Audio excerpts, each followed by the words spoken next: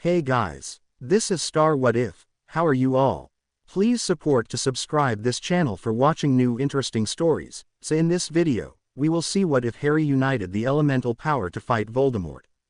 Here is short summary. Harry discovers a prophecy about uniting the elements and takes charge after Voldemort's return, reshaping his 5th year into a battle for the wizarding world's future.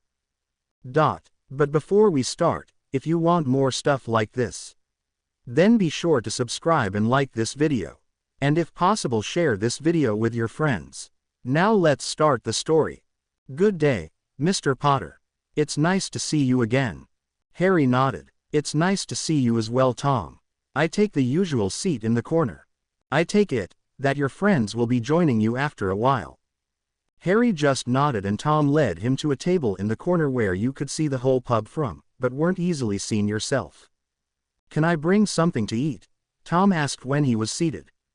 No, thank you, replied Harry. But you can bring 2 butterbeers and a glass of Ogden's Best for now. Tom nodded and left. Harry meanwhile took out a small mirror and concentrated on his famous scar. It took a moment, but after a short while it wasn't visible anymore. There now was just plain dark and healthy tanned skin. Well, it was damn useful when you have some traits of a so-called metamorphagus. Satisfied, he thanked Tom as he brought his orders and leaned back on his chair while he sipped his cold butterbeer. He still had 20 minutes to spare and looked around in the pub. It was as always lively and the fireplace often flashed green when people after people arrived via flow. He nearly choked when he saw Severus Snape, his potions professor, step out of the fireplace. He wore his standard black billowing cloak and had his usual sneer in place. He scanned the pub and his eyes met with Harry's, who coldly stared back, for the break of a second, and he raised his eyebrows before he left the pub in the direction of the alley. Harry breathed a sigh of relief and put his beer down on the table again before he folded his arms and closed his eyes to relax and at the same time concentrate on any threats that could be near. Not even 10 minutes had passed when he was interrupted. "Peef, you travel hundreds of miles to meet him and he's sleeping, eh?" For Harry, familiar and sarcastic voice said. And he is already drinking in the morning. A musical girl's voice with a strong French accent chuckled. "Shut it, you two, and sit down," said Harry, smirking, and cracked his eyes open. The 2 persons in front of him smirked back and sat down before they lowered their hoods that covered their faces. The girl was actually a young woman. But she was the most beautiful woman that Harry had ever seen and had long silvery blonde hair that reached down to her waist. She had high cheekbones and glittering blue eyes. She wore a casual white top and a black jeans under her dark red cloak. She had a perfect body and was tall, about 5 feet 8 inches with normal shoes. The other one was a young man looking his age with platinum hair that was styled perfectly. He had piercing gray eyes and very aristocratic features. He, just like Harry, had well-built muscles that were hidden under a dark green dress shirt, a black jeans and a black cloak. He also was very tall, maybe 6 feet 1 inch or 6 feet 2 inches with long legs. "I didn't think we would meet until the new term starts," said the young man and grabbed the other butterbeer while the young woman sat down gracefully and took a sip of the Ogden's Best that Harry had ordered. "Well, Draco," answered Harry, still smirking. "The Dursleys left for my uncle's walrus of a sister. You know, the one I blew up before 3rd year."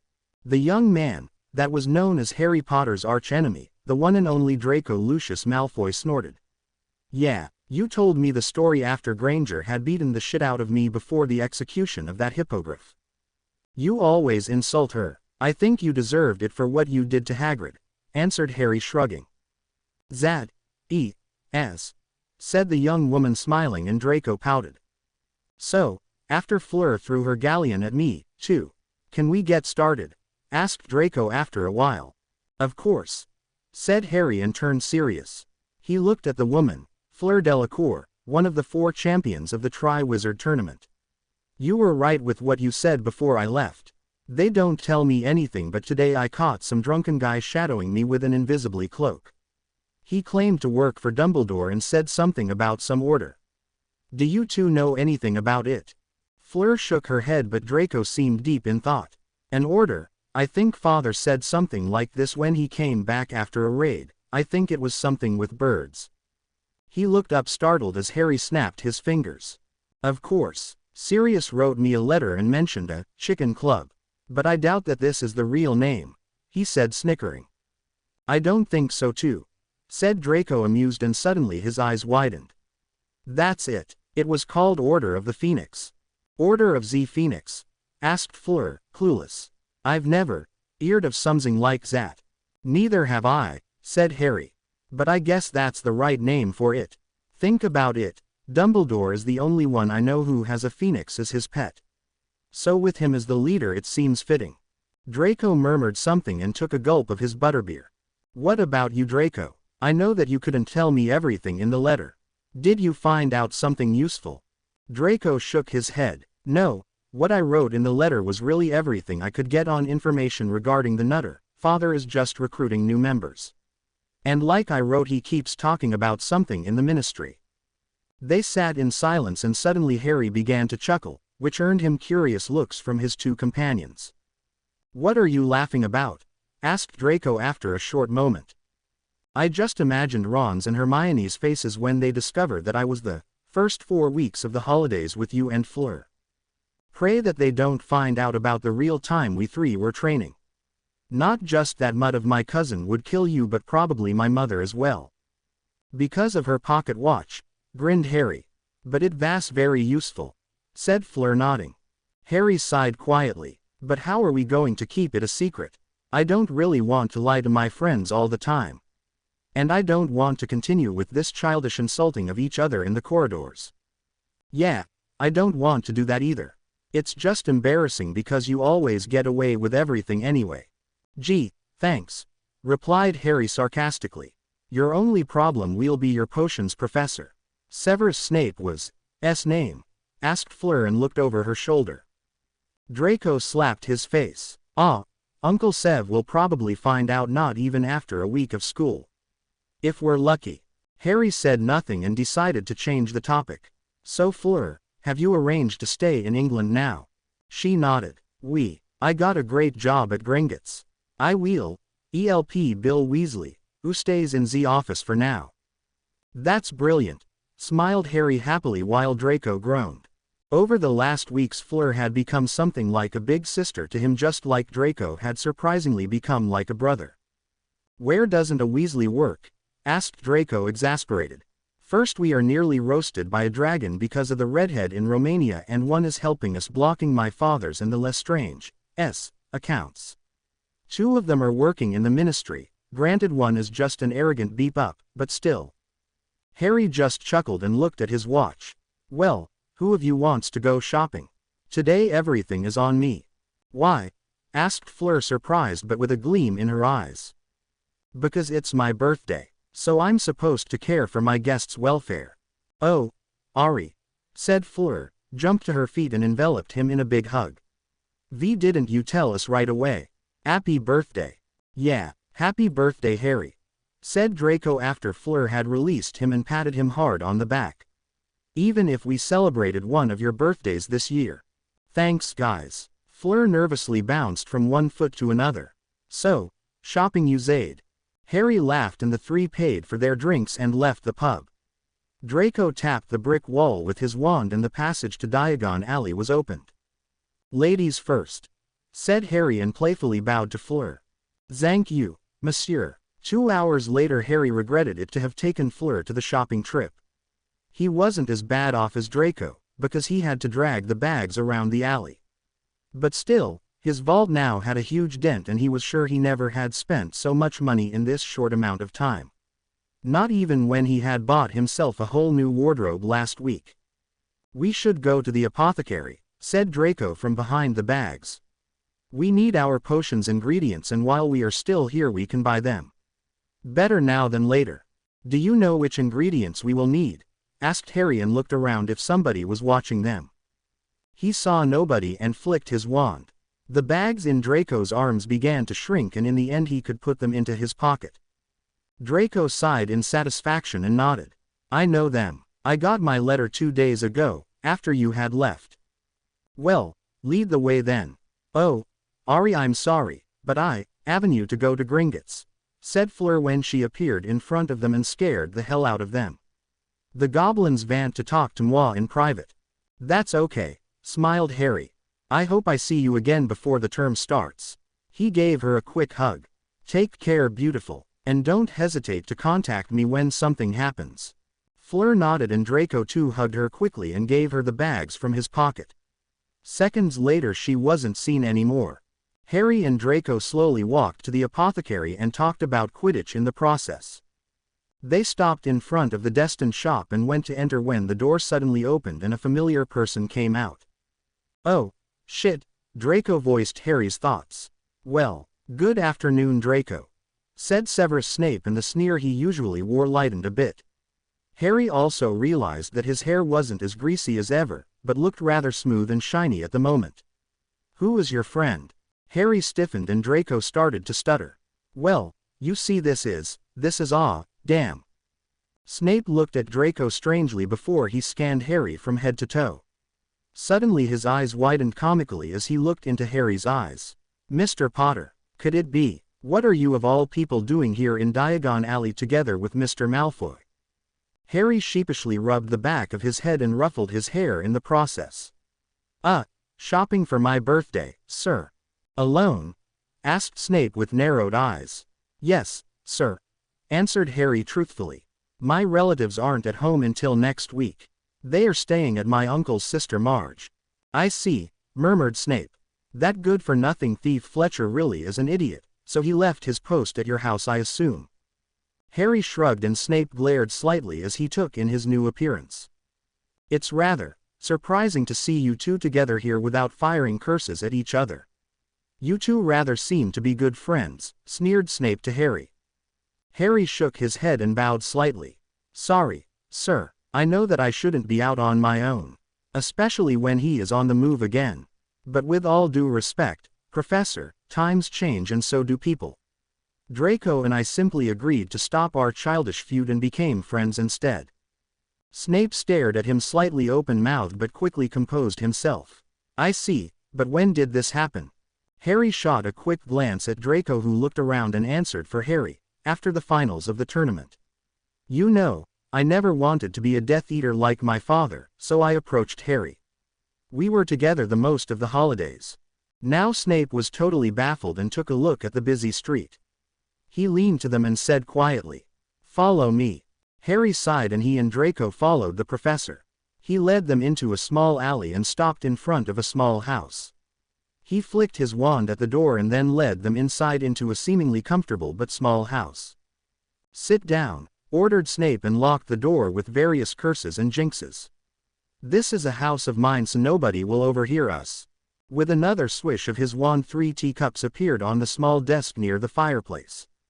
Harry and Draco looked at each other and each sat down on one of the soft armchairs. So Draco, what did you mean with you were together the most time of the holidays? I was informed that Mr. Potter hadn't left his relative's house since the start of the holidays and you were in France with Narcissa. I was in France, said Draco and sipped from his teacup after Snape had filled it. And normally I still would be. Harry and I just met today at the Leaky Cauldron. May I inquire how this is possible? Snape wanted to know. Professor, I want to be honest, said Harry, who realized that he too could trust the professor when Draco did, even if he was a greasy-haired git. I never went to my relative's house after the train arrived at King's Cross. I just went there yesterday for the first time after more than a year. I assume you were with Draco then, Mr. Potter? Snape asked slowly. Yes, sir, answered Harry truthfully. I was at the manor with him and Mrs. Malfoy. Narcissa knows? Asked Snape, surprised, and looked at Draco. He nodded. Of course she knows. I think you already guessed that she isn't really pleased with Father's and the Nutter's actions. She was more than willing to help Harry and me. This is really quite surprising, said Snape slowly. By the looks of you two, you didn't just sit around lazily and do nothing. He especially looked at Harry then, and he knew why. He wasn't the scrawny little boy anymore, but looked well-trained and healthy. The biggest difference was probably that his glasses were missing and he wore fitting clothes. No, we trained together with a third person and Mother instructed us in everything she was able to. Who might this third person be? Asked Snape next. Harry sighed. Fleur Delacour, Sir. The professor raised his eyebrows. The Tri-Wizards champion of Bobatons. The girl who was Cordervila. Exactly. Answered Harry, nodding, and also drank a little bit tea. She heard us when Draco and I were talking after the disaster at the finals and asked us to join. She is one of the few people who believes that Voldemort really has returned. Interesting, whispered Snape. What I would like to know, Draco, is, forgive me Mr. Potter, but how were you able to train and look no longer like an underfed puppy in merely 4 weeks? Draco and Harry looked at each other. Both had the same thoughts. They had already told Snape most of their story, so it wouldn't make a difference if they also told him the rest. Mother's pocket watch came in handy, retorted Draco, chuckling. Snape looked at him curiously, but then his eyes widened and he gasped. You used Narcissus time turner. The two teenagers just nodded. How many times did you use it? Asked Snape immediately. Altogether we trained nearly for 1 year, said Harry casually. Snape stared at him. Are you serious? Harry shook his head, smirking. No, that's my godfather, sir. I'm Harry. Draco snorted and Snape rolled his eyes. You know Uncle Sev, said Draco, and Snape glared at him. Harry has a very Slytherin side. It's scary sometimes. Has he now? Asked Snape in a sarcastic manner. Harry smirked and Snape blinked when he saw it. You can believe your godson, Professor, or you can find out yourself. Snape sneered. Very well, I think I will wait until the resorting in September then. Draco choked on his tea. What? A resorting? Some staff members voiced their concerns with members of their respective houses. So this year every student will be resorted. That's just great, groaned Harry and sunk into his chair. I don't think I will be able to convince the Hat to put me into Gryffindor again. Pardon? Asked Snape, perplexed. Harry told me that the Sorting Hat wanted to put him into Slytherin in his first year, but he didn't want to, Draco answered for him. Snape was quiet now and looked Harry straight in the eyes before he sighed and rubbed his forehead, before he looked at Harry's and raised his eyebrows. Where is your scar, Mr. Potter? Harry touched his forehead and grinned when the scar appeared again. Time turner, remember. Firstly, I discovered that I'm part metamorphagus. And technically, I'm an adult in the wizarding world now. Officially I still have to wait until I'm registered as 16 next year, but with the year extra training, the trace on my wand has disappeared today. I already tried it. It's good that the underage magic does not go until you are 17 any longer. Snape nodded and stood up. Harry and Draco did the same. Very well. This was a very enlightening conversation. Harry looked at him when he unlocked the door. You won't tell Dumbledore and the Order, do you? Snape stopped in his tracks and whirled around to face him. What did you just say? I wanted to know if you will tell Dumbledore and the Order of the Phoenix. How do you know about the Order? Asked Snape in a low whisper. I had an rather interesting meeting with some drunken guy called Mundungus Fletcher. He shadowed me with an invisibility cloak, but he really beeps at stealth. I discovered him and he told me about Dumbledore's orders, and the Chicken Club is what Sirius called the Order in his letter. That mangy mutt doesn't know when to shut up, sneered Snape with disgust. Well, Uncle Sev, I hope you have a nice afternoon. We've got to be going, said Draco nervously. Yes, Draco, I shall no longer take up your time. Have a nice day. He nodded briskly to Harry, who nodded back in the same manner. Mr. Potter. Have a good day, Professor. Snape opened the door and the two teenagers left the small house.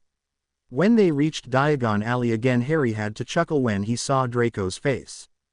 By Merlin's beard, this was so clear from the beginning, Draco hissed angrily.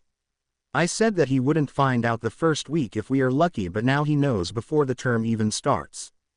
I don't really know if he works for Dumbledore or Voldemort, sighed Harry. My jab with the Order was just to know if Dumbledore really trusts him. Do you think he will get you in trouble with your father?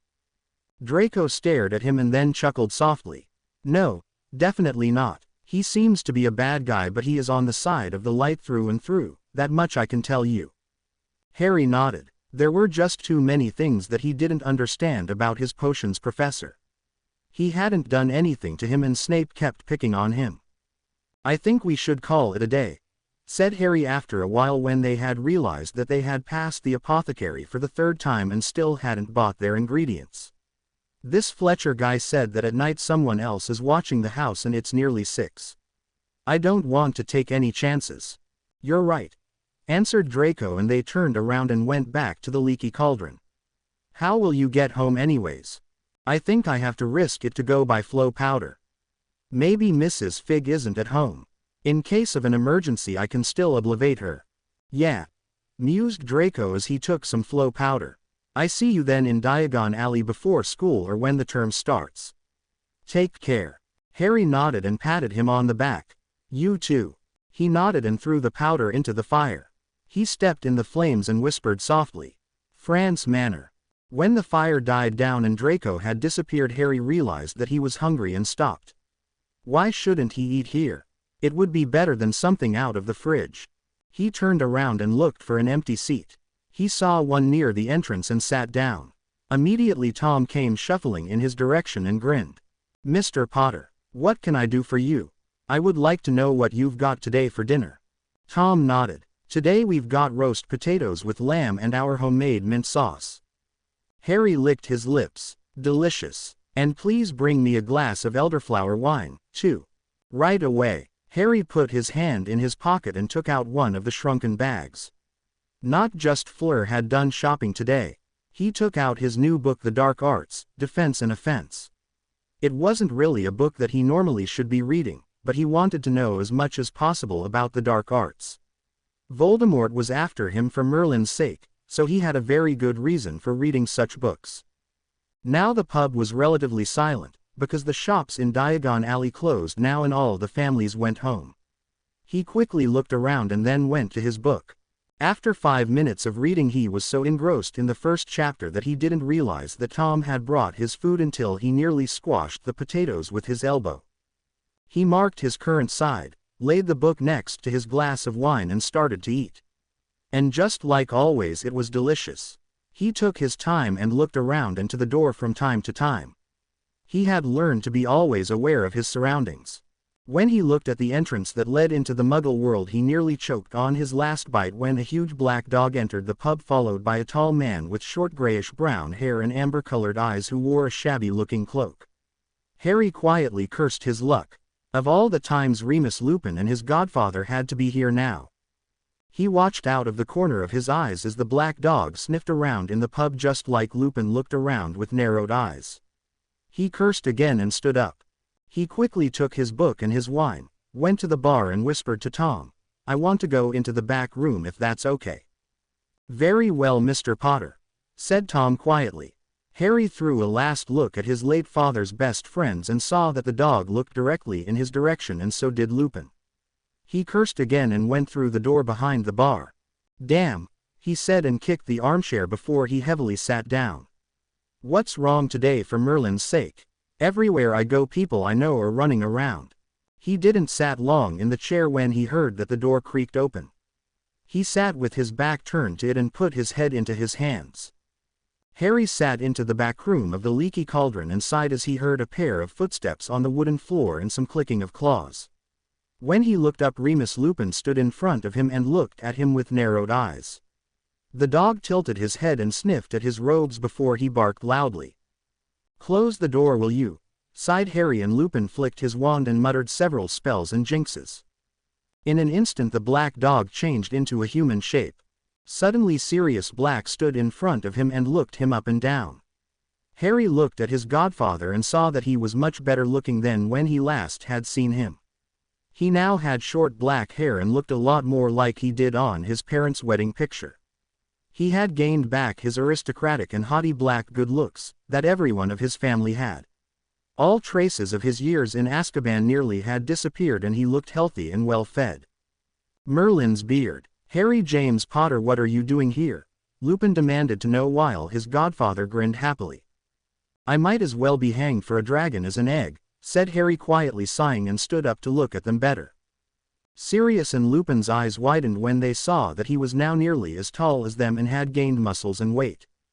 Gulping gargoyles. You've grown, kiddo, said Sirius astonished and gave him a rough and manly hug. When my nose wouldn't be as good as it is, I probably wouldn't even have recognized you. Yeah, said Lupin and took in his new appearance. You're gonna be a real heart-throb this year, joked Sirius and patted him on the back. The ladies will worship the ground you walk on. Thanks, said Harry and smiled slightly. You look better as well. Sirius grinned happily and Lupin threw himself exasperatedly into a free chair. Harry, what the hell are you doing here? We all thought you're at your relative's house. Dung said you didn't leave the whole day. You mean Fletcher? Asked Harry and Lupin nodded, surprised. He so totally beeps in shadowing people. When I discovered him he nearly was catatonic with the thought that he'd be punished for it, and I made a deal with him. A deal? Asked Sirius curiously with raised eyebrows. Harry nodded. Yeah, I told him that when he takes me to Diagon Alley I won't tell a soul that I know you people are shadowing me. Good one, kiddo, laughed Sirius, and Remus shook his head and looked at him seriously. You shouldn't be wandering around in Diagon Alley on your own with Voldemort going around. It's dangerous. I don't understand why you left your relative's house. There you're as safe as you'd be at Hogwarts. I mean, how could you even consider going out on your own? It would be okay in the Muggle world, but... Hold your hippogriffs, said Harry and held his hands up. Should I be scared that old Voldy's lurking behind a bin or a corner and throws an Avada Kedavra at me when I pass by? Sirius broke into barking laughter at the image and even Lupin chuckled a bit.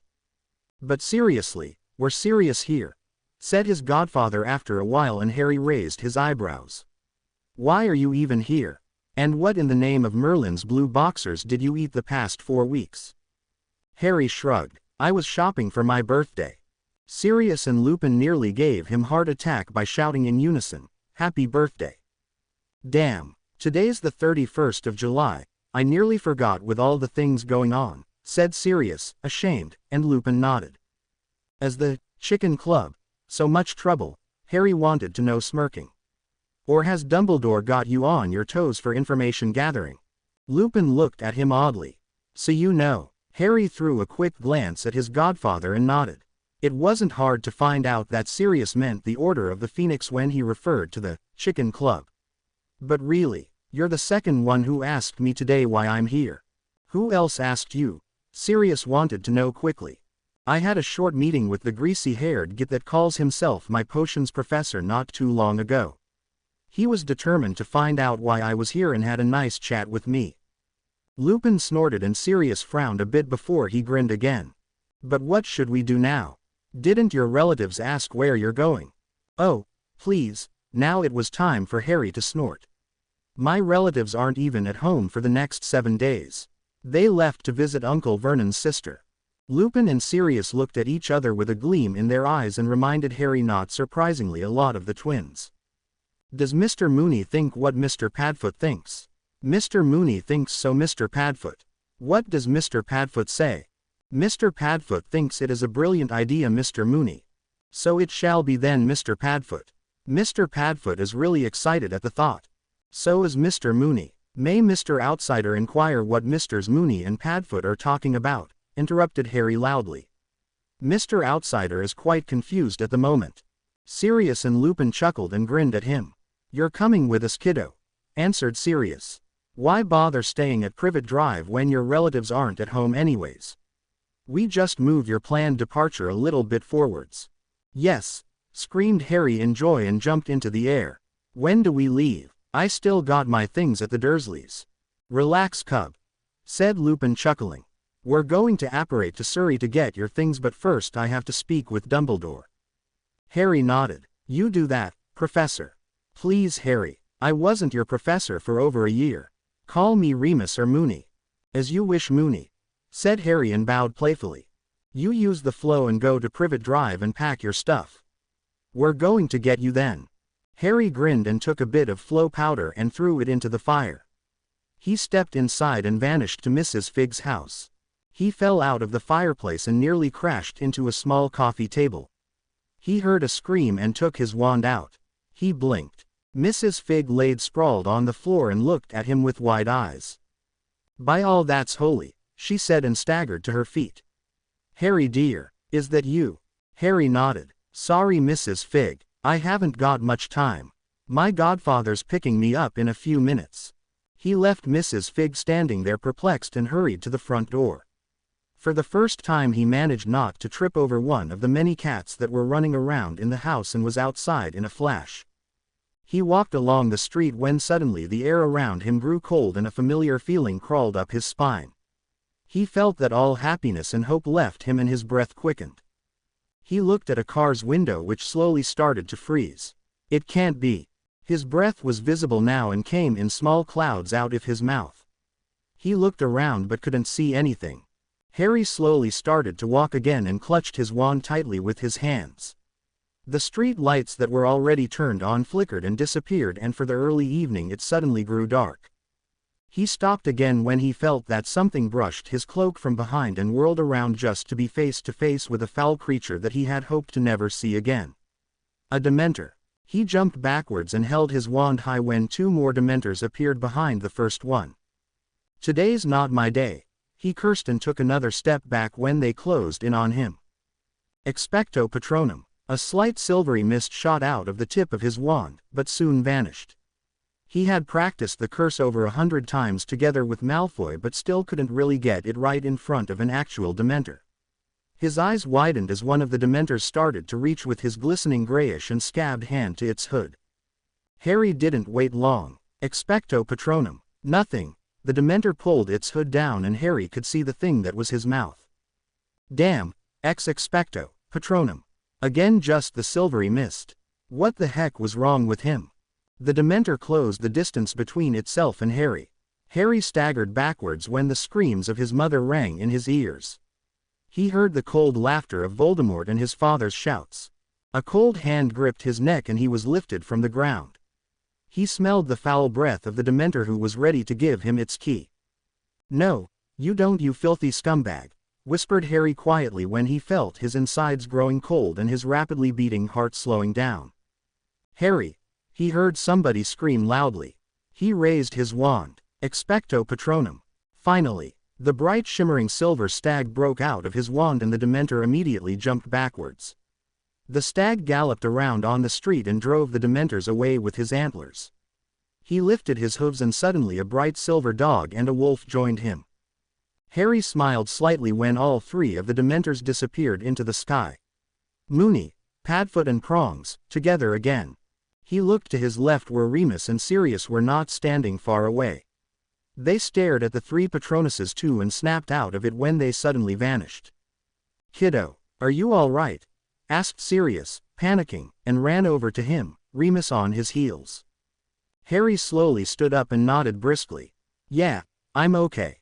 Remus sighed relieved and reached into his pocket. Harry stared at him open-mouthed when he handed him and Sirius a piece of chocolate and bit in himself. "Are you always going around carrying chocolate in your cloak?" he asked baffled.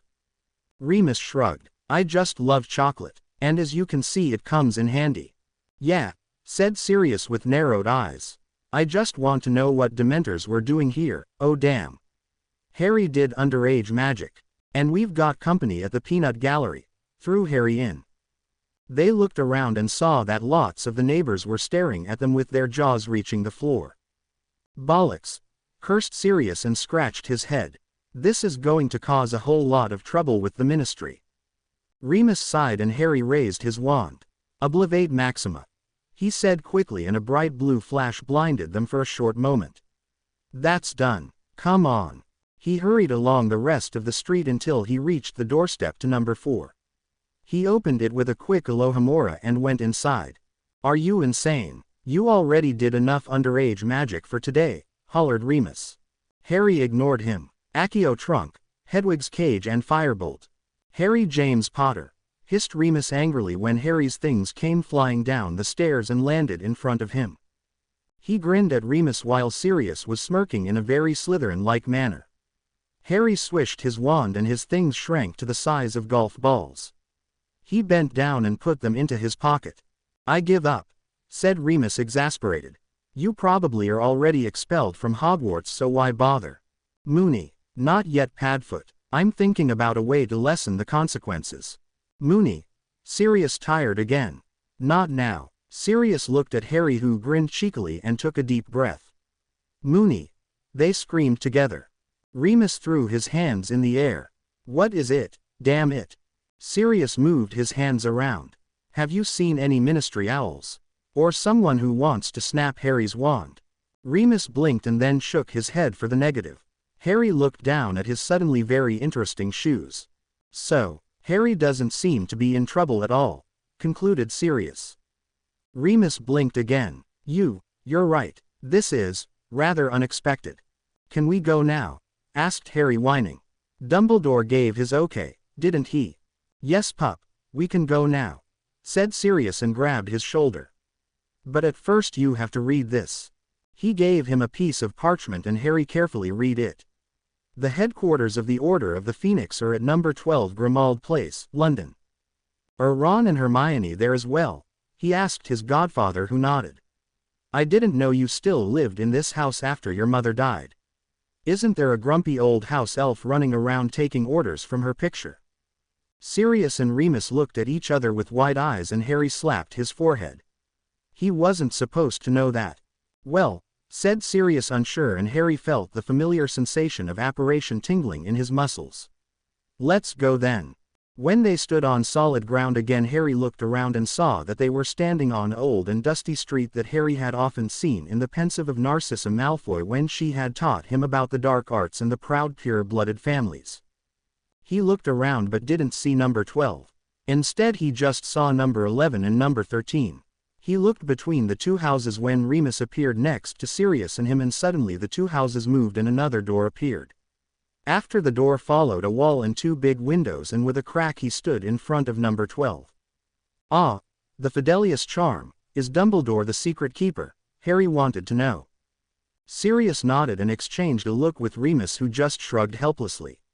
He led Harry through the door and he found himself in a dimly lit hallway with a big staircase and a pair of giant curtains at the wall.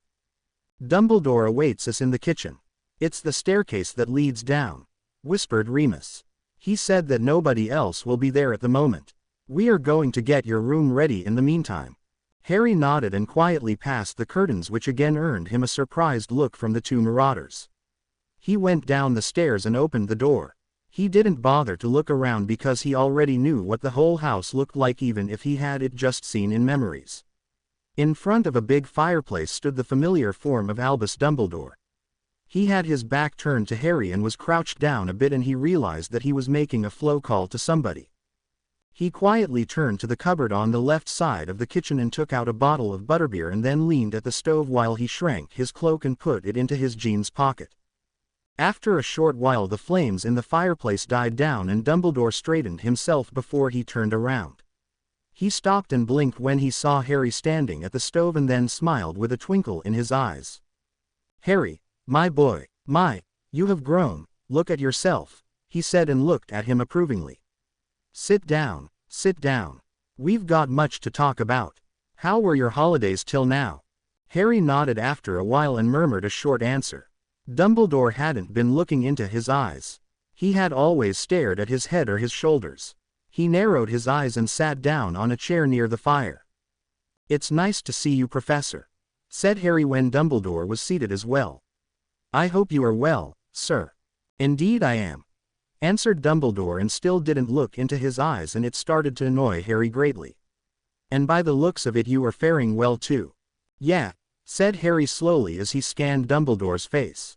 Professor, may I ask why you aren't looking at me but merely at my shoulder? Dumbledore's head rocked up and he shortly looked into his eyes before he looked elsewhere again. Sorry, my boy, it comes with the age. Harry said nothing. Dumbledore coughed quietly. Well, like I said, we've got much to talk about. I was surprised when Remus called me and told me he met you at the Leaky Cauldron and that your relatives weren't at home. Professor, said Harry quietly in a low whisper when Dumbledore looked everywhere but him and caused him to flinch slightly. If you are worried about Voldemort gaining information through me, I'm a skilled occlumens. Now Dumbledore looked into his eyes, the surprise evident on his face. You know occlumency. How's that? I had enough time over the holidays, if you know what I mean, sir. You had enough time? Asked Dumbledore slowly. But it's impossible to learn occlumency in just 4 weeks. I had enough time. said Harry again, and suddenly Dumbledore's eyes widened slightly as he nodded. It seems that we have more to talk about than I thought, he said seriously. My first question is if I may test your mental shields. Just for safety.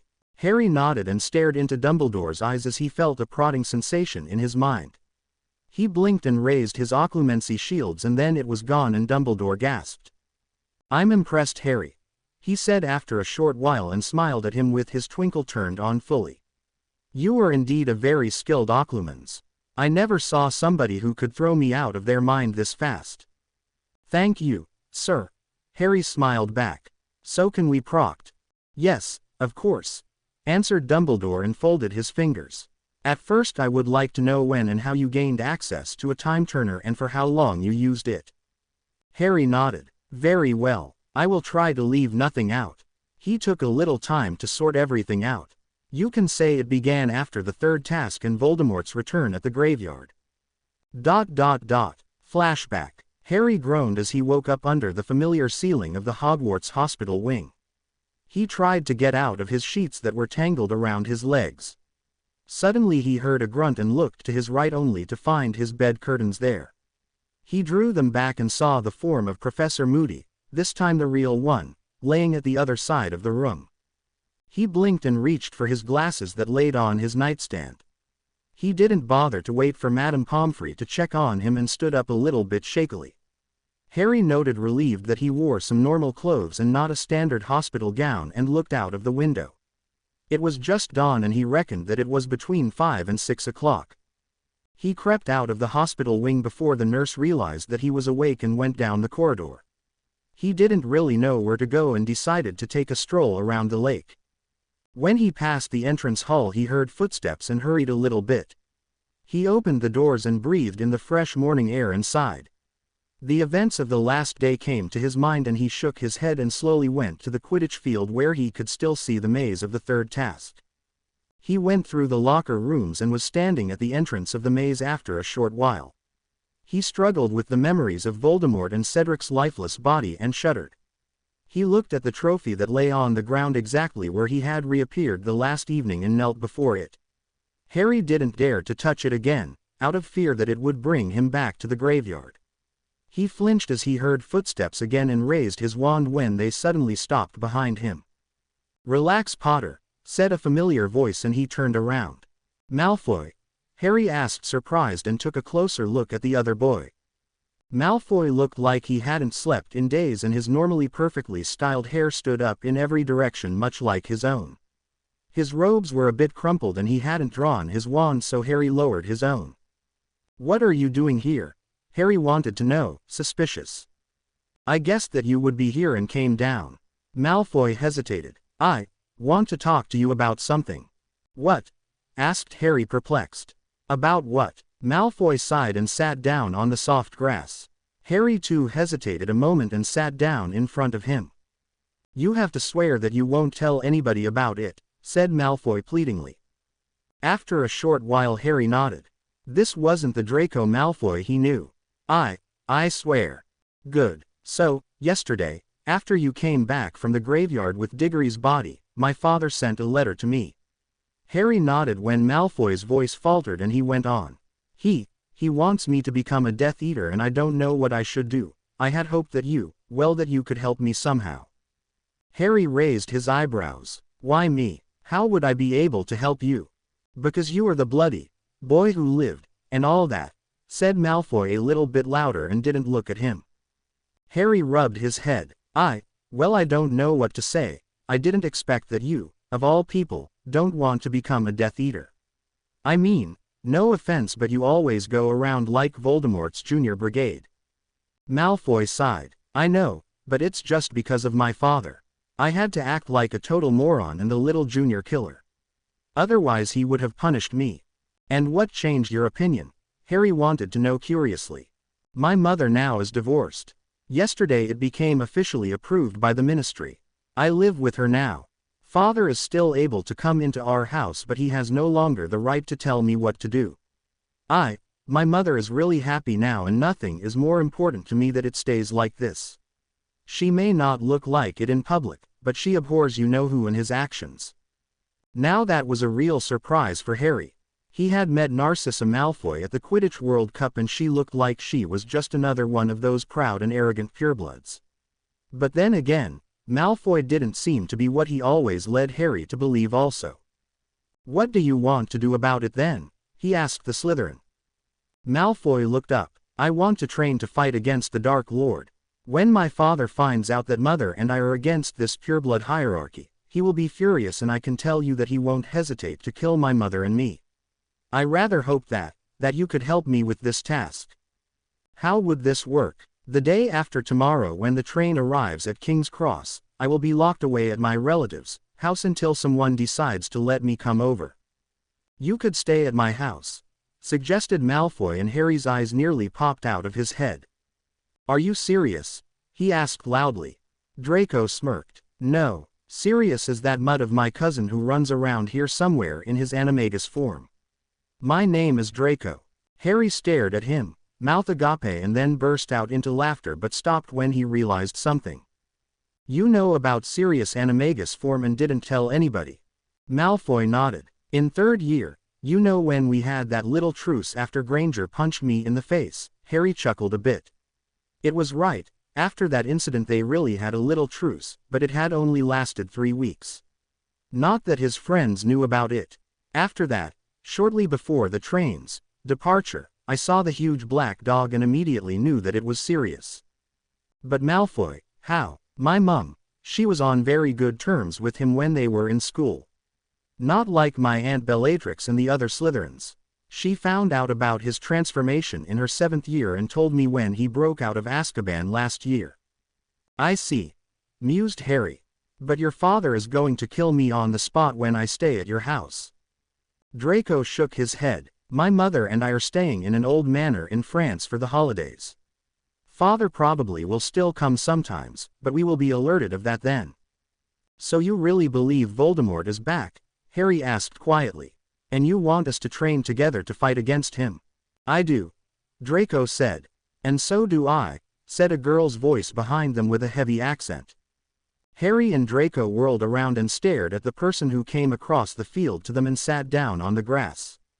It was Fleur Delacour, the Beauxbatons champion. "What?"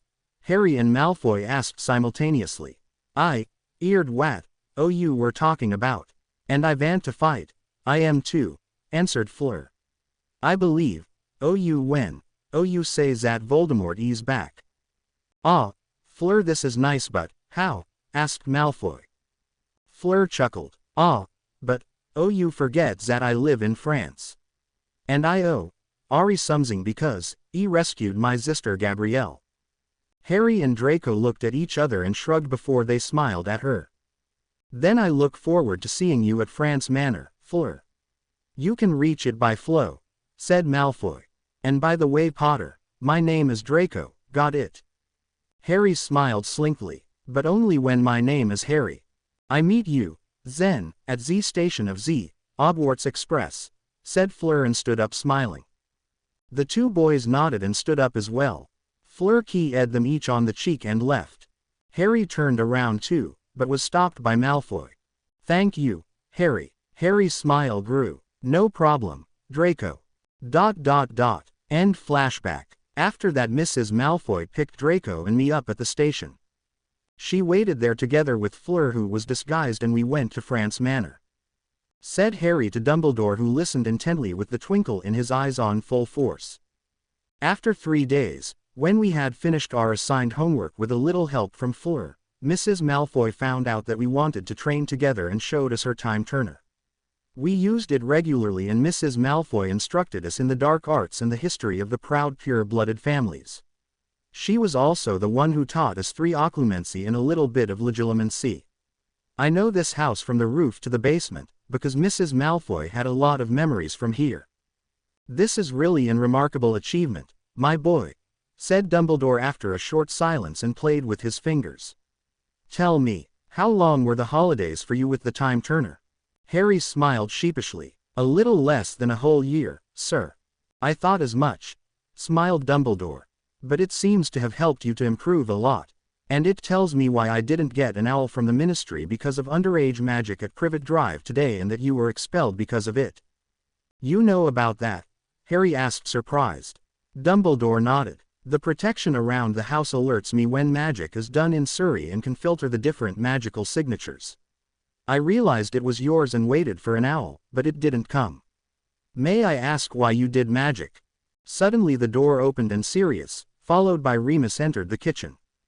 Because there were 3 Dementors in Little Whinging, said Remus gravely, and Harry gulped down some butterbeer after the long story. Dumbledore's eyes flashed dangerously and he looked at Harry. Dementors. Harry nodded briskly and saw that Sirius and Remus often threw strange looks at him. Pup, I wanted to ask you something, said Sirius hesitantly. How did you know about this house and that Creature takes orders from my mother's portrait? Harry looked at Dumbledore. I assume you will tell them anyway. The professor nodded and Harry grinned. Then I don't have to tell them now. This will be your job then. Dumbledore chuckled while Sirius and Remus groaned in disappointment. Where are Ron and Hermione? Asked Harry after a while of silence. You said they were here, didn't you? They are upstairs and cleaning the house. It looks like a bomb exploded up there. The whole Weasley clan is here.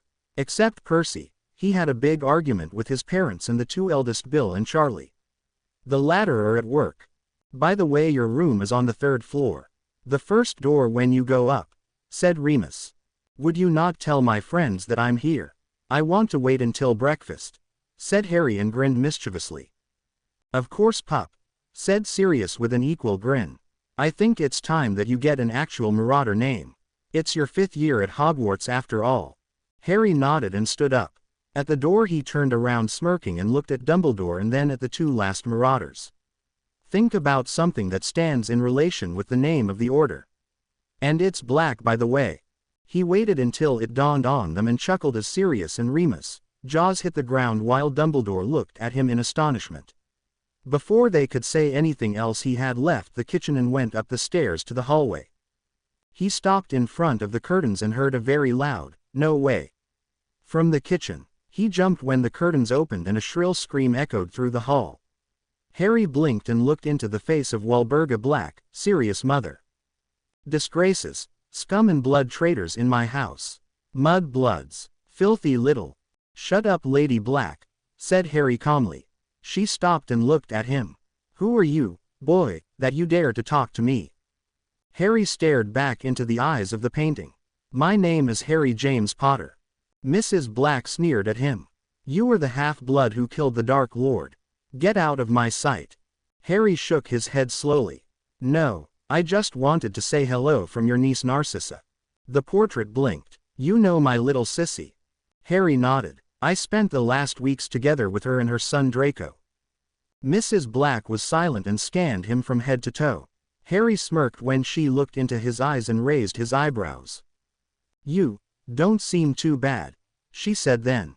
Maybe you are able to throw this filthy scum out of the house.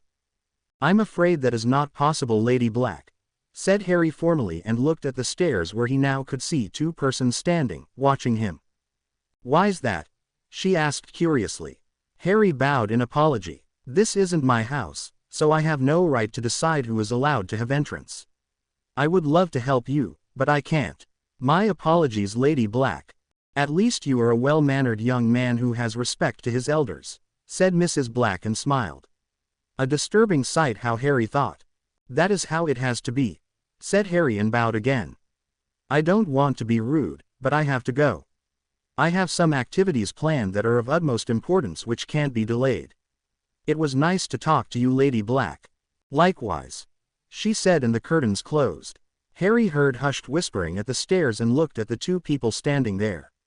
One was a teenage girl who had smooth brown curls reaching her mid-back, chocolate brown eyes and a very athletic body. The other one was a tall and lanky red-headed teenage boy with blue eyes and freckles on his nose. Harry smiled when he saw his 2 best friends standing there, even if he was sure that they wouldn't recognize him. He stepped forward and stopped in front of them. They stopped whispering and looked at him with wide eyes. Harry grinned on the inside and bowed slightly in front of Ron before he took Hermione's hand and keyed it softly. Oh yes, he wasn't the only one who had grown. In his opinion, Hermione looked much more beautiful than Fleur. "It's a pleasure to meet you too," he said and stared deep into Hermione's eyes, who blushed and looked at her feet, slightly smiling. Especially such a beautiful lady who looks like she could light the whole house with her dashing appearance. Hermione's blush deepened and Harry, satisfied, looked at Ron, who stared at him. "It's a pleasure to meet you as well," Hermione said quietly. "Yeah," said Ron, scowling. "I'm sorry, but do either of you know which room Remus Lupin and Sirius Black set up some minutes ago? I don't know my way around the house and I'm afraid I will end up in the wrong room." He looked smiling at Hermione and realized that his heartbeat quickened a little bit when she looked into his eyes.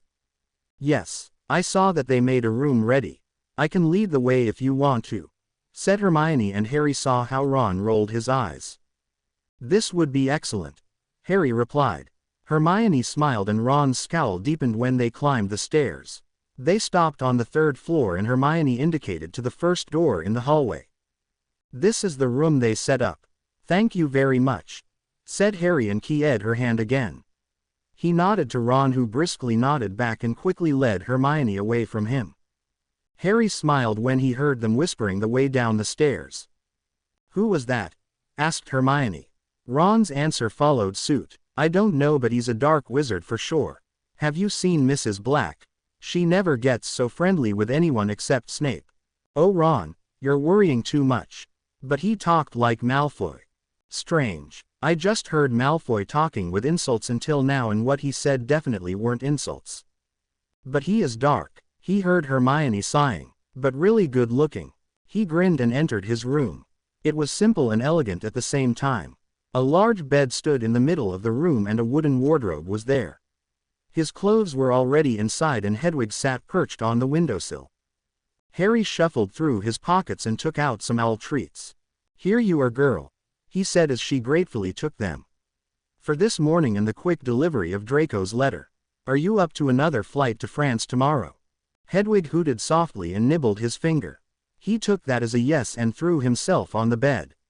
Suddenly he was exhausted. He changed his clothes into some comfortable boxers and drifted off to sleep. Harry opened his eyes and stretched his legs. He had really slept wonderfully.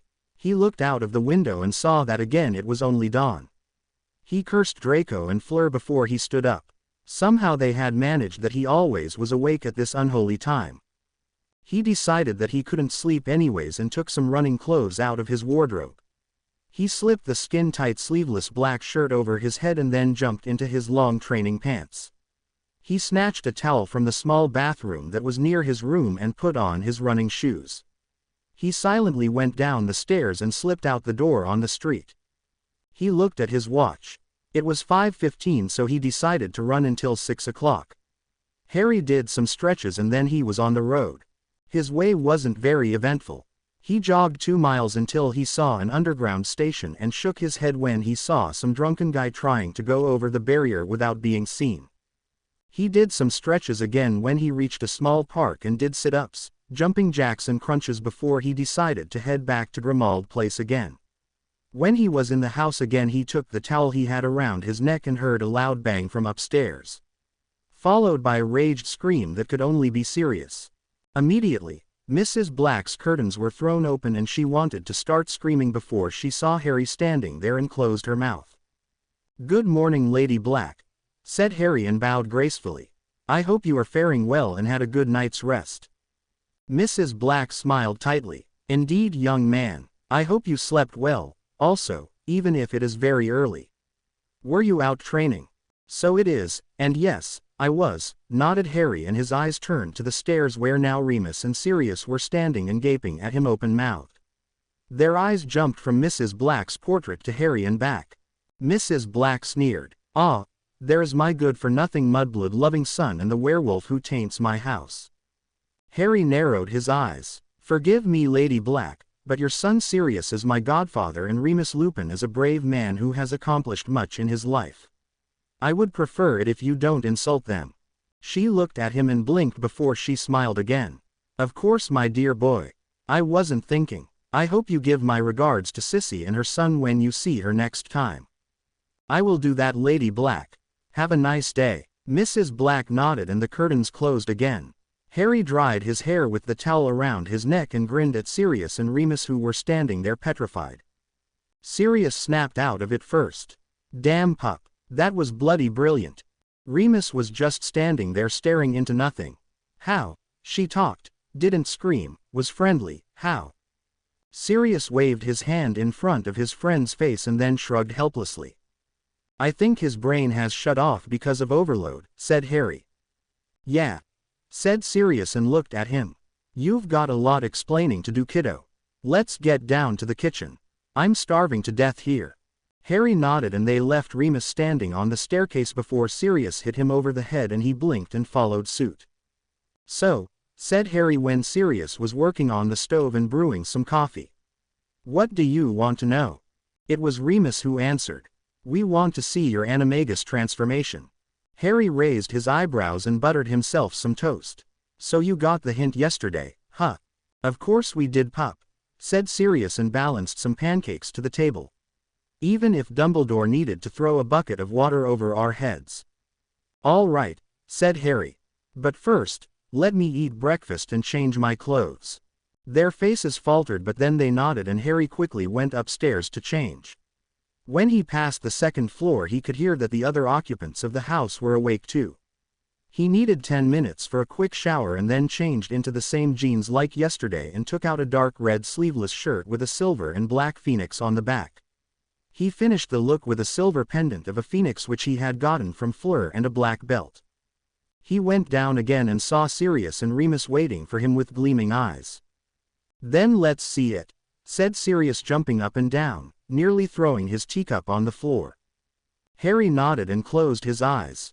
He felt his body changing, and when he opened them again, Sirius and Remus were staring at him in awe. They were much taller than before and Harry had to look up to them. He flapped his black feathered wings and rose into the air.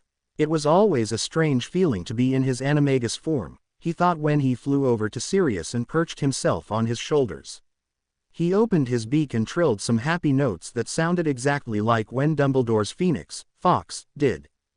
"I can't believe it," whispered Remus and hesitantly touched Harry's head. "You were really a phoenix." Harry trilled again and leaned his head into his touch when suddenly the fireplace flared and Albus Dumbledore appeared. "Sorry for my early appearance," he said into the room to no one in particular. "My watch doesn't work at the moment."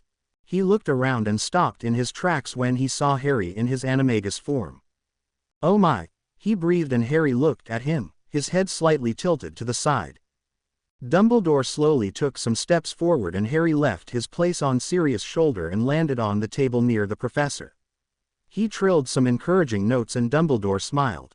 Of course his twinkle was on full force again. "What an magnificent creature you are, really beautiful," he said quietly and stroked his feathers softly. "A shadow phoenix, a very rare specimen. Marvelous." "Ha!" screamed Sirius and everyone looked at him. "I've got a marauder name for him." Harry rose into the air and changed back into his human form. "And this name would be?" he asked when his feet touched the ground. "Shadow," said Sirius, smiling. "Plain and simple, a perfect match for your form." Harry nodded. "Then, Shadow, it shall be." Dumbledore clapped his hands. "Well, then I came exactly on the right time. I hadn't thought that you three would be here this early. Normally Molly is the first person who is downstairs." Sirius grunted. "Remus woke me up with a bucket of icy water. After that I couldn't sleep anymore." Dumbledore smiled and sat down on the head of the table. "Well then, we have much to talk about. Have you met anyone yesterday, Harry?" Harry grinned. "Yep, I had a little chat with Ron and Hermione. But they didn't recognize me. When they thought they were out of hearing range, Ron kept going on about that I'm a dark wizard because I talked to Sirius Mum civilly." Dumbledore's eyebrows rose. "But this is indeed very rare." He shrugged. "I said hello from Mrs. Malfoy to her and, bang, she stopped screeching and was friendly." Remus laughed. "So that's what it was." Harry nodded. "Well, I guess you and Sirius have some questions regarding my holidays so far. Am I right?" The two marauders nodded and Harry sat down too and ate his already buttered toast. "Albus told us what you told him yesterday and I have to say that I'm very proud of you, pup," said Sirius, smiling. I always was on good terms with Sissy in school and I couldn't stand it to see her with Malfoy. You said she is divorced now. I think as the head of the House of Black I have to talk to her. Harry nodded smiling. She said she would be glad to meet you. She is in France Manor at the moment and I should tell you that she has opened the flow for you so you can go and visit her. But you have to write a letter to her first because of Lucius. Sirius nodded and now it was Remus' turn. I would like to know what you learned in the last 4 weeks, or should I say the past year from your point of view. Harry leaned back in his chair and reached for a cup of coffee. Well, you could say I had very intense Dada training. I learned not only to defend me against the dark arts but also how to cast some curses myself. Mrs. Malfoy also taught me ancient runes and arithmancy and history of magic. With Draco and Fleur I learned fencing, dueling, hand-to-hand combat and of course the animagus transformation. Harry chuckled. They had a hard time teaching me potions. I'm not very good in that subject but with Draco's, Fleur's and Mrs. Malfoy's help I think I can now rival Snape. This is remarkable, my boy, said Dumbledore happily. Not only did you learn to fight but occlumency and a little bit legilimency as well. This is indeed very good so I don't have to convince Severus to teach you this year.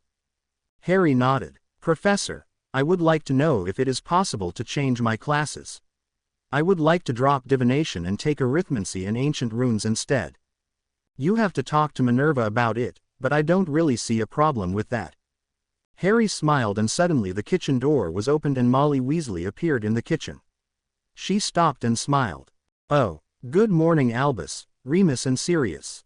It's a surprise to see you here, she said friendly and she looked at Harry curiously. And who might you be, young man? Harry grinned and Sirius and Remus burst out into laughter. Even Dumbledore chuckled at Mrs. Weasley's now confused face. Did I say something wrong? She asked perplexed. Harry still grinned, stood up and grazed his hair away from his forehead and sniffled. Mrs. Weasley, I'm wounded that you don't recognize me. She stared at him and then screamed in joy. Oh my gosh, Harry.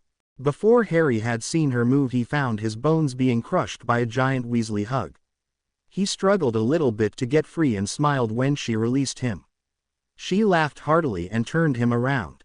Oh, I can't believe it, she said happily and fussed over him with wide eyes.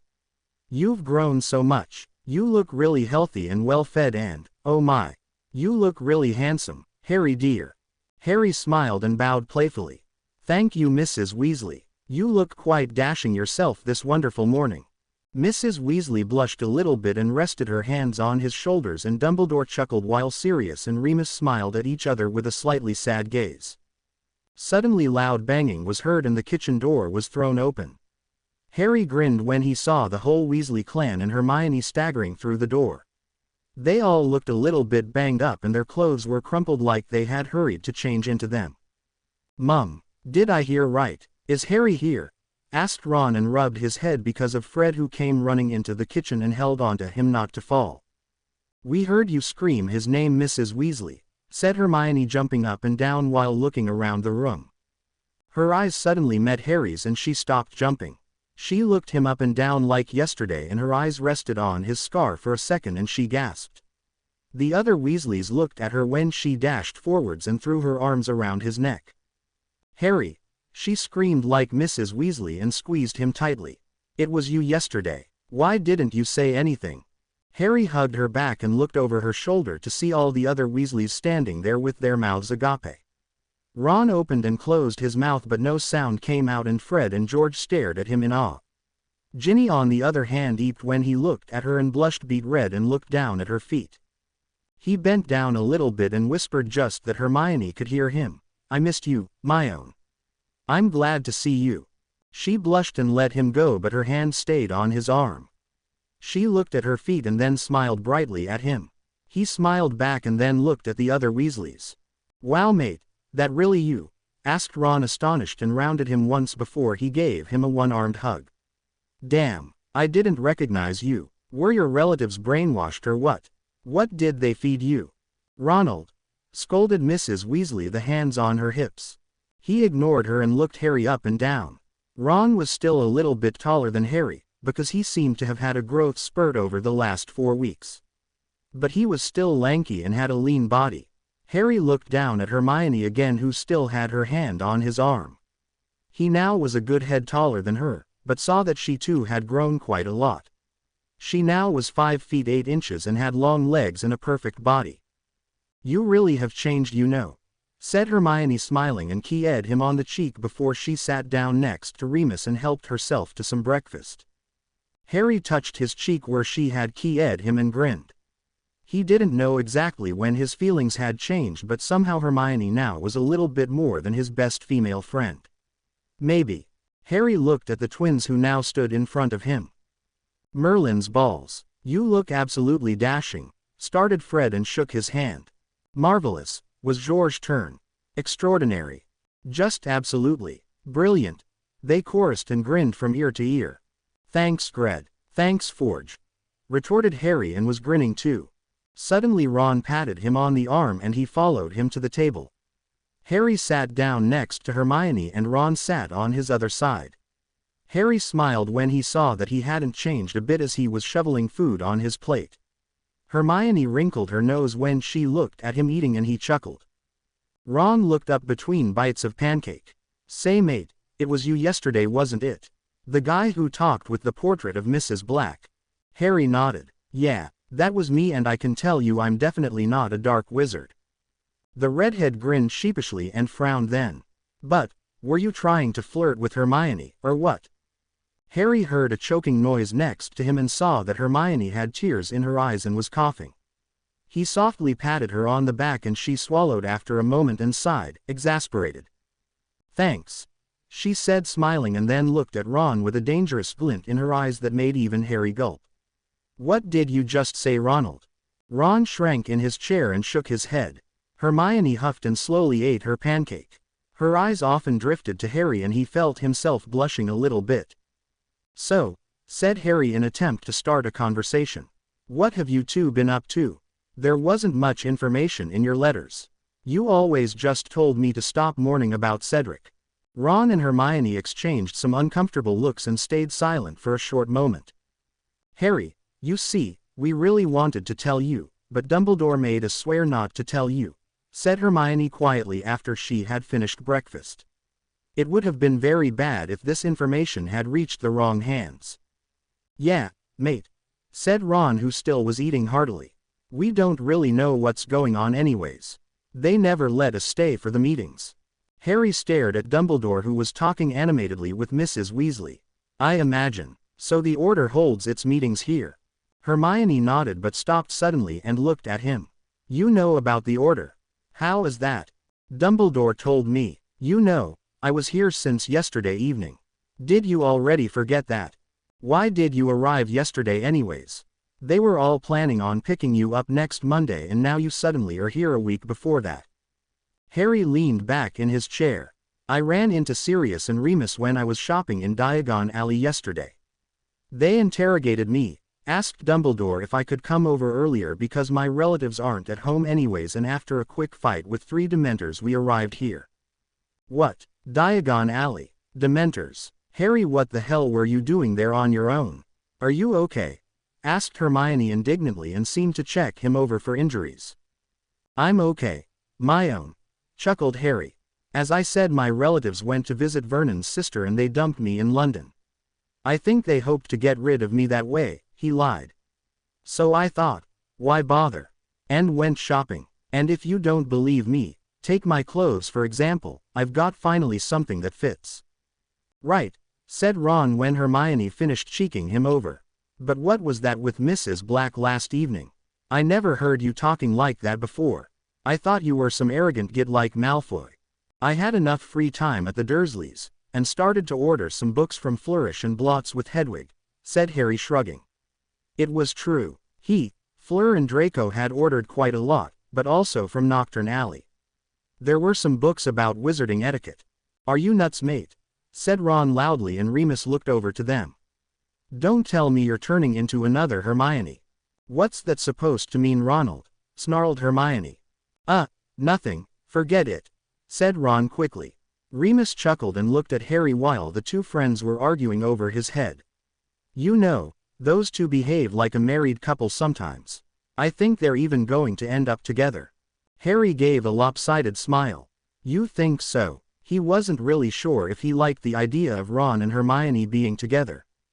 Me then. I asked what you meant by that, Ronald, said Hermione loudly. Ron cowered in fear when he saw the rage in her eyes. You're a walking encyclopedia. We don't need another one. And who's going to help you with your homework then? Asked Hermione angrily. You, of course, said Ron immediately. Harry, said Hermione to him. Say something, too. Yeah, mate, we need your opinion here. Guys, grow up, he said, stood up and snatched Sirius' cup of coffee. He ignored his loud protests and took a small sip before he sat down next to him. What's wrong, kiddo? Asked his godfather. Why'd you leave Ron and Hermione and instead join such an old dog like me? Harry chuckled softly. They're arguing again and I had the dubious pleasure to sit in the middle. I feel for you, said Sirius and snatched his coffee out of Harry's hands. Harry rolled his eyes and leaned back in his chair. His eyes drifted across the room to Fred and George, who were whispering in hushed tones near the door, and to Mrs. Weasley, who looked at them with an eagle's eye. Lastly, his eyes fell on the youngest member of the Weasley family, who sat next to her mother not far from himself. He raised his hand and ruffled his hair when Ginny looked at him from the other side of the table. She blushed and looked down at her nearly empty plate. When she looked up again, Harry raised his eyebrows and smirked slightly before he winked at her. That of course just led her to blush again. He could feel Sirius' eyes on him and looked at him questioningly. You know, said Sirius with a faraway look in his eyes. Sometimes you remind me so much of James, it's scary. How so? Asked Harry. He was often compared to his father in looks, that he could understand, but now, he didn't really get what Sirius meant. Last year I would have said that you act very much like Lily, but now, somehow you became a little bit more like James over the past 4 weeks. Of course it was a year for you, but still, answered Sirius. You move just like him and are quite a ladies' man, it seems. Harry grinned. Padfoot, you don't know what you're talking about. Did my father really hang out with the prince of the Slytherin house? Sirius chuckled. No, I certainly wouldn't have been his friend then. The leader of Slytherin in my Hogwarts time was Lucius Malfoy. Harry wrinkled his nose. Figures. Tell me, how was your summer with Sissy and her son? Asked Sirius. I can tell you, I nearly fainted when Dumbledore told me and Remus yesterday that you were at their manor in France. Quite eventful actually, said Harry and looked at Dumbledore, who was listening too now. We were not only in France but often in Diagon Alley. Heck, we even were in Egypt and Romania. What did you do there? Asked Dumbledore, who had been listening, and Sirius looked at Harry curiously. Getting roasted by a breeding dragon, chased by an angry chimera, and nearly buried alive in a pyramid's grave chamber, answered Harry. You were at the Dragon Reserve in Romania then? Asked Sirius. Harry nodded. Yeah, I wanted to meet the little Hungarian horntail that nearly skinned me alive in the first task again. Sirius snorted when he called the dragon little, and looked at Dumbledore, who smiled and opened his mouth. Before you even ask, Professor, interrupted Harry. Yes, we also talked to Charlie Weasley. We wanted to learn more about magical creatures and he was the best choice. I suggested Hagrid at first, but, no offense, sir, he would have told you right away that I wasn't at my relative's house. It's quite all right, my boy, said Dumbledore. I see that it probably really was the best choice. And I assume that when you were in Egypt you met William Weasley then. Hell yeah, said Harry, grinning. Who would have been better to ask about ancient runes and arithmancy than a curse breaker? And I can tell you I got plenty of real live experience back there. I can imagine that, said Sirius and laughed loudly. Were you really chased by a chimera?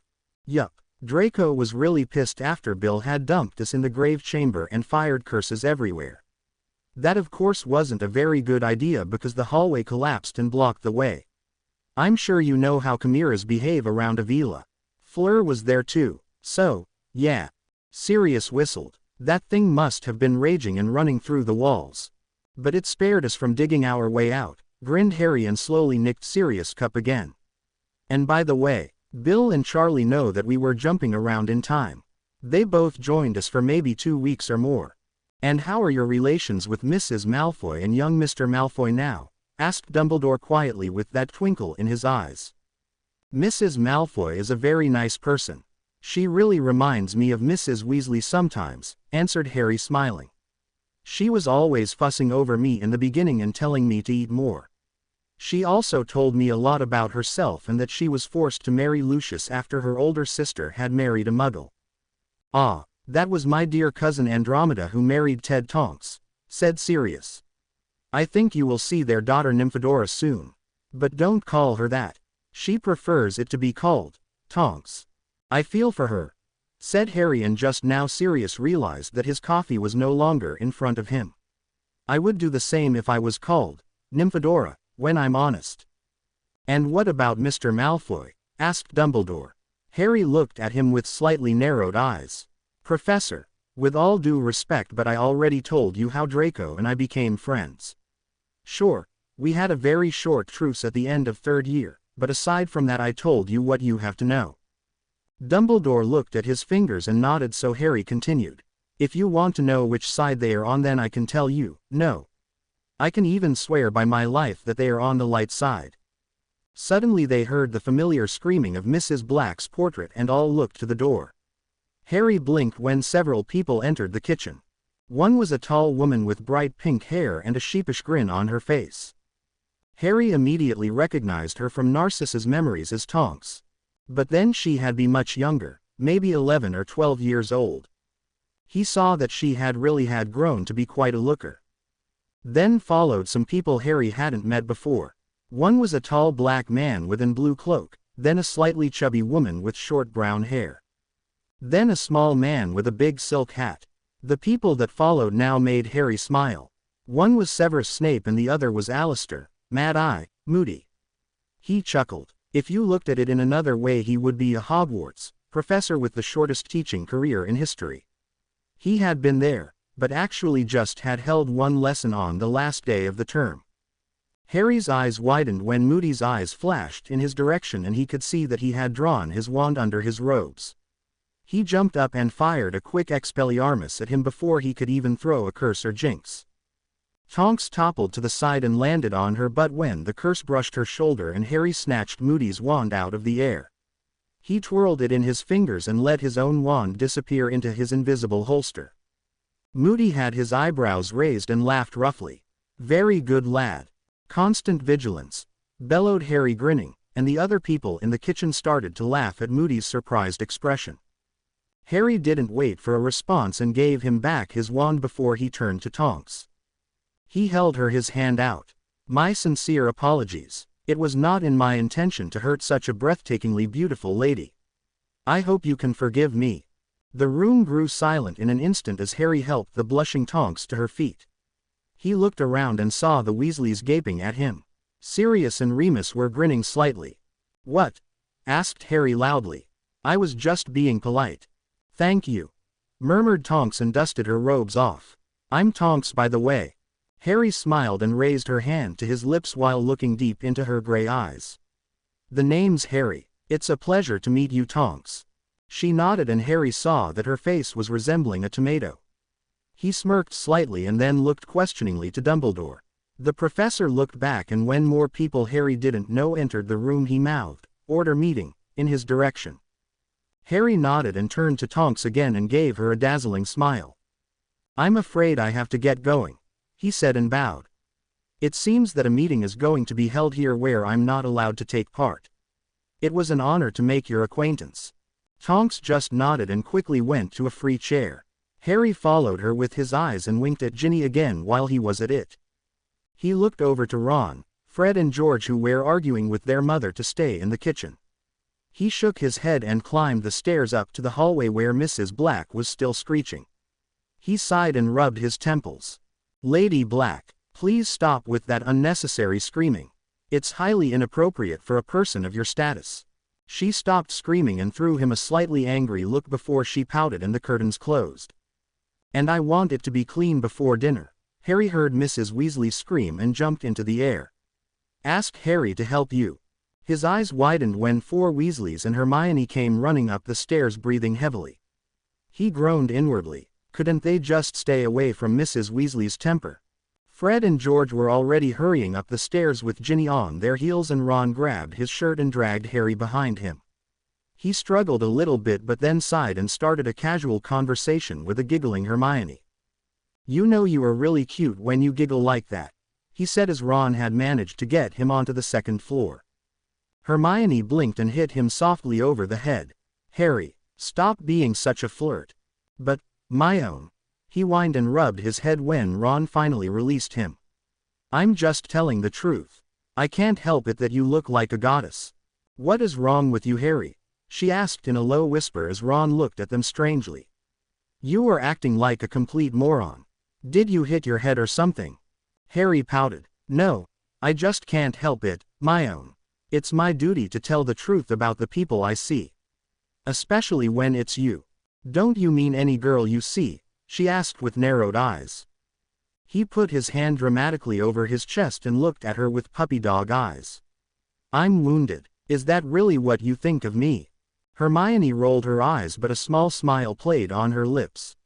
Suddenly Harry jumped backwards when a skin-colored string dangled in front of him. "What the heck?" Harry jumped backwards and looked at the skin-colored string slightly open-mouthed. He looked up and could see Fred and George, together with Ginny standing one floor above them, snickering as they looked at his face. "What in the name of devil's snare is that?" he asked. "Come up here and see for yourself," whispered Fred. Harry looked at Ron and Hermione, who were both smiling, and shrugged before he went up the stairs, his two friends following. He then realized that Fred, George and Ginny all had one of the strings in their hands and held them up to their ears. George seemed to be looking through his pockets and took out another one. "Here, these are extendable ears," he said and gave it to Harry. He stared at them like they had gone nuts and took it hesitantly. George gave Ron and Hermione one too and then seemed to concentrate intently while holding the string to his ear. Ron followed suit and frowned. Harry looked at Hermione, who also stood there and didn't make any attempt to use the extendable ear. "Ah, my own. Care to explain?" Hermione sighed and dropped her string on Fred's shoulder. "Those things make the listener able to eavesdrop on conversations they aren't supposed to hear." She looked at the others pointedly as she said that last part. Fred and George came up with them. "At first I wanted to listen too, but with Moody in there." Harry nodded and took a few steps back from the railing. "So they do this often? Listening to the order meetings?" "Yeah," answered Hermione and eyed him questioningly. "I thought that you especially would want to know what's going on." "Nah," said Harry and shook his head. "I'm curious, that's all, but risking it to be caught by Moody or Mrs. Weasley. No, thank you. And also, when they want us to know what's going on they will let us stay in the kitchen." Hermione looked at him and smiled softly. "It seems that you have grown up a bit. And not just physically." "Gee, thanks, my own. I'm honored," said Harry but smiled nonetheless. He looked at the string he was still holding in his hand and draped it on Fred's shoulder. "I think I can guess what they are talking about anyway. Why else would Snape be here if not for giving his report on Voldemort?" "It's Snape," interrupted Ginny quietly. "He's talking about some known Death Eaters and what they are doing at the moment." Hermione looked at Harry astonished. He grinned. "See, what did I just say?" She shook her head. "You are unbelievable, and proud of it." Harry grinned back. "What was Mrs. Weasley screaming about when you came running from the kitchen?" "I just heard something about cleaning." "Yes. As you can see, the house looks a little bit like the Shrieking Shack, and according to Sirius, there are many dark objects that have to be removed. Mrs. Weasley sent us to clean the salon on the second floor." Harry looked down and smirked. "Oh, and why are we on the third floor then?" Hermione just rolled her eyes and leaned against the railing. Fred, George, Ron and Ginny still were listening with their extendable ears and all wore an expression like they were watching the most interesting movie in the world. Harry scoffed softly and shot one last smile to Hermione before he went down the stairs again and made his way to the salon. He remembered how it had looked like when Mrs. Malfoy had been here the last time and wrinkled his nose as he saw the damage that had been done in here. You could no longer see the shiny ebony floor, and the green and silver carpet was hidden under tons of dust. He looked to his left where a big tapestry was hanging, and then to the right where some cupboards, glass cabinets and a number of extravagant chairs and a large table stood. He had known that the house would be in bad shape, but he hadn't expected it to look like shit. And it really did, in his opinion. He quickly closed the door behind him and took out his wand. With a little flick, some of the dust vanished and you could see the wooden floor again. With a second flick, the carpet was visible once more. He sighed when he remembered that he couldn't clean the room all at once because the others would arrive here shortly. And he surely didn't want to answer as to how he was able to clean this fast without magic. He grudgingly put his wand back into its holster and went to the cabinet. Harry looked at several medals and awards that were presented there and also saw an Order of Merlin 3rd class. Some very expensive-looking goblets were in there as well, and Harry could swear that most of them were at least 100 years old. He started to open one of the cabinets when suddenly loud banging could be heard from the hallway. Harry quickly conjured a mop and a bucket of water and pretended to be cleaning the floor. The door crashed open and Harry winced and rubbed his ears. The Weasleys and Hermione were strolling into the room and looked around with disgusted looks on their faces. Only Hermione was looking at the floor with a raised eyebrow and then looked, what a surprise, straight at Harry. "Why do we have to clean?" Ron angrily wanted to know. "I mean, Mum would just need a swish of her wand and everything would be done." "Honestly, Ronald, a bit of physical activity has never killed anyone," huffed Hermione. "Yeah, Ronikins," said Fred mockingly. "You of all people could use it." Ron's ears turned red and he smacked Fred's shoulder, who then promptly tackled him to the floor. Ginny looked around and Harry grinned slightly when a blush made its way onto her face as she caught his eye. "But how are we supposed to do this?" she wanted to know, and looked at her brothers and Hermione. Harry casually leaned on the mop in his hands. "How about with dusters and mops? You could use your hands or clothes, of course, but that would be a bit awkward, wouldn't it?" "Ha, ha, Mr. Obvious," said Hermione. "As if I don't know that." Harry shrugged and flashed her a smile. "I wasn't talking about you, my own. I know that you know how to clean something without magic. How could you not? You were the most brilliant girl of your age. But it seems that our favorite redheads don't have a clue." "I'm going to get the stuff we need," said Ginny quickly and stormed out of the room. Harry shook his head and looked at Ron, who was still wrestling with Fred on the floor. He put the mop back into the bucket and folded his arms. "I cleaned the floor," he smirked. "You do the rest. Have fun." He dashed out of the room before the others could get what he had said and went down the stairs that led to the main hallway. "Harry James Potter," was heard from Hermione when she got what he had said. He grinned and held a finger to his mouth when Mrs. Black's curtains opened. He looked sternly at her and she closed her mouth. He smiled and bowed formally when the curtains closed again. "So where was this library Mrs. Malfoy spoke of?" he murmured to himself and looked around. He stopped when he saw a candlestick on the wall that looked different than the others, right next to Mrs. Black's portrait. "There you are." He smiled and took a few steps towards it and frowned. Now something like the Marauders' map would come in handy. He touched the wall in different spots near the candlestick and suddenly found a small hole right under it. Harry looked over his shoulder and took out his wand. It fit into the hole perfectly and a loud clicking noise was heard when he turned it like a key. He stepped back when a door appeared before him and smirked. "That is something worthy of an Indiana Jones movie." With one last look over his shoulder he slipped into the room he knew was behind the door, and with another clicking noise the door had sealed itself again. It was totally dark in the room and he murmured a quick, "Lumos," to change that. What he saw next was exactly what he remembered from Mrs. Malfoy's memories. He stood in a big room that was full of bookshelves stacked with an abundance of papers, books and numerous other things. He smiled triumphantly and went to one of the bookshelves. He whistled when he saw which books were displayed there, and once again the Black family held to its reputation. Every single book and object in this room was classified dark by the Ministry as far as he knew. There were books about necromancy, torture, rituals and the purest of the dark arts. "And they ask why there are dark wizards?" asked Harry loudly. "No wonder with all this things written down." "Very well observed," said a voice behind Harry, and he jumped. In an instant he had his wand drawn and whirled around to stand face to face with a ghost. Who are you? He asked, baffled, and lowered his wand. The ghost in front of him reminded him strangely of Sirius.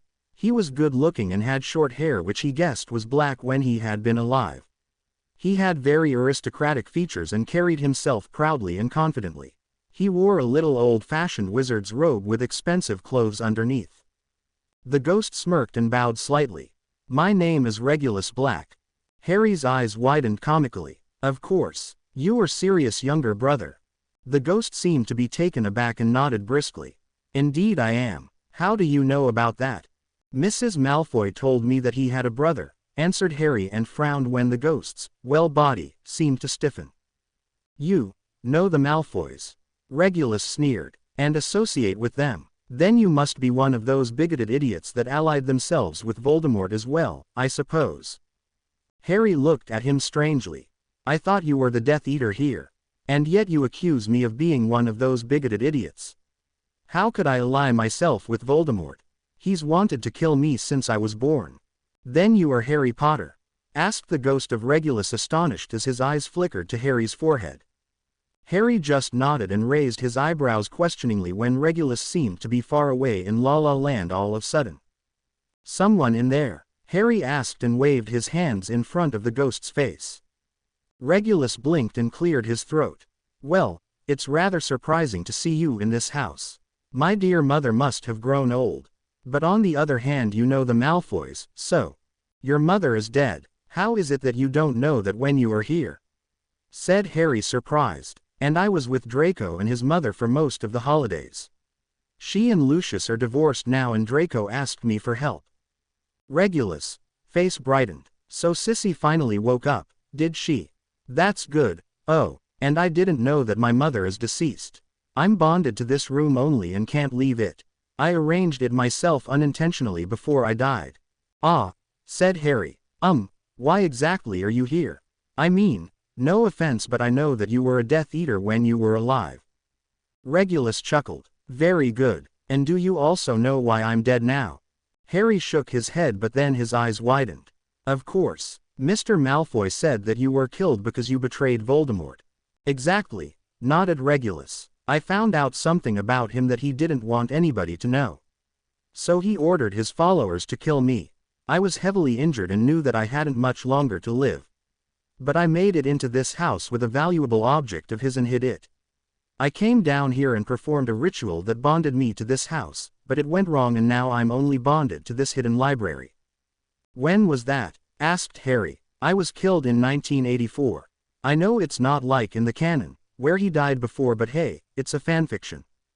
What was this object you stole from Voldemort? Harry wanted to know. Regulus looked at him and then shook his head. I'm sorry, but I don't trust you enough yet to give you this information. It's suspicious that you have contact with the Malfoys and I don't know if what you say about Sissy is true. Harry sighed. I understand. Silence filled the room again and Harry saw that the ghost of Regulus seemed to debate something with himself. When you figure out your question, go ahead, urged Harry in a friendly tone. Regulus looked at him. Well, I would like to know how Sirius is. I know that you are likely not in good terms with him because of your parents' death and the fact that he is in Azkaban, but, is he still alive? Harry laughed. He was innocent to begin with. Peter Pettigrew was my parents' secret keeper and tricked Sirius. He escaped Azkaban 2 years ago and is still on the run. He escaped Azkaban, choked Regulus with wide eyes. How? Harry smirked slightly. He's an unregistered animagus. A dog to be exact. Regulus laughed loudly. That fits. Sirius is the dog star my brother is named after and his animagus form is a dog. He sombered up again. And you say he is on the run. Is he all right? Yeah, said Harry. He looks very healthy and seems to be just like he was when he was younger, when I can believe the stories about him and the Marauders.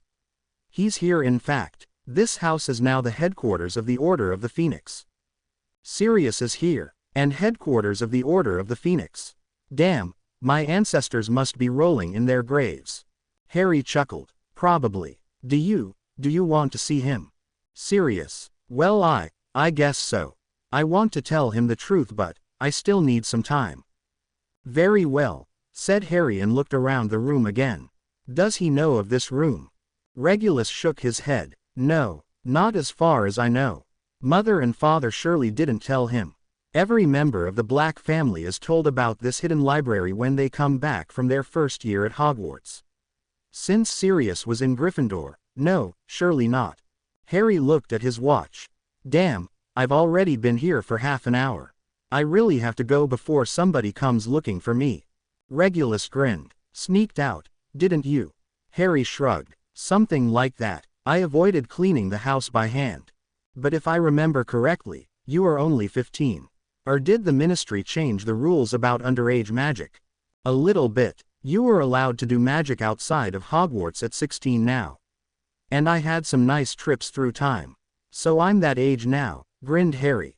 Regulus just shook his head smiling and Harry went back to the entrance. I'm not telling Sirius about you at the moment, but I will come back sometime, said Harry and opened the door with his wand and went back into the hallway. Just as the door behind Harry disappeared again, the kitchen door burst open and Mrs. Weasley appeared. She stopped when she saw him standing there. Oh, Harry dear, I was just coming to get you, she said, and he could see that her smile was forced. Some of the Order members want to talk to you. Of course, he said and made his way around her. When he entered the kitchen, all eyes turned to him. He could see that Professor McGonagall and Professor Flitwick were there now as well, and he reckoned that they arrived by flow after he had left the kitchen. He also saw that most of the members were gone now and just a part of the Hogwarts staff, the last Marauders and Tonks, were still there. He saw that McGonagall was looking at him with wide eyes and grinned broadly at her before he winked and flopped himself down on a chair next to his godfather. The professor huffed and looked at Dumbledore. Well, Harry, began the headmaster, I would like to know if I can tell those who don't know what you did over the holidays so far. Harry looked at the other professors and Tonks and then back to Dumbledore. Professor, you may as well tell them, but with one condition. Yes, I want to know what Voldemort is looking for at the ministry. Shocked silence met his statement and he knew that he had totally thrown them off guard. Tonks' hair changed into an alarming shade of white just like her face. Sirius and Remus just looked at him, and Flitwick and McGonagall were looking at Dumbledore, who had gone a little pale. Lastly, Harry looked at Snape, who looked at him with a raised eyebrow, and he raised one in return.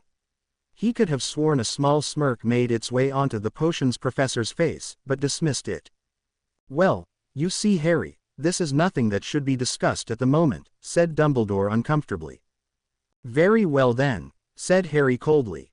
Then you shall not tell them until I see it fit to do so. You know, I placed a spell on you that makes you unable to tell someone without my permission, so don't even try it when I'm out of the room. Mr. Potter, said McGonagall loudly, you can't just go around and do magic on the people around you. Just let him tell us, or tell it yourself. It could be important. My apologies, Professor, said Harry in the same tone than before.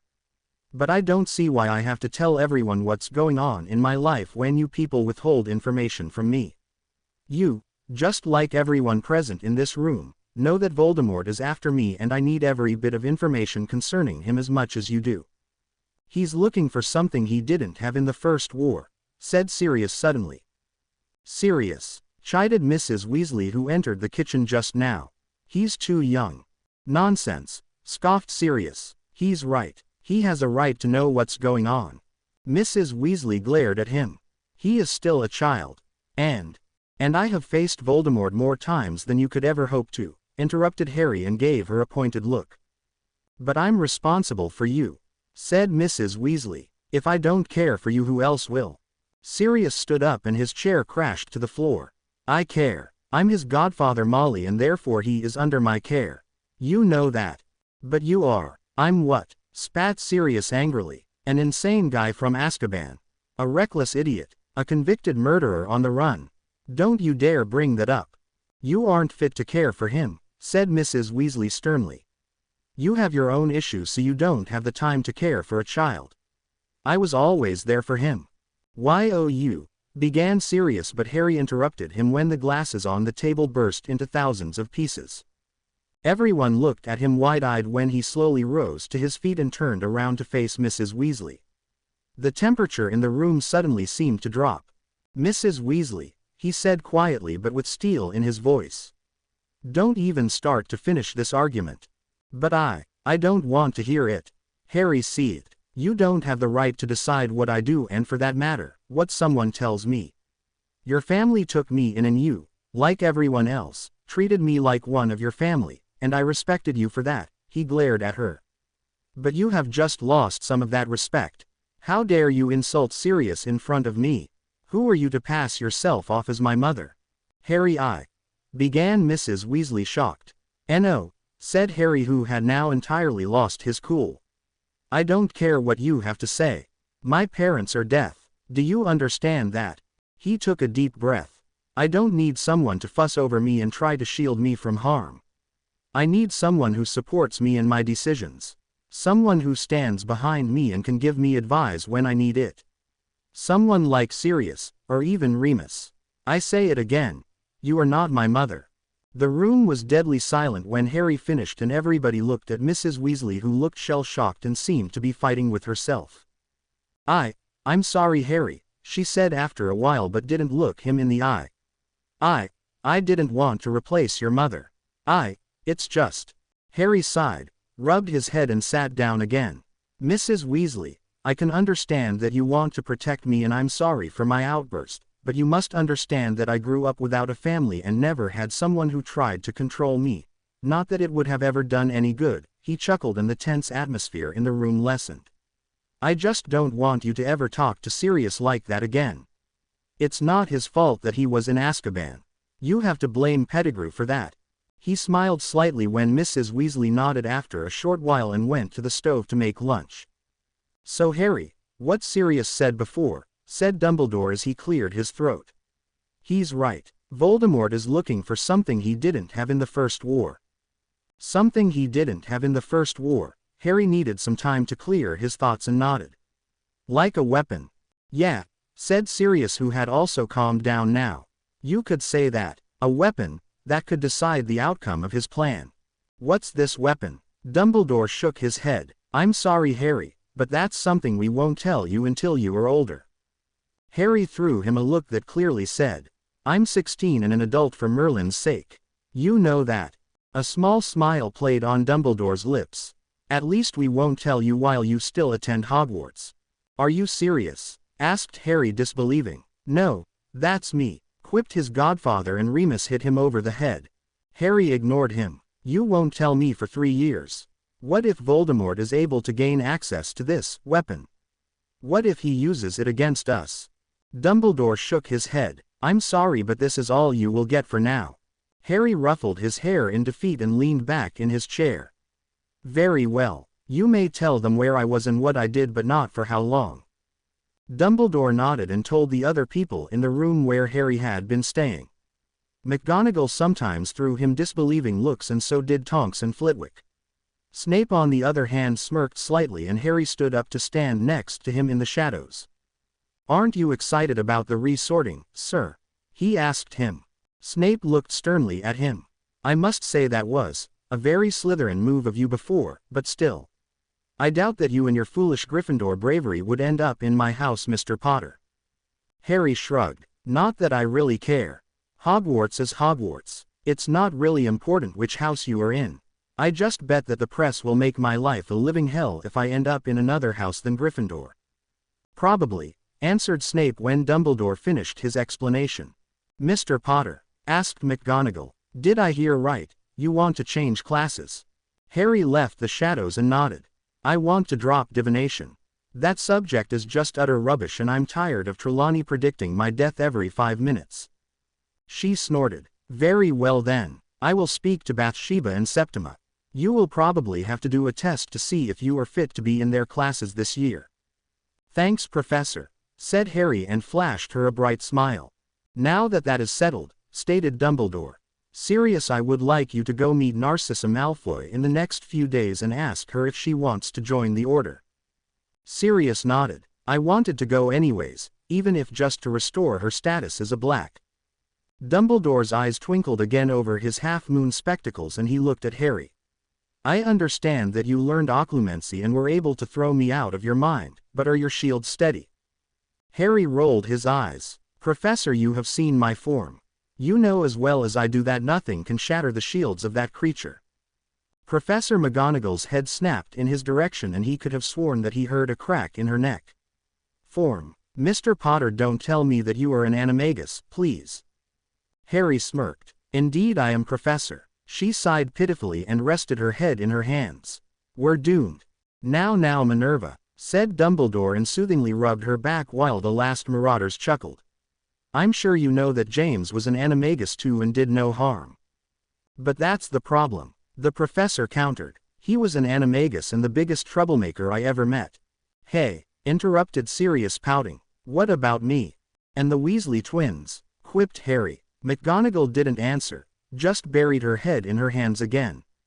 Tonks chuckled and Harry looked over at her. He had totally forgotten that she was there. Tell me, Tonks, how old are you anyway? Tonks blushed. I'm 20 now and fresh out of the Auror Academy. So you're an Auror? Harry asked, surprised. Tonks nodded. Yeah, but I nearly failed one of the tests. I can be dead clumsy at times and I'm not very good at stealth. But I countered that with transfiguration. So you're good in that subject? Jep. Tonks smiled. I'm a metamorphagus, so I can change my appearance at will. That's what saved me from failing. Yeah, I saw that when your hair changed color, said Harry, and unbeknownst to the others, changed a small strand of his jet black hair to red for only her to see. Her eyes widened and then she smiled at him. Harry didn't listen to the other people in the room any longer, but felt Sirius and Remus, eyes on him. So, wait a moment. You were at Hogwarts, said Harry suddenly. Tonks looked at him oddly. Of course I was. Every wizard or witch in Britain went to Hogwarts at some time. Harry shook his head. No, you were there when I started school. Yeah, answered Tonks, grinning. And you were one ugly little boy, let me tell you. I was in 5th year then. Harry grinned as well. So, you were that damn hot Ravenclaw girl back then. I always wondered who that was. Tonks blushed and he smirked. Well, I was ugly then, what am I now? Tonks' blush deepened and her hair changed into a deep red before she started to sputter some incoherent words. That was a good, laughed Sirius and Remus chuckled. What can I say? Grinned Harry. I'm the best, jerk, said Tonks and started to sputter again when Harry threw a key in her direction. Suddenly he heard a gasp and looked at Snape, who was clutching his right arm in pain. He's calling, the professor just said and gritted his teeth. Excuse me. Dumbledore nodded and Snape stormed out of the kitchen and everyone heard the front door closing upstairs. Harry looked at the others and raised his eyebrows. When is somebody going to tell me officially that Snape is a spy for the Order and has the dark mark? The people in the room just dropped their jaws. Harry, said Fred quietly when they were going through the cabinets in the salon after the rest of the room had been cleaned spotless. George and I wanted to thank you again. You know, for the money you gave us. Harry grinned and looked to see if Mrs. Weasley was somewhere near them, but she was looking at the curtains on the other side of the room. I hope you put it to good use. Now George's head popped up beside his twin. Of course, we have already started to set up some things we want to test this year at Hogwarts. Well then, I hope you do something worthy of your reputation, smirked Harry, who looked disgusted at the small rat's skeleton he had fished out from under the cabinet. Hell yeah, they chorused. We'll do something worthy of the Marauders. Sirius entered the room and looked over Harry's shoulder at the rat's skeleton. What did Mr. Padfoot hear, Mr. Shadow? Did someone mention the Marauders? Harry looked up. Why, Mr. Padfoot, Mr. Shadow thinks you are right. These two redheads said something about us, I believe. Then Mr. Padfoot thinks he may have to warn Mr. Mooney. Just in case. Mr. Shadow thinks that this may be a good idea, Mr. Padfoot, answered Harry and looked at the twins, who were both gaping at him and Sirius. Sirius raised an eyebrow when they began to tremble. Harry smirked at what happened next. We are not worthy, they screamed and threw themselves on the floor at Sirius' feet. Oh great prankster and marauder. Please, teach us your ways of mischief. Sirius chuckled with a dangerous glint in his eyes. Oh, that I can do. End flashback. That had been 3 days ago and Harry could swear that the house had never been this colorful before. After the twins had found out that they were living with 2 of the original Marauders and 1 new Marauder, they had asked for a prank war. And a war is what they got. Harry had decided to only observe the first day, but on the second day, after being on the receiving end of one of the twins' pranks, having to spend the entire day with a lion's tail and dog ears, he had lost his temper. Together with Sirius and Remus, he had planned his prank to get back at them, and the twins would surely never forget it. That's because they were still running around with green skin with a toy snake draped around their necks. Harry had made sure that it would last at least a week. Their screams had echoed throughout the whole house when they woke that morning to find themselves in an exact replica of the Slytherin common room at Hogwarts. Harry chuckled and stroked Hedwig, who was sitting on his shoulder and looking at him. At the moment he was busy reading a letter that he had received from Draco after breakfast. "Dear Harry, how are you? I'm fine at the moment, and I can tell you that Mother was overjoyed when she received a letter from Sirius telling her that he would like to meet with her. I hope you will be accompanying him. Maybe you can also pick up Fleur then. She told me that she starts working at Gringotts the day after tomorrow. How are the Weasels faring? Oops, sorry, I mean Weasleys, of course. And Granger for that matter. Mother said that you had been in the hidden black library. Is there anything useful in there? Well, I hope I see you soon, and by the way, did you find out how to flash? I'm already able to transport myself in my form. D. Harry groaned when he read the last line and hung his head in disappointment. He had been trying to get flashing down since he had perfected his animagus transformation, but still couldn't get it. He hadn't thought that it would be this hard after how easily he had learned how to apparate. It irked him to no end that he was able to apparate but couldn't use it when he wanted to. Sure, he had apparated in France, but there were totally different rules there regarding such things. That he wasn't able to do it here was something the British ministry had made sure of. You needed to have a license because illegal apparation was recorded immediately. So he had been ecstatic when he found out that he could change into a phoenix, but even then he had to adjust to his new body. He remembered that it had taken him a whole day just to jump around like a crazed rabbit instead of flying. He sighed and left his room after sending Draco a quick reply, telling him that he would ask if he could accompany Sirius when he went. He carefully stepped over a string that was in front of his door and jumped over the first stair that shimmered a bit when you took a closer look at it. He smirked when he heard a pair of disappointed groans from upstairs and looked up to see two mops of red hair disappearing behind the railing. Well, time to visit Regulus again and get his answer, said Harry to himself as he made his way down the stairs. He quickly went down the hallway and opened the hidden door. The next instant he was in the room and looked around, but didn't see anybody. "Mr. Black, Regulus?" he asked. The ghost came floating through the bookshelves and smiled slightly at him. "I thought you wouldn't show up again," he greeted Harry. Harry shrugged. "You said you needed time to think about your answer regarding Sirius and I didn't want to disturb your musings." "How very nice of you, Mr. Potter," Regulus drawled sarcastically. "Have you any idea how boring it is to be a ghost bonded to a single room?" "Yeah, I can imagine," replied Harry smirking. "I'm always very polite, so well, sorry. And it's Harry, okay. Mr. Potter was my father. Only if you never, ever in your life call me, Mr. Black, again, it reminds me too much of school," shuddered Regulus, and Harry chuckled. "Will do. And what's your answer?" Regulus hesitated. "I want to meet him." Harry nodded. "I'll tell him. But you might have to wait a few days. At the moment every member of the house is totally engrossed in turning this place into a hospital." "A hospital?" asked Regulus, baffled. Harry nodded. "Jupe. Firstly, the hallway and the second floor are totally spotless and nearly every cabinet and every cupboard has been looked through already. Secondly, 2 members of the order were injured when they got here and had to be treated here. So now it's a hospital." "What did you do with the stuff that was in the cabinets?" asked Regulus, who seemed to be uncomfortable. Harry shrugged. "We threw it away. But we aren't finished in the salon yet. There are still 2 cabinets we have to go through." Regulus nodded and really seemed to be on the edge. "I have to talk to my brother at the earliest opportunity." "That can be arranged," a familiar voice behind Harry said coldly. Harry turned around. "Sirius, how were you able to get in?" "I could ask you the same thing, Harry," his godfather said in an unusually stern voice and glared at Regulus. I thought I'd gone nuts when you opened a secret door next to my dear mother's picture." Harry cursed quietly under his breath. He hadn't checked to see if anybody had been watching him when he entered the hidden library. But he thanked God that it hadn't been someone else. "Sirius," said Regulus quietly. "You haven't changed a bit, brother." "Neither have you," sneered Sirius sarcastically. It was an odd expression on his usually cheerful face. "But you are dead. How could you, little brother?" Regulus sighed and Harry looked back and forth between the two black brothers when Sirius suddenly looked at him in anger. "What business have you got with him?" He spat and pointed a finger at Regulus.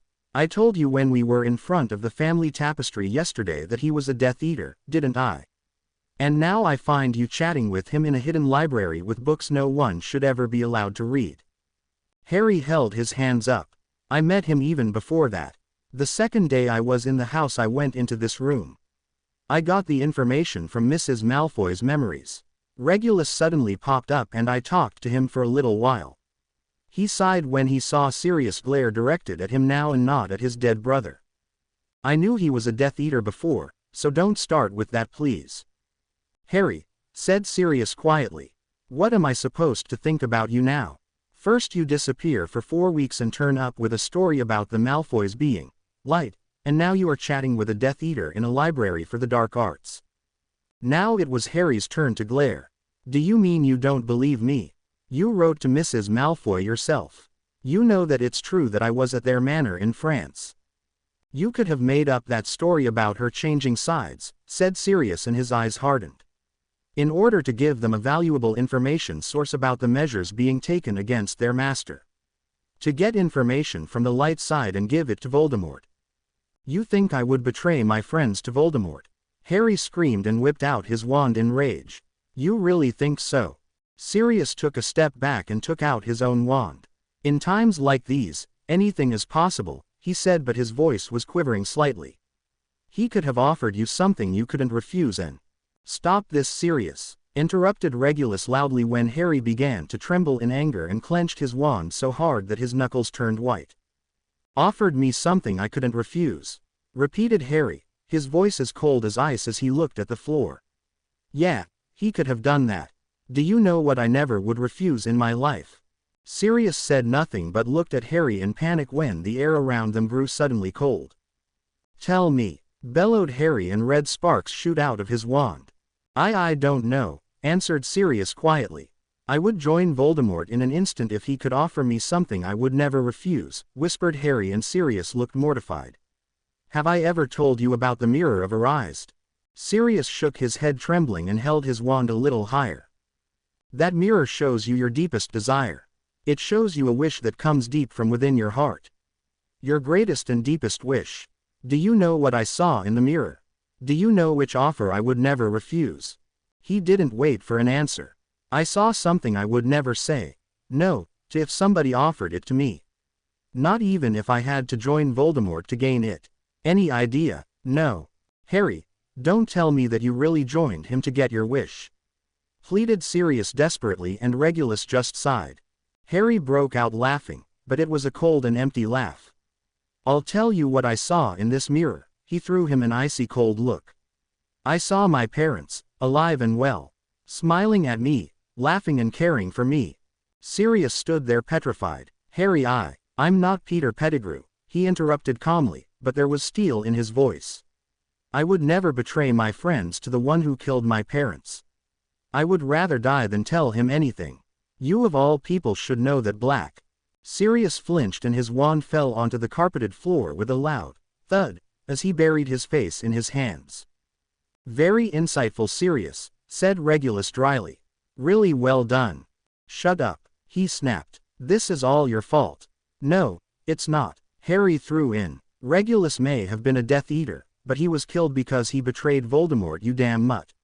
He sacrificed his life just like my parents to get valuable information from Voldemort.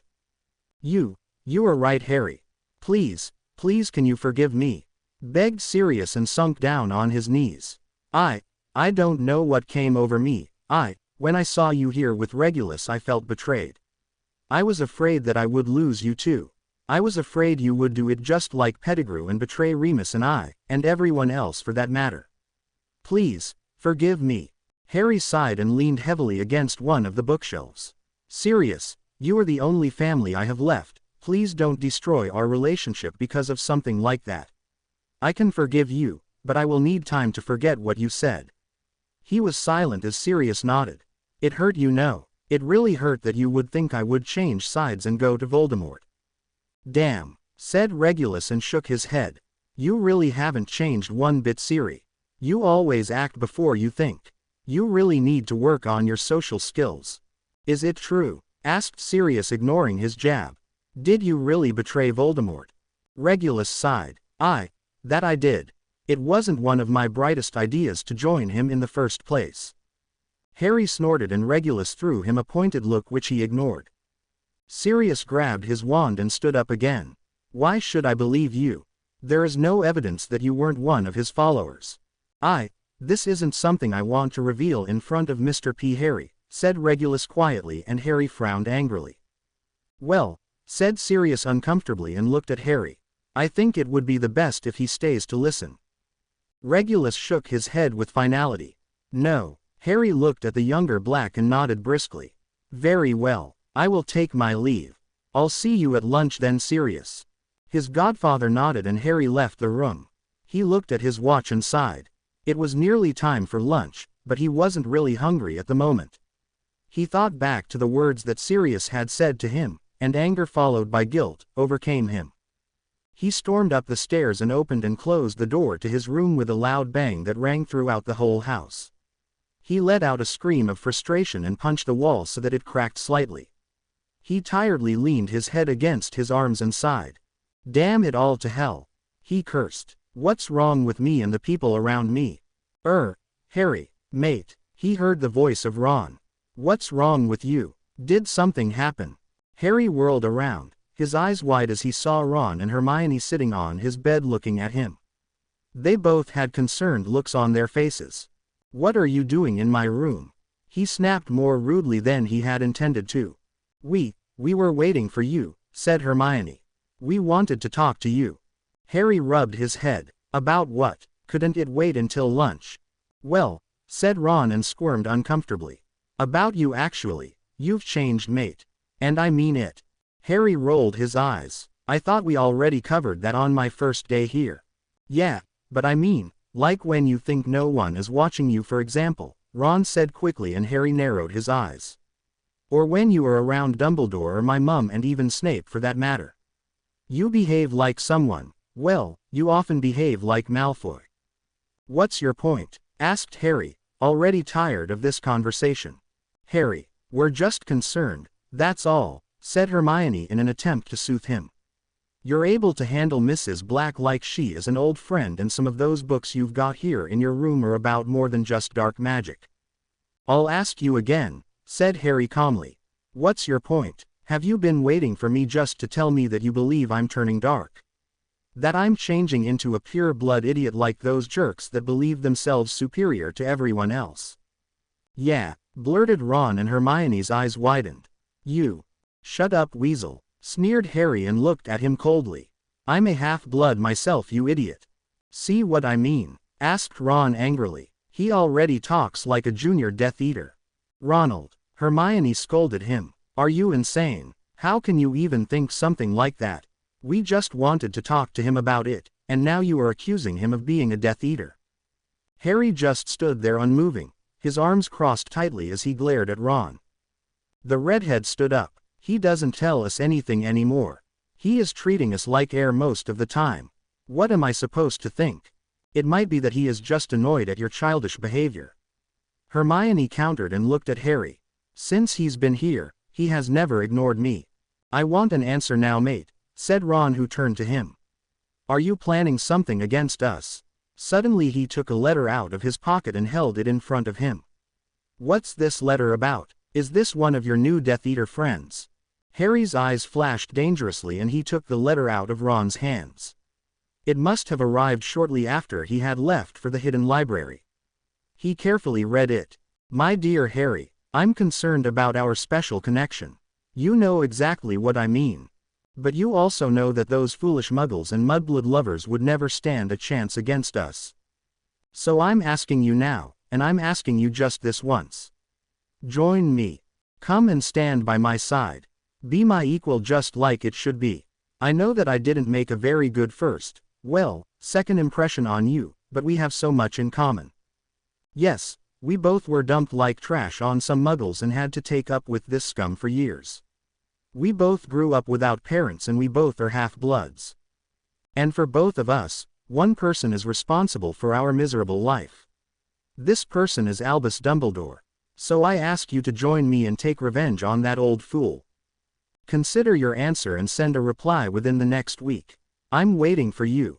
Tom Marvolo Riddle. Harry's eyes had widened further with every line, but when he read the name that was signed on the bottom of the letter, he gasped. This couldn't be, could it? Voldemort was writing him a letter. He was writing him a letter and wanted him to join him. Not just that, but he signed it with his real name and didn't deny the fact that he was a half-blood. And, asked Ron angrily, what have you to say for yourself? This is obviously from a Death Eater. Harry's thoughts raced. Didn't Ron know who Tom Riddle was? Had he already forgotten their second year when they had rescued his little sister Ginny from him? But his eyes grew cold when he looked at his best friend. I don't have to answer your foolish questions. I don't know what this letter is about. Fine, spat Ron and tried to storm off, but Harry held out his hand and stopped him. Listen, Ron, and listen well, he said quietly. I don't want you to ever look through my stuff again. Is that clear? What letters I get and what things I posses are none of your concern. If you value our friendship, and I tell you that I do, then you won't do this again. Is that clear? Ron glared at him but nodded before he stormed out of the room. He looked at Hermione from the corner of his eye. Harry, I swear I didn't know that he would say such silly things. He sat down on the bed next to her and sighed heavily. It's exactly like last year when my name came out of the goblet. I don't know what's going on these days. I know that I have changed, but how is it that I end up arguing with everyone? Yes, said Hermione quietly. You have changed, but still, why did you punch the wall when you first came in the room? I had an argument with Sirius before, he answered. I seem to be getting into them a lot at the moment, as you can see. I'm just happy that I'm not at the receiving end of your ward, said Hermione slightly smiling. You are scary when you are angry.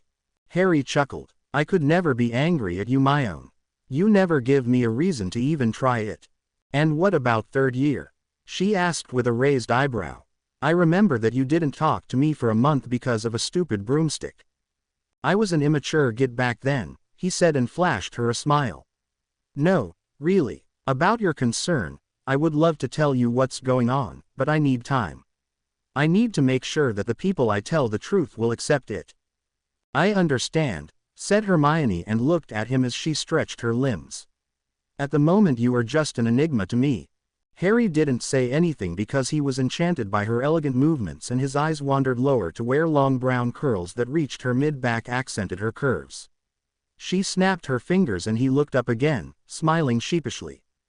What am I going to do with you, Harry James Potter? Said Hermione sighing.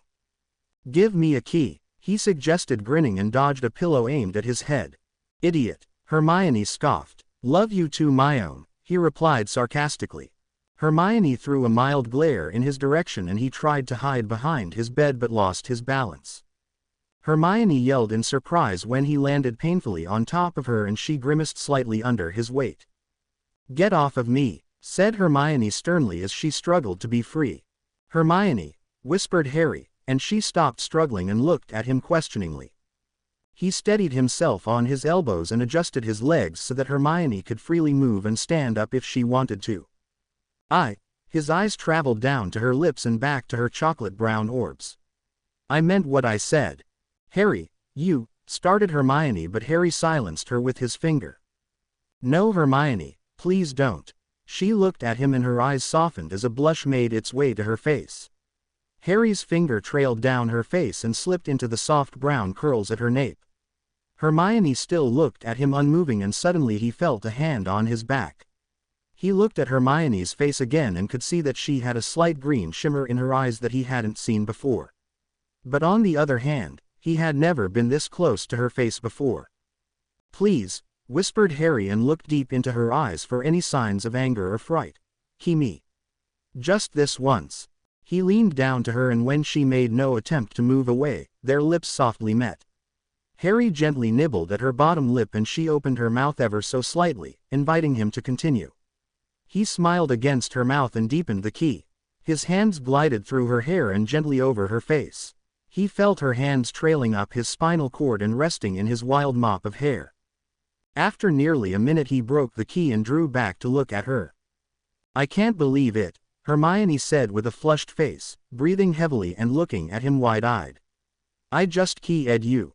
Harry chuckled softly. Well yes, I believe you did my own. I'm sorry, she stammered and her face turned the shade of a tomato. By Merlin, what have I done? I liked it, said Harry and caressed her face. Quite a lot actually. Hermione looked at his lips and then into his eyes. I really liked it too. But Harry you are my best friend. He sighed quietly. I don't know when it happened my own, but somehow you became more than a best friend to me. I think it started during the first task of the tournament. And then when I saw you at the Yule Ball, I know it's not right but... Harry, Hermione asked quietly, hesitantly. Can you key me again? With pleasure, answered Harry and leaned down again. Suddenly the door burst open and he heard a loud gasp. He whipped his head around and so did Hermione. Harry and Hermione stared wide-eyed at a fuming Mrs. Weasley who stood in the doorway and had an expression of shock and anger on her face. Her entrance was all but ruined by the fact that she was covered in white paint from head to toe. Hermione had her mouth slightly open at the sight and Harry guessed that the twins had once again installed a trap in front of his room. Harry resisted the urge to smirk when he saw Remus lurking behind her and grinning at him like a cat that had caught the canary. Well, demanded Mrs. Weasley angrily, her hands on her hips. What is it to you? Harry asked rudely. I hope you haven't already forgotten what I told you on my first day here.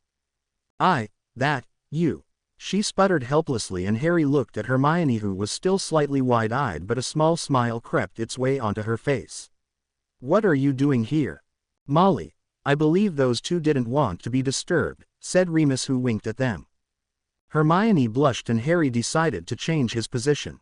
He stood up but his hand still rested on Hermione's shoulder as he looked at Mrs. Weasley. She looked back at him and then sighed. Very well, like you said, I won't tell you what to do. That will be an improvement, answered Harry dryly. But I don't want you two children to be snogging on every occasion you get. Is that clear? Harry seemed to be thinking hard and Hermione, who seemed to have found her voice again, whacked him softly on the head. Sorry Mrs. Weasley, we won't do that. Harry pouted when Mrs. Weasley stormed out of the room and rubbed his head before he looked to Remus. Why did you two storm into the room anyway? He asked. Remus shrugged. Lunch is ready. I wanted to get Padfoot but I can't find him. And also, what did you do to Ron? He was seething when he arrived in the kitchen. Harry snorted and crossed his arms. If he can't accept that I'm not the same naive and immature boy I was 6 weeks ago then I can't help him. Don't you think it would be best if you told your friends? Asked Remus and Hermione looked at him curiously. He shook his head. No, I already told Hermione that I want to be sure that they accept the truth before I tell them. I think you can understand that. Remus nodded. That I do. They stood in uncomfortable silence and Harry turned to Hermione. Can you go on ahead to the kitchen? I have to ask Remus something in private. Hermione nodded hesitantly and he gave her a small key on the lips when she stood up. She gave him a quick hug in return. When she reached the door she looked at him. We have to talk about this, you know. He nodded and she smiled before she closed the door leaving him alone with Remus. The Marauder looked at him in concern when Harry's expression darkened. What is it, cub? Harry grabbed the letter that had been lying on the floor and showed it to him silently. Just as his did, Remus' eyes widened with every line and he went deathly pale when he saw the name. This can't be, he whispered and looked at him with wide eyes. He wants you to join him.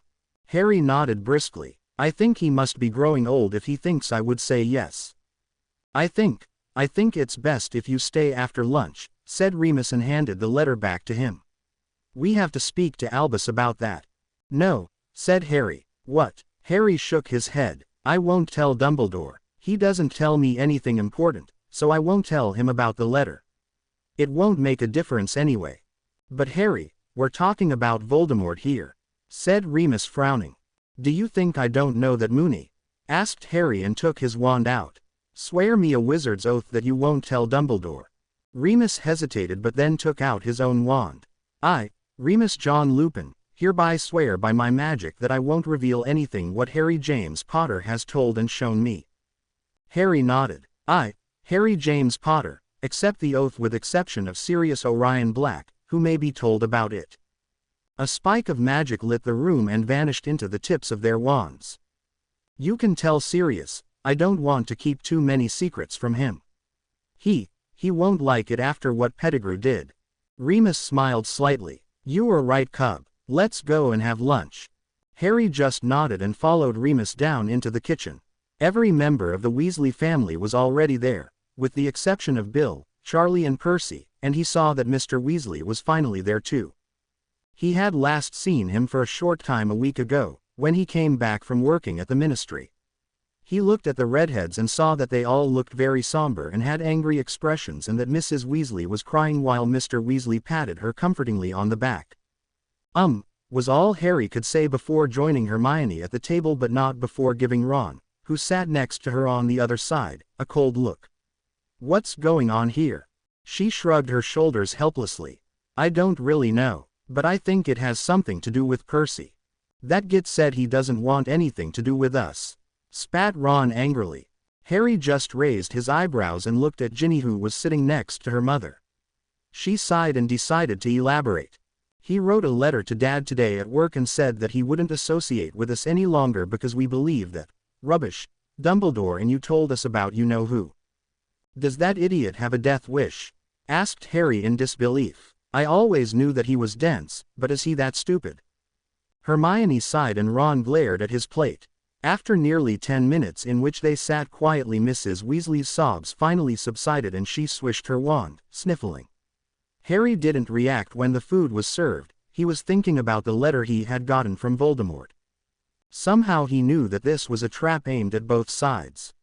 If he refused, Voldemort would target his friends. If he said yes, then Voldemort would surely kill him and then target his friends. He heard the door open and close many times, but was still too engrossed in his musings to give it much notice.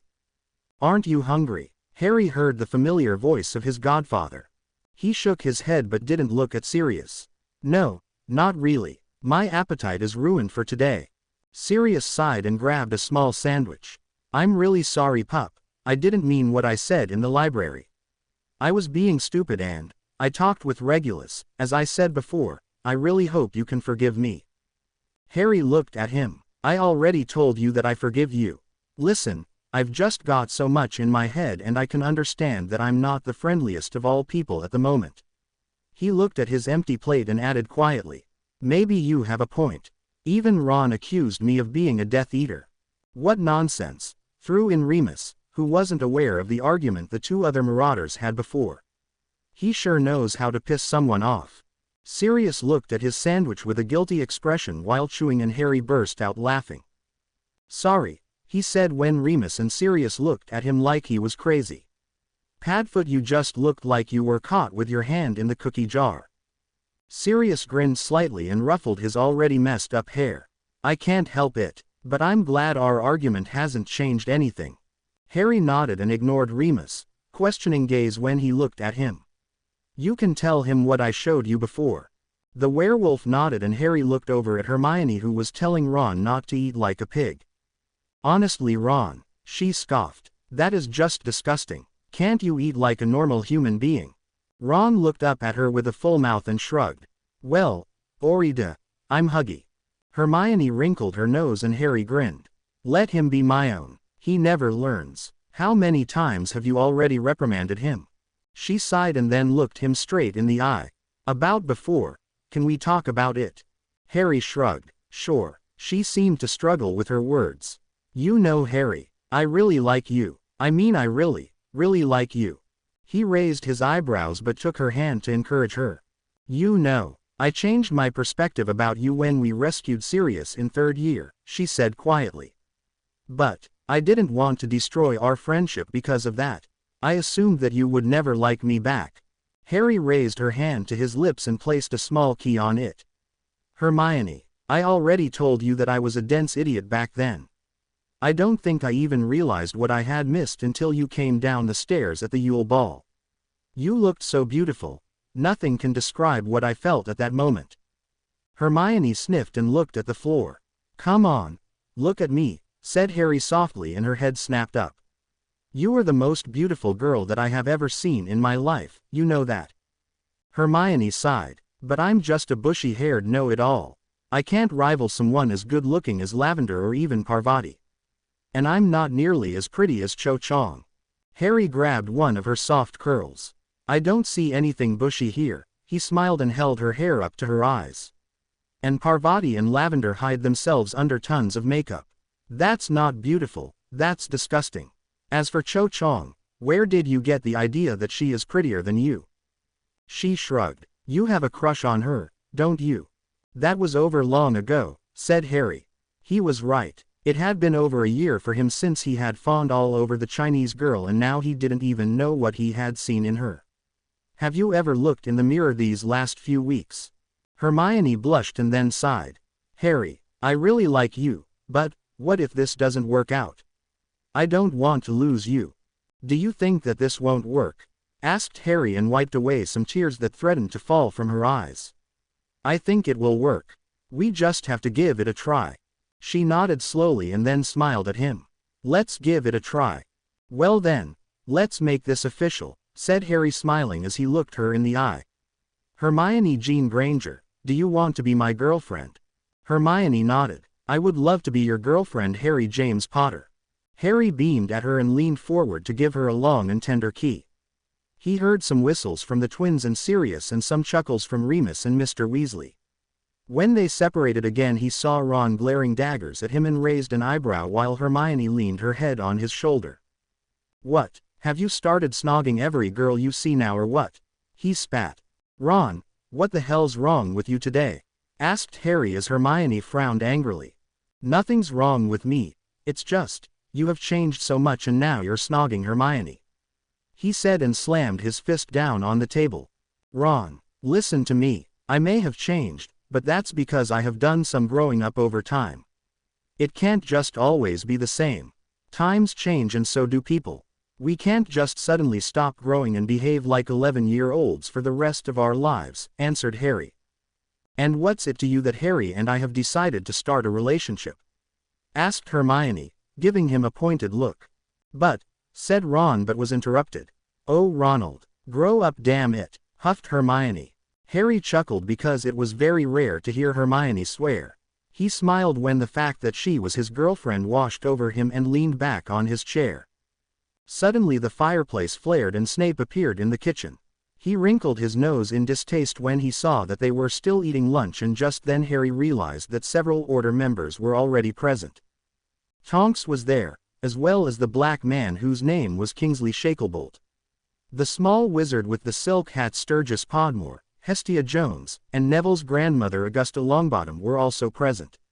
The only ones missing from the inner circle of the Order were Moody, McGonagall and Dumbledore. Harry didn't bother to even try and eat something, so he gave Hermione a quick key on the nose, which earned him another glare from Ron, stood up and went to Professor Snape, who was slightly hidden in the shadows near the door. What do you want, Potter? He sneered when Harry approached him. Sorry for disturbing you, but I have a question, answered Harry in a relaxed tone, and Snape raised an eyebrow for him to continue. Has Voldemort said anything about new recruits or any plans to bring someone we all know over to his side? Snape glared at him. How am I supposed to know that, Potter? Asked Professor Dumbledore for information. The things in the Order are secret and I don't know anything about the Dark Lord's activities. Cut the crap, Professor, said Harry and rolled his eyes when Snape's glare intensified. I know that you are a spy for the Order and have the Dark Mark. Snape automatically grabbed his right arm and looked at him. How? I was with Narcissa Malfoy, remember? She told me every name of known and hidden Death Eaters. The potions professor nodded slowly. What brought on your question? Harry looked at him. Can I trust you, Professor? I mean really trust that you won't tell anybody. Not even Dumbledore. Snape seemed to consider his answer carefully, and then nodded. Proceed. Follow me, sir, said Harry, and he caught Sirius' eye as he left the kitchen with Snape. His godfather seemingly wanted to protest at first, but then nodded and went back to eating. Harry led Snape down the hallway and stopped in front of the hidden door. He ignored the professor's gasp when he entered the hidden library and sat down on one of the chairs located near the entrance. Snape followed him slowly, and Harry looked at Regulus' ghost that was looking at him and the potions master oddly. Sorry, Regulus, but can we have some time to talk privately, please? Severus Snape, sneered Regulus dangerously and looked at the professor. What are you doing here? I need to sit down, said Snape, and Harry might have laughed if the situation hadn't been so serious. He looked at Harry. What is the ghost of Regulus Black doing here? It's a long story, sir. Please, Regulus. Regulus nodded briskly and disappeared between the bookshelves. Harry looked at Snape, who seemed to be deep in thought, and waited for him to clear his thoughts. So Potter, what is this all about? He asked. Why do you think you can trust me? Harry didn't look at him. Because Draco and Mrs. Malfoy do. He looked up and could see that Snape's eyes had softened. I hope they do. So, what have you done this time that you can't let Albus know? Harry smirked softly. It's not always me, you know. Snape snorted and rolled his eyes. Okay, maybe not always, but most of the time. But we're drifting off. I got a very interesting letter today, and I want to know if you had any knowledge that this would happen. What letter? Asked the professor and leaned forward. Harry quietly gave him the letter, and Snape looked at him before he carefully read it. There was no visible sign on his face that he was surprised, but his skin color had gone paler. When he had finished reading, Snape looked at him and leaned back in his chair. I had no idea that the Dark Lord was planning this, and it's interesting, I must say. Harry raised an eyebrow questioningly. It is, isn't it? I had hoped that you would be able to tell me if he was planning something. My options regarding this letter are rather limited, as you can see. I doubt that he just needed something to kill time. Indeed, answered Snape, but I still wonder why you of all people would ask me for advice. I was under the impression that you held a grudge against me, Potter. Do you hope to gain something out of it? Harry snorted. Please, sir, with all due respect, but you are the one who hates my guts, even if I don't have a clue why.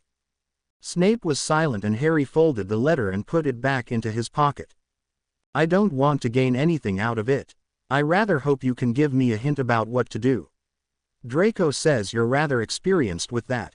Does he now? Sneered Snape. Very well then. What have you got in mind for yourself? Harry shrugged. You're the spy here. I'm still trying to sort out if Voldy's finally lost it completely, or if he's serious with his offer. What if he is serious? What would you do, Potter? Snape wanted to know. He was silent for a moment and formulated his answer carefully.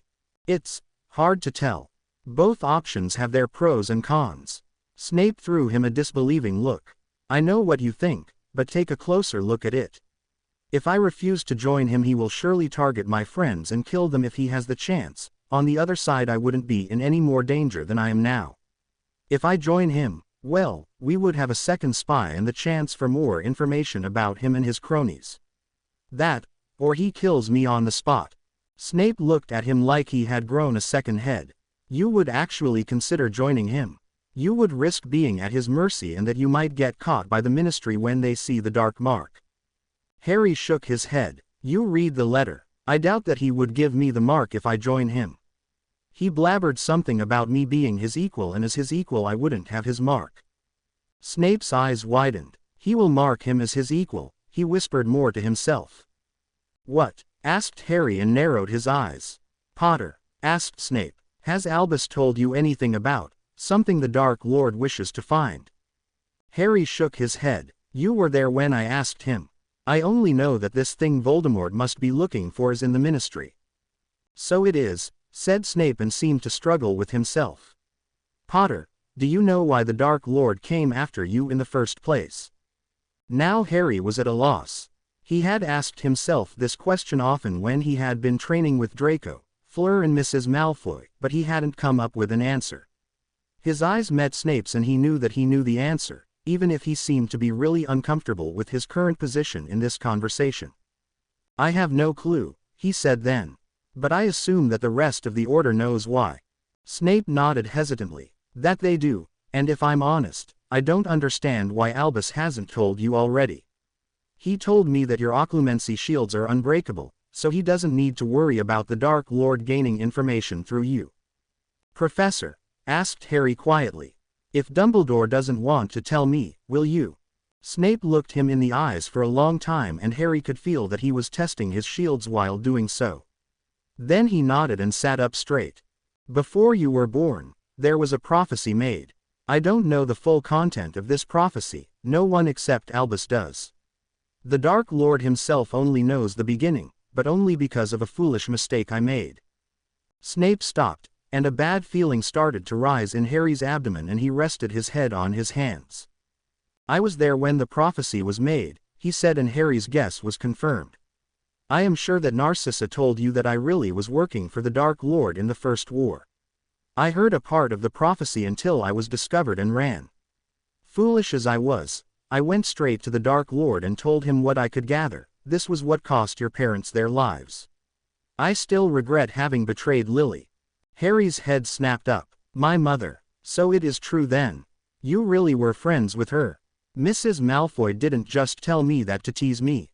Snape remained silent. Harry sighed. What did you hear of this prophecy? What does Voldemort know? Snape took a deep breath. It went like this. The one with the power to vanquish the Dark Lord approaches, born as the 7-month dies.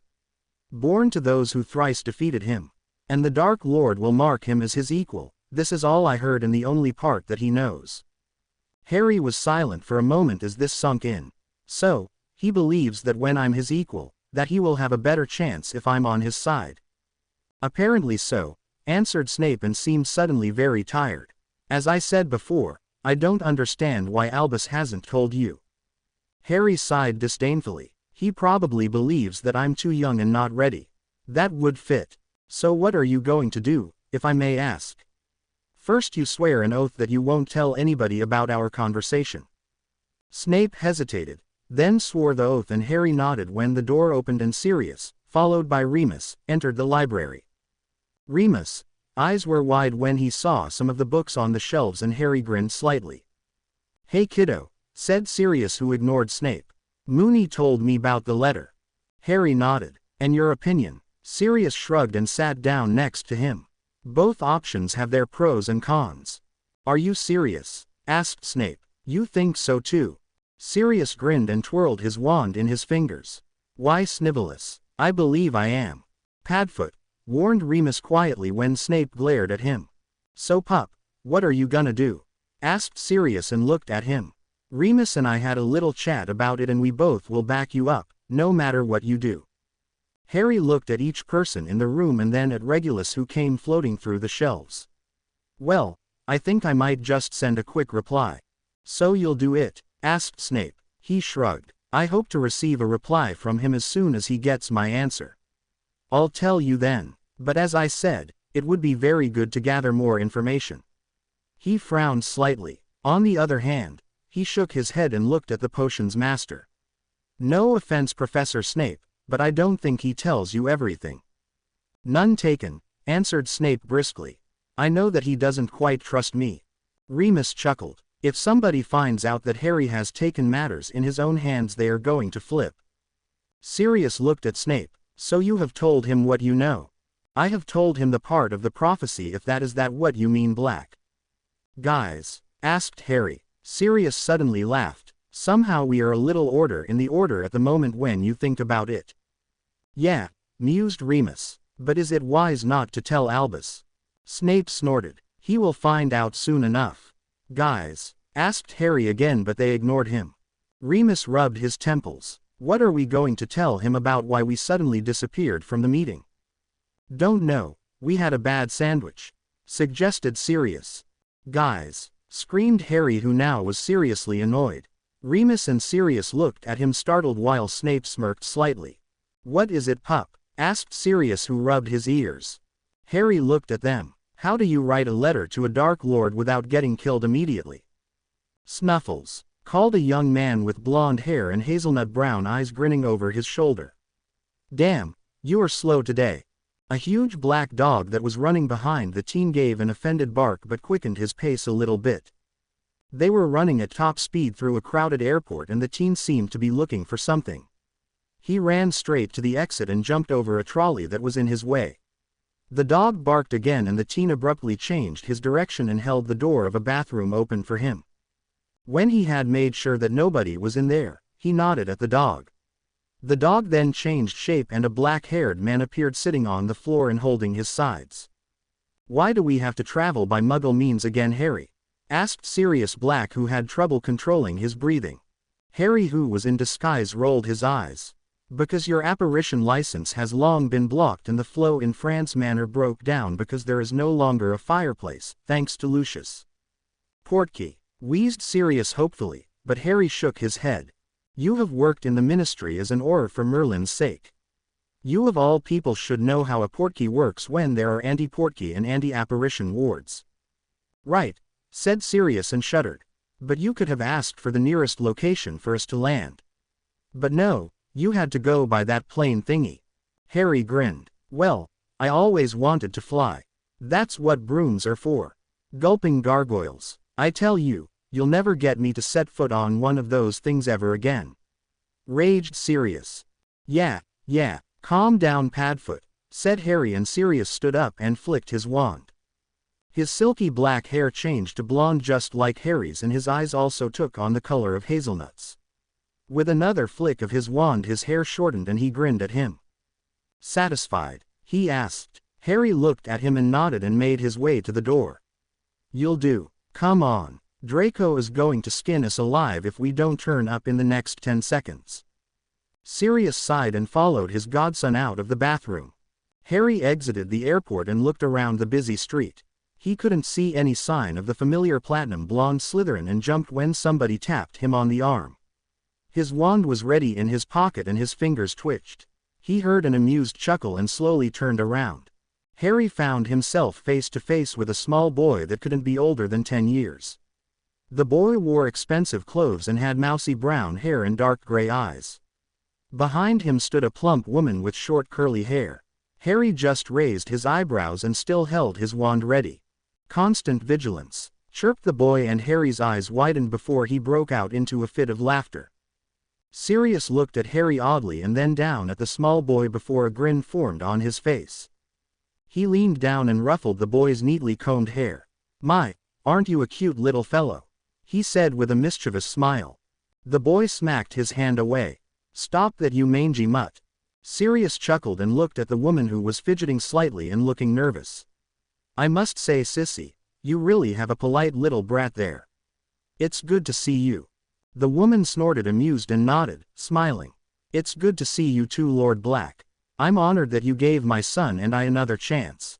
Harry, who had slowly regained his composure, broke out into laughter again when he saw Sirius' face changing from baffled to disgusted. Harry then looked at the small boy. I must say, Draco, this image fits you perfectly, he said between gasps. Harry, said the boy in a growl as he glared up at him. Very scary, chuckled Harry, amused, and the small boy rolled his eyes. Well then, said the woman nervously. The car is parked not far from here. We should be going. Lead the way, nodded Sirius and ruffled the small boy's hair one last time. The boy just sighed and they followed the woman to a simple, but still extravagant, car that was parked just 1 block away from the airport. Sirius and the disguised Narcissa took the front seats with the latter one in the driver's seat and Harry and the small brown-haired Draco in the back. The ride will only take 20 minutes, mumbled Draco as he leaned back in his seat. Hopefully the polyjuice potion won't wear off until then, this is so damn complicated. Why did you let your father blow up the fireplace then? Asked Harry, smiling. Shut it, Potter, answered Draco, annoyed. Harry quirked an eyebrow. Oh, back to Potter now, are we, Malfoy? And I thought we were friends, he sniffed dramatically. Draco stayed silent and the rest of the drive was uneventful. 20 minutes later they arrived in front of a large manor and passed the front gate that closed automatically. When they left the car, Draco and Narcissa changed back to their normal appearances and fought with their clothes. Narcissa nearly vanished into her now oversized clothes and Draco just looked ridiculous in his small clothing. He took out his wand and changed them into something more fitted before he threw Harry, who was laughing again, a mild glare. "I'm impressed," said Sirius when he stepped out of the car. "I hadn't thought that you were able to drive a Muggle car, sissy." She shrugged. "You learn things like that in our circumstances." Narcissa then enveloped Harry in a tight hug that he gladly responded to and smiled up at him because he was slightly taller than she was. "Then come on inside," said Draco. "Father surely won't be here now. He had some trouble with the Dark Nutter." Harry chuckled, and they followed the two Malfoys inside the manor. Narcissa led them into a comfortable living room and Harry's eyes caught sight of the destroyed fireplace. Sirius whistled when he saw it. "He did a good job," he said casually and flopped down on the sofa. "Why did he do it anyway?" Narcissa conjured 4 cups of hot tea inside. "He who must not be named wants Draco to be marked before the next term at Hogwarts starts. Until now I could convince Lucius that Draco wasn't ready to join him, and well, he was tortured by the Dark Lord and let his anger out on us, and the fireplace."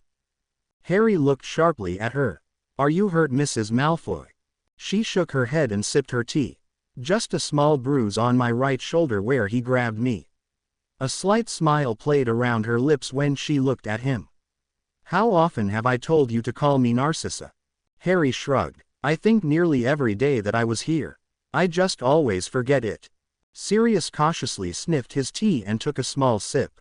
"Then maybe you have to change that soon, because she may not be a Malfoy much longer." Narcissa's eyes snapped to her cousin and she stared at him. "So you believe me?" Sirius was silent for a long moment and he looked at Harry before he spoke again. "If Harry believes you, then I don't see why I shouldn't." However, he leaned forward and looked her straight in the eye. "I want to know what caused the change of heart." Draco stiffened and Harry lowered his gaze when Narcissa began to tear up. Sirius looked at them all and waited patiently. "Mother was tortured and," whispered Draco as he patted his mother's back, "and sometimes put under the Imperious curse." "What?" screamed Sirius and dropped his teacup. "Was it?" Narcissa nodded. "It was Lucius. You know that I was forced to marry him after my sister Andromeda married that Muggle Ted Tonks, don't you?" "Yeah," said Sirius. "Even if I wasn't there myself when it happened. Andy told me about it. But she said you didn't fight it when they told you." "How could I?" cried Narcissa and lowered her head. "They would have killed me. You know our family, how they were and how some of them still are." "Bellatrix," said Sirius quietly. "Yeah, I know how they were and that my dear cousin Bella followed the tradition." "She may have been and still is my older sister," whispered Narcissa, "but she would have been the first one to kill me if I fought against the marriage to such a rich and pure-blooded wizard. And she will, when she gets out of Azkaban and discovers that I'm not on her side." "What did Lucius do to you, sissy?" asked Sirius skeptically. "You could have gotten out of the marriage in the beginning when you told the ministry what he did. It's a common agreement in every marriage."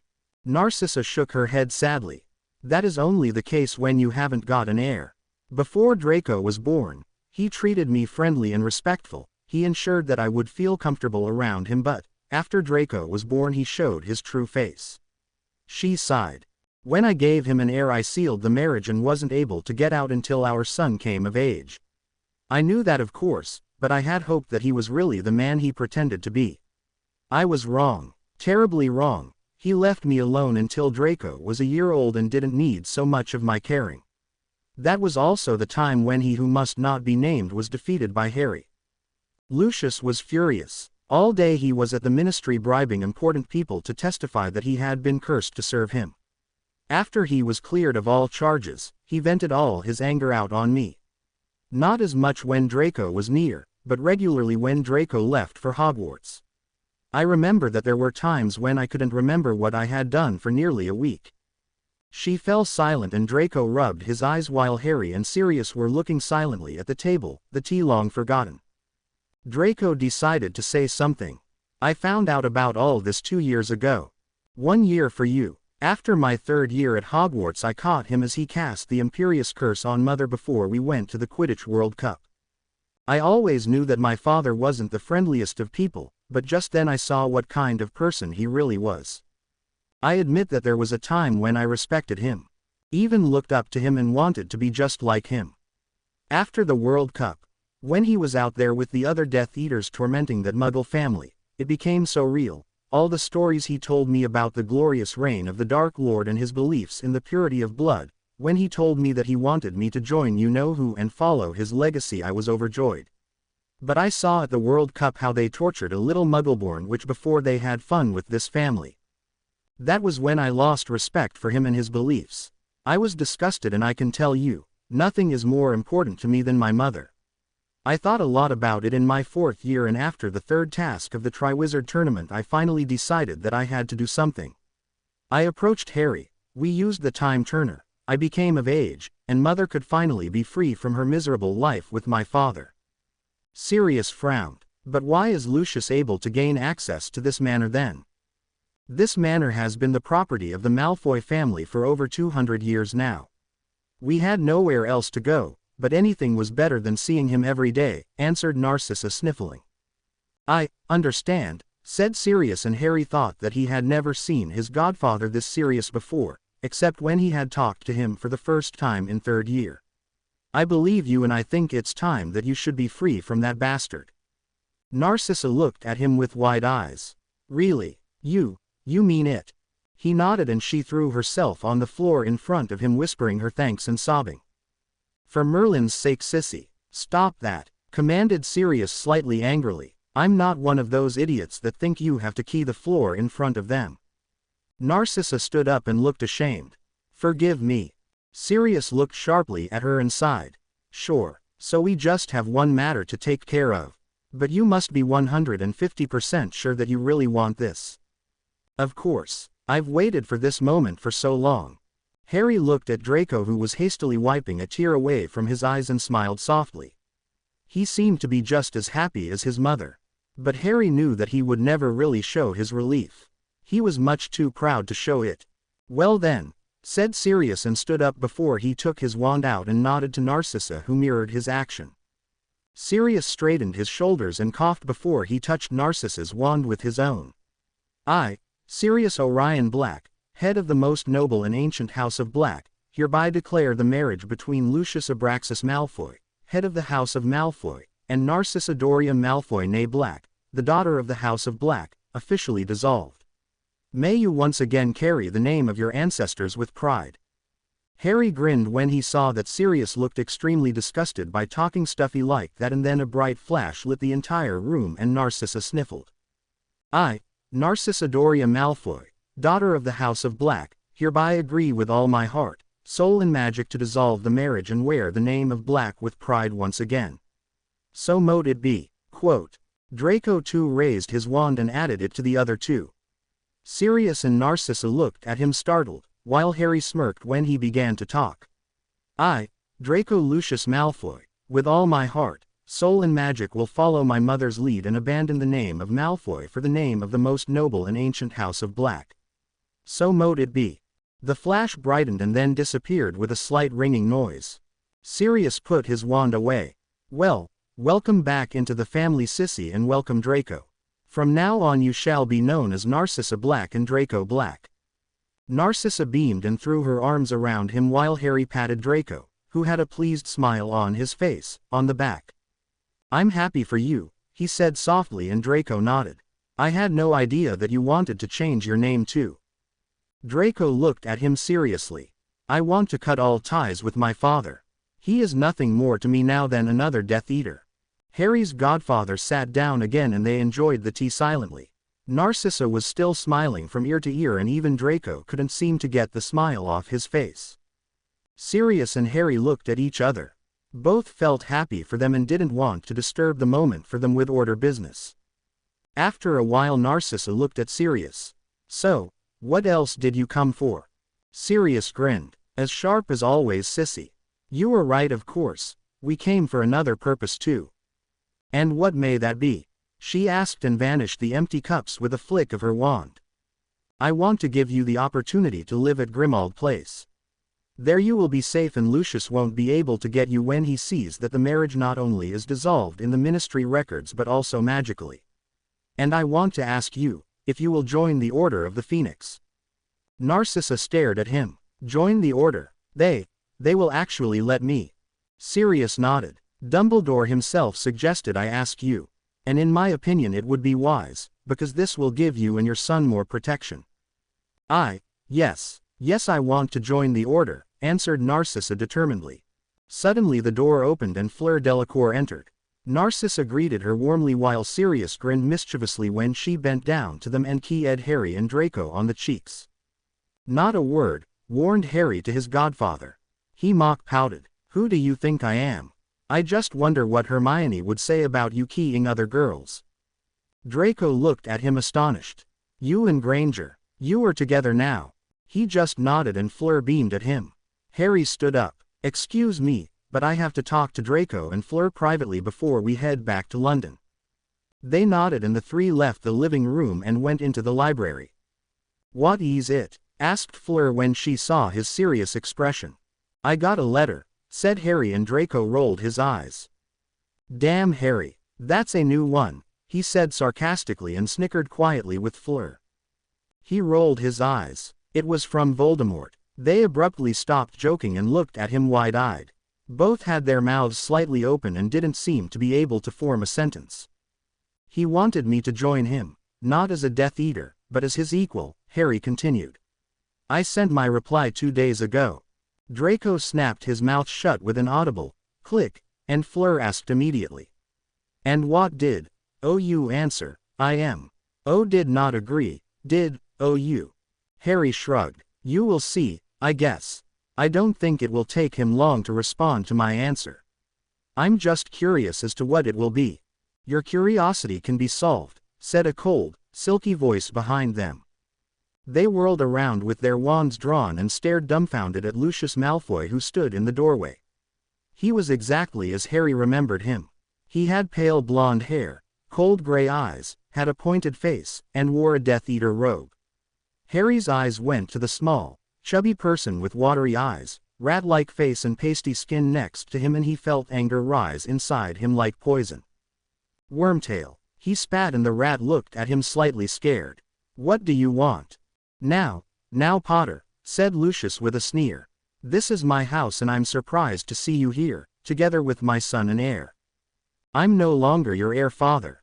Spat Draco and clutched his wand tightly. I'm not related to anyone by the name of Malfoy. My name is Draco Black. How dare you, hissed Lucius and took the wand out of his long cane. Who do you think you are to talk to me like that? Harry growled, still looking at Wormtail. What do you want? Wormtail trembled slightly and gave a letter to Lucius. This is R.L. Lord's answer to why your L letter. He stuttered and cowered behind the other Death Eater. Lucius held the letter out to him. Just read it, Potter. I'm sure you want to know what our Lord has to say. Harry took the letter, unfolded it slowly, and began to read. Harry Potter, you ensured your own death with this. You have decided not to join me and have insulted me with your reply as well. I offered you revenge for that old drop-beeping fool, but you refused, a foolish Gryffindor trait you got from your foolish parents. They paid for it and now it's your turn. I will hunt you down, your friends and everything you hold dear. You will die, but I will make sure that you beg for me to kill you before I grant you my mercy. Tom Marvolo Riddle, Lord Voldemort. Harry stared at the letter and scoffed. That had been clear from the beginning. He looked at the questioning faces of his friends and the smug smile on Lucius' face. Well, I didn't expect anything else after telling him that he is a crazy, snake-faced, old pedophile with no sense of reality when I replied to his offer, shrugged Harry and set the letter on fire. Crucio! Roared Lucius and the curse brushed Harry's shoulder as he ducked out of the way. How dare you! Harry raised a shield with his wand and nodded to Draco and Fleur who ran past him out of the library. Crucio! Stupefy! Crucio! Screamed Lucius, and Harry dropped to the floor and rolled to the side when one of the curses hit a bookshelf that crashed to the floor. Man, a big variety of curses you have, mocked Harry and fixed his eyes on Wormtail who was holding a wand in his silvery hand. Sectum sempra. The rat cried. Protega horribilis. Countered Harry, and the curse was thrown back with a bright flash of light. Reducto. Wormtail was thrown back by the curse, and the reflected spell hit him on the shoulder where a bloody slash appeared. Harry held his shield up and ran past Lucius, who was firing curses everywhere now. When he was in the corridor, Sirius and Narcissa came running out of the living room, followed by Fleur and Draco. Harry shook his head and they skidded to a halt and turned around to follow him back into the living room. Shut the door, he called and positioned himself in front of the totally destroyed fireplace. He cast a reparo, but it wasn't of much use. Only one stone was repaired. Help me here. Narcissa and Sirius were casting every locking charm, curse and jinx they knew at the door, and Harry heard the faint yell of a blasting curse from Wormtail. He looked shortly to Sirius, who was shaking with rage when he heard the traitor's voice, and then looked at his two friends. Ready? He asked, and they nodded. On 3. 1, 2, reparo. The destroyed fireplace slowly repaired itself as they forced their power into the spell. After a long and straining minute, the fireplace was intact again. What did you do to make it so difficult? Asked Fleur, who made a roaring fire appear. Harry, are you done yet? Screamed Narcissa when a hard blast hit the door. Yes, come on, he called back, and Narcissa stormed over to him. Draco grabbed her, and Harry shoved a piece of parchment with the address into their hands. Draco quickly read it and took a bag of flow powder out of his robes and gave it to Harry. He threw some of it into the fire and vanished a second later. Sirius, come on, screamed Harry when Fleur also vanished. But Wormtail is out there. He spat, and Harry saw that he was still shaking with rage. Doesn't matter, he said, and ran over to him just as the door was blasted open. We have to go, now. But, sectum sempra, screamed Lucius, and the curse hit Harry on the chest while he shoved his godfather into the fireplace, but it wasn't as effective due to his still slightly upheld shield. He whirled around and glared at the two Death Eaters after Sirius vanished. His eyes fixed on Wormtail. One day, he whispered dangerously, I will get you, Expelliarmus. Quote. He caught the two wands that were flying at him and threw them into the fire, where they burned with a very nasty noise. What now? He mocked with a smirk. Lucius also smirked, and Harry narrowed his eyes at him. What was he up to? Suddenly 10 other Death Eaters stormed into the room, and Harry sighed before he threw some flow powder into the fire. The curses were now flying wildly, and he turned around one last time to look at Wormtail and raised his wand. Fire! He whispered with a cold smirk, and the whole room burst into flames that took the shapes of numerous magical beasts as the Death Eaters watched in horror. Retreat! Screamed Lucius madly when the anti-apparition and anti-portkey wards fell down. Harry said nothing and stepped into the fire. He heard some screams before he closed his eyes and whispered his destination. He whirled around and was thrown out of the fireplace at Grimmauld Place after a short time. Harry, said Sirius, and helped him to his feet. Are you all right?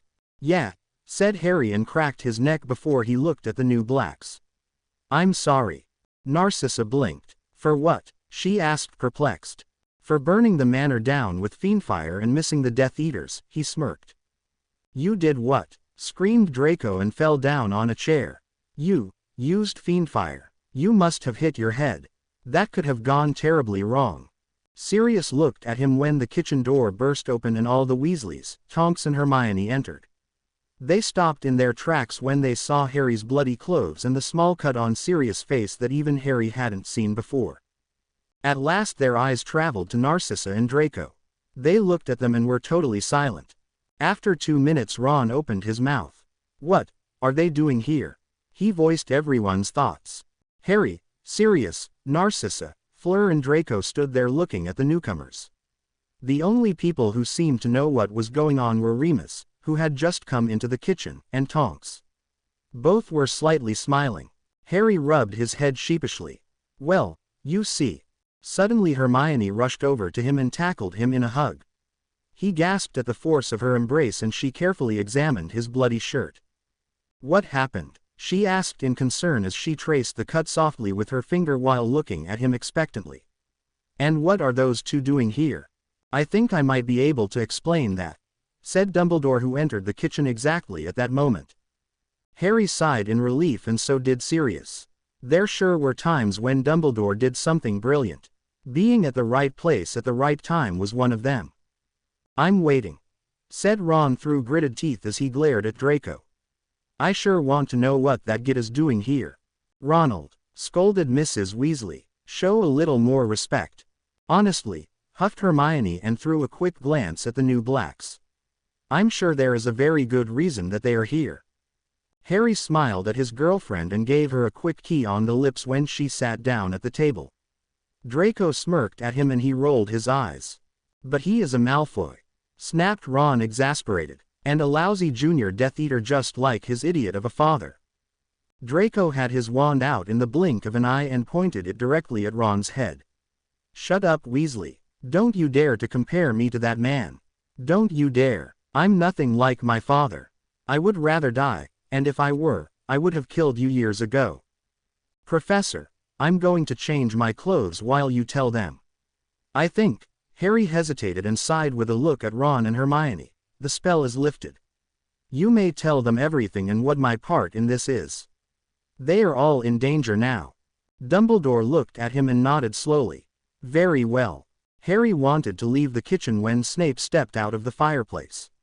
He nodded to Draco and Narcissa with a small smile on his face and then looked at him. "Potter," he nodded and Harry lifted his eyebrows. "We have to talk. Alone." "Yes, sir," he answered and led him out of the kitchen. "Is my room okay?" "It will do," retorted Snape grumpily as they climbed the stairs. When they reached the door to Harry's room, the potions master raised his eyebrows when Harry countered several wards, curses and jinxes that were in place. He smiled slightly and answered the professor's unasked question when he opened the door, "For safety. I don't want anyone to look through my stuff, it could be quite confusing for them, and some trouble for me. Please enter." Snape entered the room, and Harry saw with a slight smirk that his eyes widened when he saw all the books about dark magic that were neatly put on the shelf and laying on his bed. "This is an interesting set of books you have here," he commented, obviously impressed. "Thank you, sir," said Harry and went to get a fresh shirt out of his wardrobe. "So, what is it that you want to talk about?" Snape was silent for a moment while looking at some of the very rare potion books. "You see, Potter, I'm curious about your reply to the Dark Lord regarding his offer." He was furious, to say it mildly. Harry chuckled and vanished his bloody shirt with a flick of his wand. "I can imagine. Why was that the case?" asked Snape after Harry had thrown the new black shirt over his head and grinned happily. "He tortured several Death Eaters and even killed 2 low-ranking idiots." "You see, I didn't answer him in the way he expected me to. I told him off quite nastily," replied Harry casually and flopped down on his bed. "Need I say more?" Snape frowned. "I don't like to say it, but I'm impressed. You have changed a lot, it seems, Mr. Potter." "Is this a compliment, or a very well-hidden insult on your part, Professor?" Harry wanted to know after Snape rolled his eyes and sat down on the chair in front of the small desk next to the wardrobe. "Take it as you want," shrugged Snape, smirking, and Harry felt more and more comfortable around the potions master. "As you told me in Diagon Alley, times change and so do people. I believe that should be the case now." Harry looked at him mildly surprised. "You are offering me a truce? After all these years? Just like that? Just because I changed a bit in your opinion?" Snape shook his head. "Yes, and no. Draco is my godson, as you very well know. I've always cared for him and I'm thankful for what you did for him. You saved him from the life he would have led if he had to join the Dark Lord. And you must have something good hidden under your arrogance for Draco to see you as his friend." "Gee, thanks, I guess," replied Harry in a sarcastic tone and threw him a mild glare. "Does this mean you will stop tormenting me in your classes, sir?" Snape gave him a withering look. "In your dreams maybe. I don't play favorites." Harry snorted and flicked his wand to get the books on his bed to fly to the shelf. "I've noticed that. No offense, Professor, but you treat the lions and badgers like they are dirt under your shoes and nearly ignore the ravens. And you favor your snakes quite too much, sir." "Is that so, Mr. Potter?" asked Snape, smirking. "Yeah," replied Harry and scratched his head. But let me guess, it is to keep up appearances. Not only that, answered Snape and gave him a long look. You may find it surprising, but it's not possible to have a civilized conversation with some of them. My snakes are the total opposite of the other houses. They're, like the Sorting Hat says, cunning, smart and have ambitions. So the lions, ravens and badgers are dumb. Is it that what you are trying to tell me here? Harry wanted to know and looked like he was mortally offended. No, said Snape slowly and really seemed to think about it. They are different. The Slytherins also have their flaws. The Gryffindors are reckless but they favor bravery, the Hufflepuffs are loyal and true friends and the Ravenclaws are smart and level-headed. Having said that, most of the cauldrons are blown up by Hufflepuffs and Gryffindors though. I'm scared out of my wits already when I think about this year's owl classes. Harry laughed out loud at that and looked at his potions professor. I think you might have a point there, sir. I just hope you spare me and don't partner me up with Neville. He is a good guy but horrible with potions. Snape looked at him in disbelief. Horrible? He's worse than, whatever. They sat in silence and Snape once again looked at the books on the shelf. Harry bit his lip feeling slightly uncomfortable. Should he ask the professor what was on his mind? Snape let his eyes drift through the room and met Harry's, and as always, raised an eyebrow. You seem to have a question, Mr. Potter, he stated. Indeed, whispered Harry lost in his thoughts. Professor, this may not be something I should ask but, why do you hate my father? I noticed that every time someone speaks of him you are, well. Snape sighed and stood up. I think this really is something I won't answer. Maybe one day, but not now. Harry was disappointed but nodded and stood up as well. I understand, sir. Should we go back to the kitchen? Yes, was Snape's short reply and he straightened his robes and plastered on his usual sneer. Harry chuckled and they went down again. Really, sometimes Snape could even be nice if he wanted to, he mused. When they entered the kitchen he was a little surprised to see that no one had blown something up and were still sitting at the tables. But he could see the confused and disbelieving faces of Hermione, Ron, Ginny and the twins. When they realized that he and the professor had entered, the teens all whirled around. Is it true? Asked Hermione immediately when he slowly took his seat between her and his godfather. Harry looked at Dumbledore and nodded. Yes, it's true. I assume he told you everything.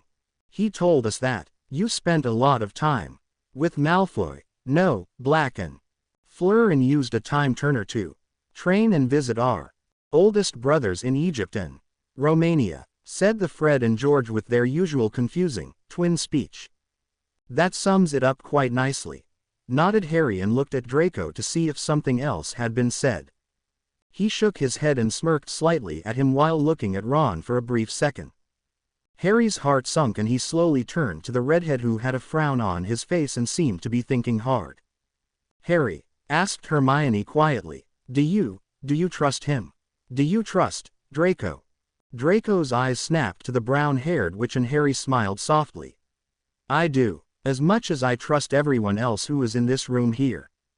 Hermione hesitated and looked over to Draco who sat on the other side of the table next to his mother and Fleur. Then I will trust him too. Because I trust you. Thank you, said Draco quietly and gave her a grateful look. Hermione smiled slightly and intertwined her fingers with Harry's. He gave a sigh of relief.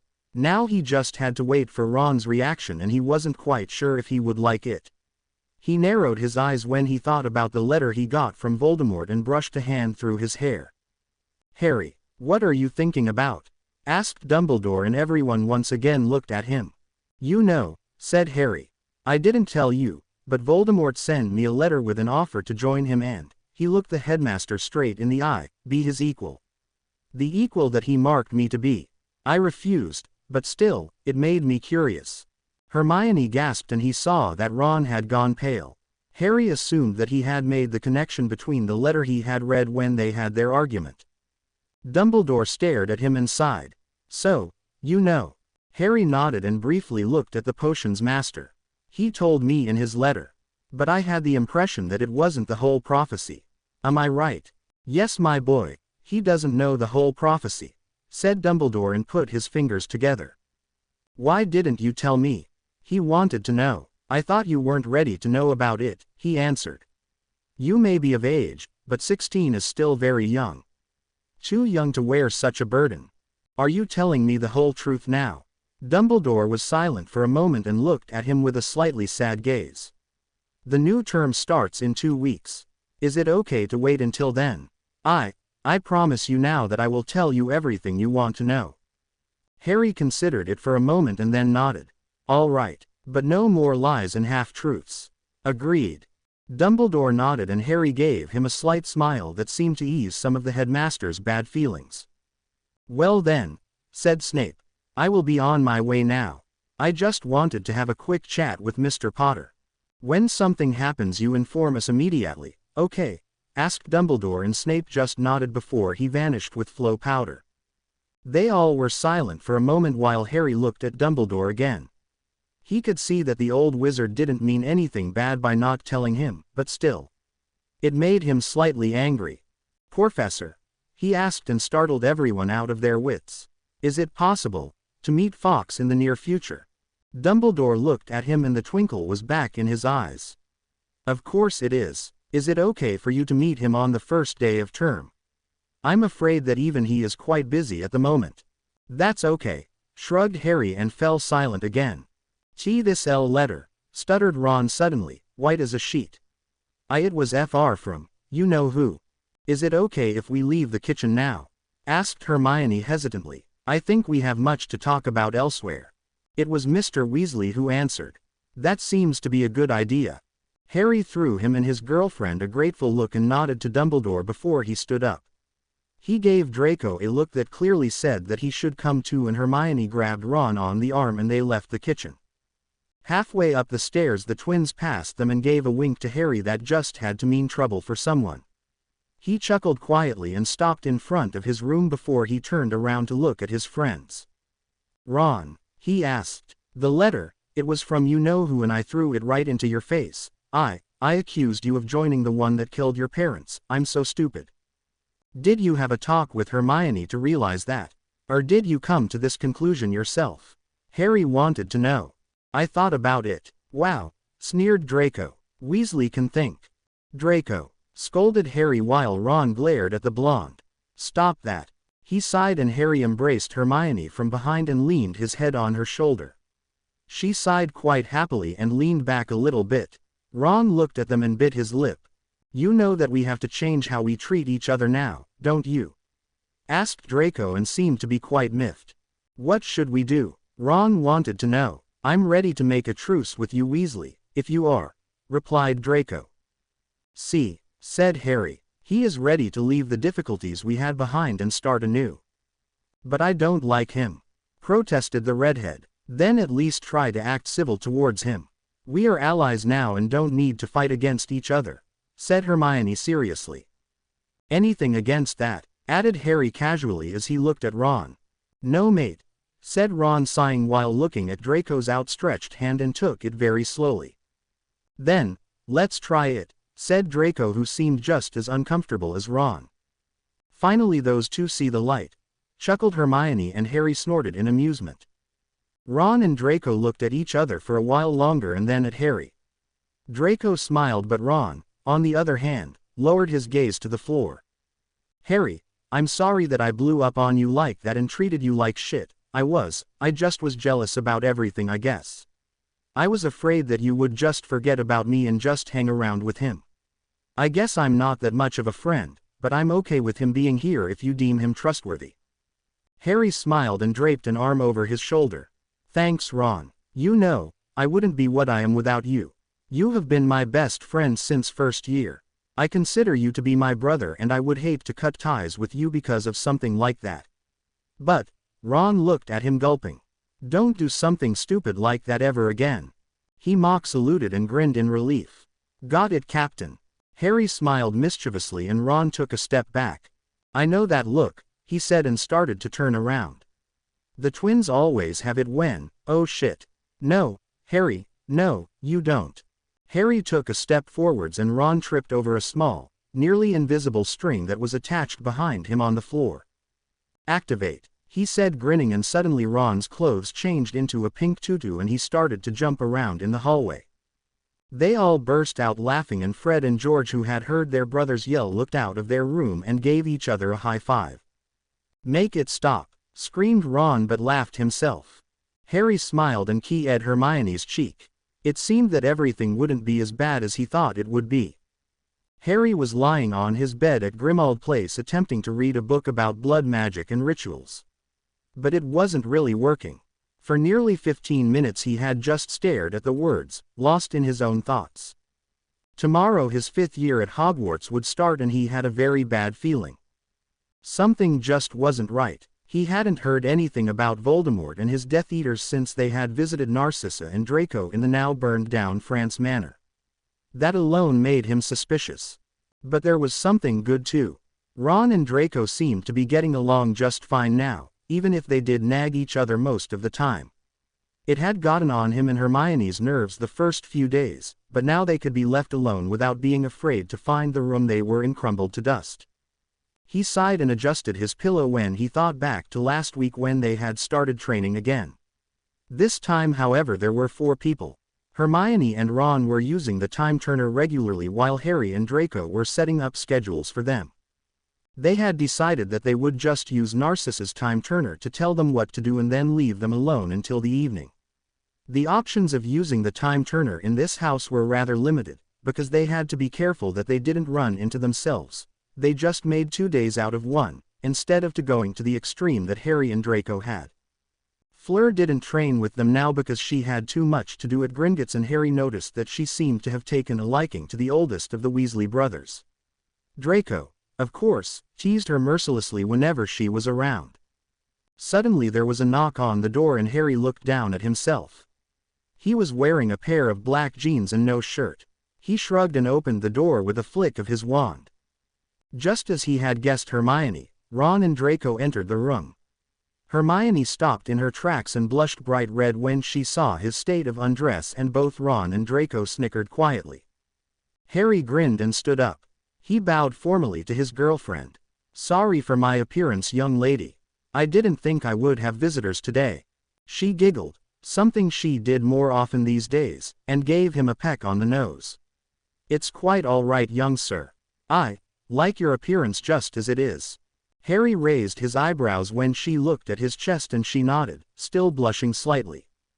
"Well then," said Harry and leaned forward to give her a real key. "I think I should do this more often." "Are you finished now?" asked Ron, who rolled his eyes. "We didn't come here to watch you snog Hermione." Hermione sighed and glared mildly at him. "You sure know how to kill the mood, Ronald." Ron grinned and dodged a book Harry had thrown at him. "Somebody has to do it." "Yeah, and why not just the weasel?" asked Draco. "Do you want to bounce again, Ferret?"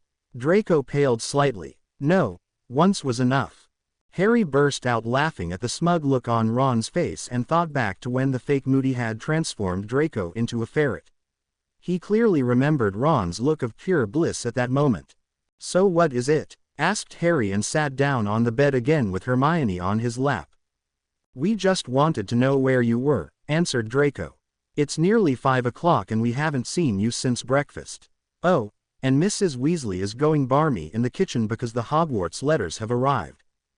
Harry looked at him. "You hang around Ron too much. You're starting to sound just like him." Draco choked and Ron glared at him. He just shrugged and looked at Hermione, who had made herself comfortable on his lap.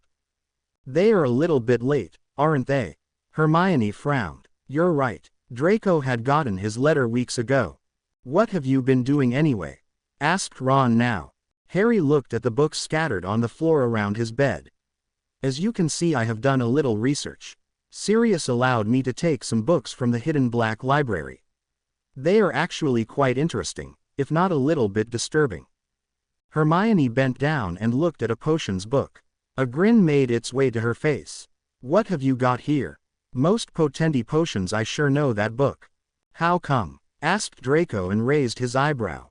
"This is a very advanced potions book, and it's restricted by the Ministry." Harry, Ron and Hermione looked at each other. "You see, Draco," said Harry and chuckled slightly. "Hermione here brewed Polyjuice potion in our 2nd year. You have 3 guesses as to which book she got the recipe out of. Any idea? Draco stared at him and then at Hermione. Did I hear right? You brewed Polyjuice Potion. In your 2nd year. Yes, was Hermione's simple answer. Whatever the hell for? Draco wanted to know and fell on the chair near the wardrobe. In your 2nd year. I can't believe it. We wanted to know who the heir of Slytherin was, answered Hermione and looked through the book before putting it on the bed. Do you remember when Crabbe and Goyle weren't their usual selves? Draco narrowed his eyes in thought.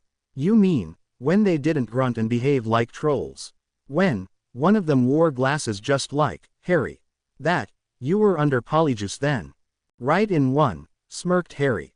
We thought you were the heir of Slytherin then and tried to get some information from you. Hermione brewed the potion and Ron and I went to the Slytherin common room. Hermione was a bit distracted. You can just say that I was spitting out fur balls at the time, grinned Hermione, and Draco looked at her like she was crazy. No, seriously, I collected cat hairs from Millicent Bulstrode's cloak and had to run around with a tail for over a week. Draco smirked. That's fitting. Hermione rolled her eyes and stood up. Harry gave her a disappointed look, but she ignored it and smacked him softly on the head when he stood up himself. We should get going. I'm afraid that if we wait any longer Mrs. Weasley will trash the kitchen, said Harry and grinned at Hermione. That's what I was going to say, she mumbled. I know, love, he whispered into her ear. I just wanted to be smart too.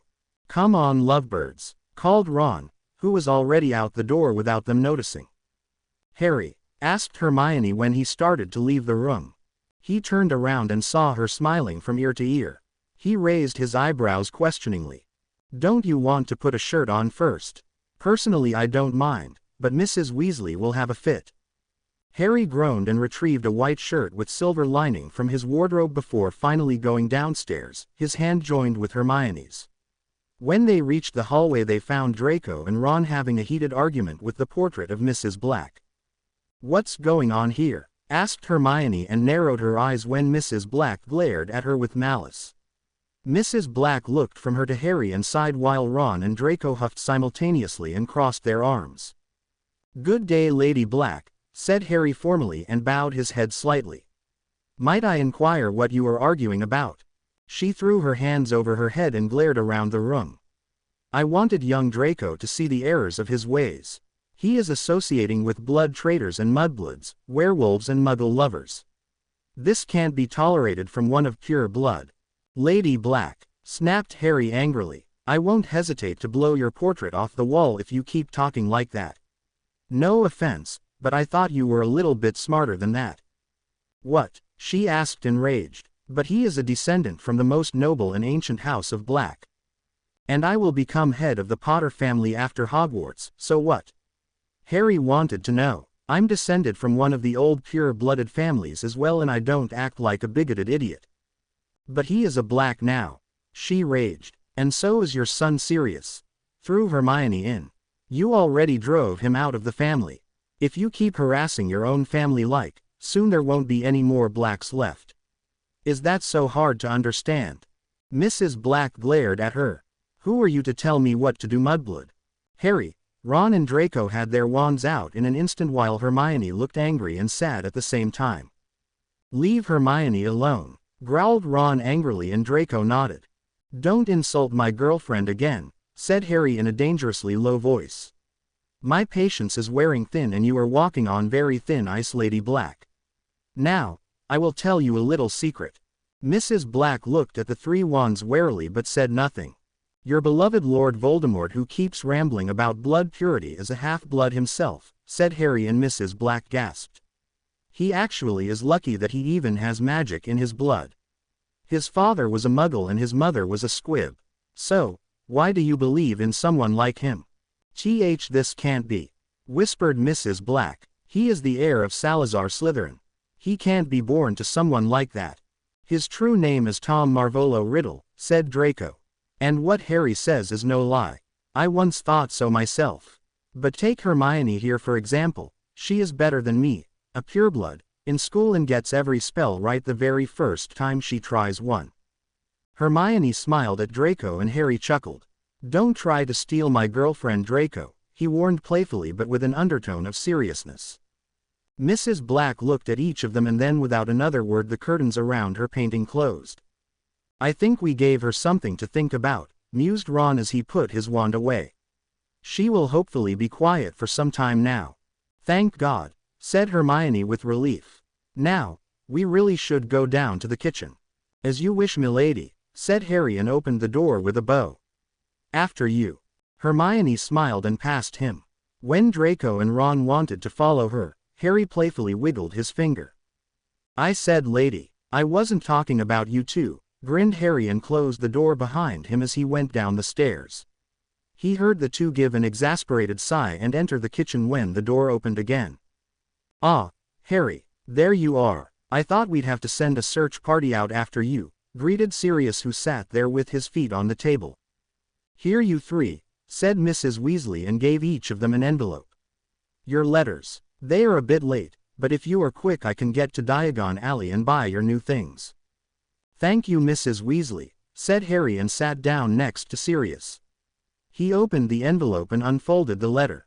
"Dear Mr. Potter, the following is a list of the necessary items required for your 5th year at Hogwarts School of Witchcraft and Wizardry. Please note that the train leaves King's Cross Station, platform 9 3/4 on the 1st of September at precisely 11 o'clock. On a personal note, I talked to Professors Vector and Babbling. You will be required to take a test in both arithmancy and ancient runes on the 3rd of September after breakfast. And congratulations on making prefect. Please note that you have to attend the meeting on the Hogwarts Express where you will be instructed in your duties. It will take place in the first car of the train. Sincerely, Minerva McGonagall, Deputy Headmistress and Transfiguration Teacher." Harry's jaw dropped when he read the last part of the letter and he quickly turned the envelope around. He paled when he saw a shimmering prefect's badge that fell into his hand. "Has Dumbledore gone nuts?" he asked quietly, and Sirius nearly fainted when he saw the badge. Suddenly Hermione gave a scream of joy, dropped her letter and hugged him enthusiastically from the side. "You too. Oh, Harry, I knew it. I knew you would be a prefect too," she said, and all eyes in the room turned to the pair. "Harry," began Fred. "Are you really?" continued George. "A prefect?" they asked together with wide eyes. Harry tiredly waved the badge for everyone to see and leaned back in his chair. "Wow, kiddo," said Sirius, who stared at him. "Your time spent sneaking around the castle at night is over now, it seems. Congratulations." Harry threw him a mild glare. "I don't know how Dumbledore can think that I'm suited for this position. I think he really is getting old." "Oh, this is wonderful," shouted Mrs. Weasley and gave him a hug when Hermione let go of him. "I'm so proud of you two. You will both do a very good job." Harry grimaced when he heard some of his ribs being squished and patted her softly on the back. She smiled at him and then grabbed the book lists. She scanned them over and nodded. "I will be back in an hour," she mumbled. "This is going to be expensive." Suddenly they heard a choking noise and they all looked over to Ron, who was gaping at his letter with wide eyes. "Has he finally lost it?" asked Draco casually and took the letter from him. He scanned through it and his eyes too widened in surprise. "How is this possible?" "What is it?" questioned Hermione and carefully placed her badge on the table.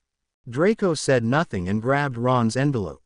He turned it around and out fell a prefect badge just like Harry's and Hermione's. They both gasped and everyone else in the room stared at Ron open-mouthed. "How?" asked Mrs. Weasley in a daze while the twins looked like they were having a heart attack.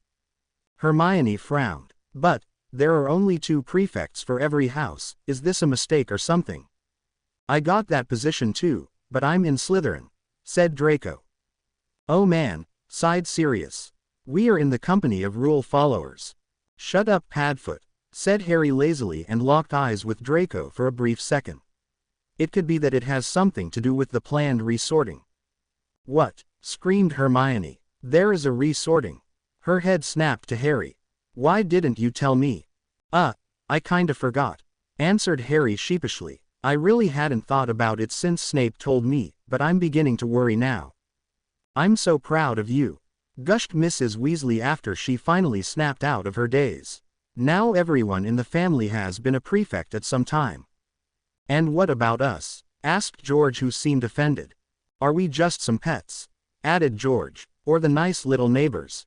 Mrs. Weasley ignored them and asked Ron what he wanted to have as a present. Ron stared at her for a moment and then hesitantly asked if he could get his own broom. Harry and Hermione smiled at each other while Draco was occupied with rolling his eyes and getting Hermione's cat Crookshanks away from his leg.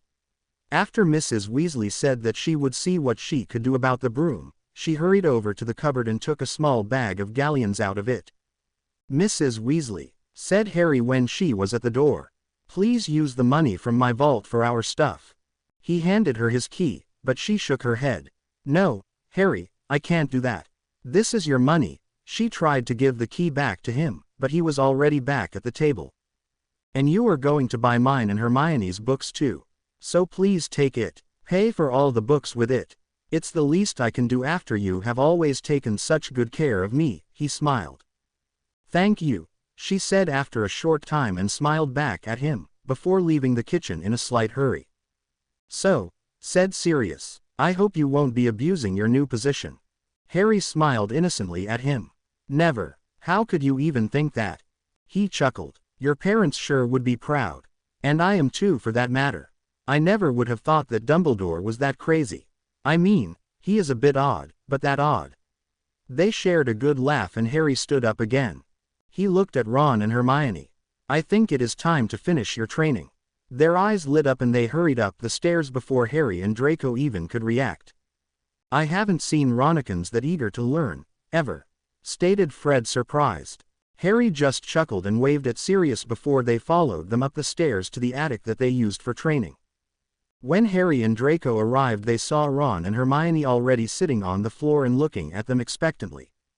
Well then, said Harry, let's give your animagus transformations a try. I'm curious about what you will be, as neither of you wants to tell anything about your form. I sure hope that you researched your forms enough. I did, nodded Ron.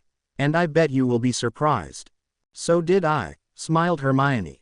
They began to concentrate, and Harry and Draco looked at each other as a blue light formed around Hermione and a red light around Ron. They had both seen this before. It wasn't common that someone began to glow like that while transforming. They had only witnessed it when they themselves had transformed. With a sudden gust of wind, Harry and Draco had to shield their eyes. Harry's eyes widened when he heard a loud trill that sounded just like phoenixes, shouted Draco after the light had faded. They are phoenixes. And indeed they were. Where Ron had been sitting moments ago was a red phoenix just like Fox with blue eyes hopping up and down. It looked like fire was dancing on his feathers. In Hermione's spot, there was now standing a beautiful dark blue phoenix with brown eyes and the feathers shimmered like water. A water phoenix and a fire phoenix, whispered Harry as he petted Hermione's now feathered head. Now we're just missing the earth one. Remarkable. Yeah, said Draco, and their two friends changed back into their human form. And, grinned Ron, what do you have to say now? This is unusual, said Harry after a while, and Hermione frowned. Why? She asked. Being a phoenix is great. By the way, what are your forms anyways? You never told us. Harry nodded at Draco, and in the blink of an eye a majestic golden phoenix was in his place.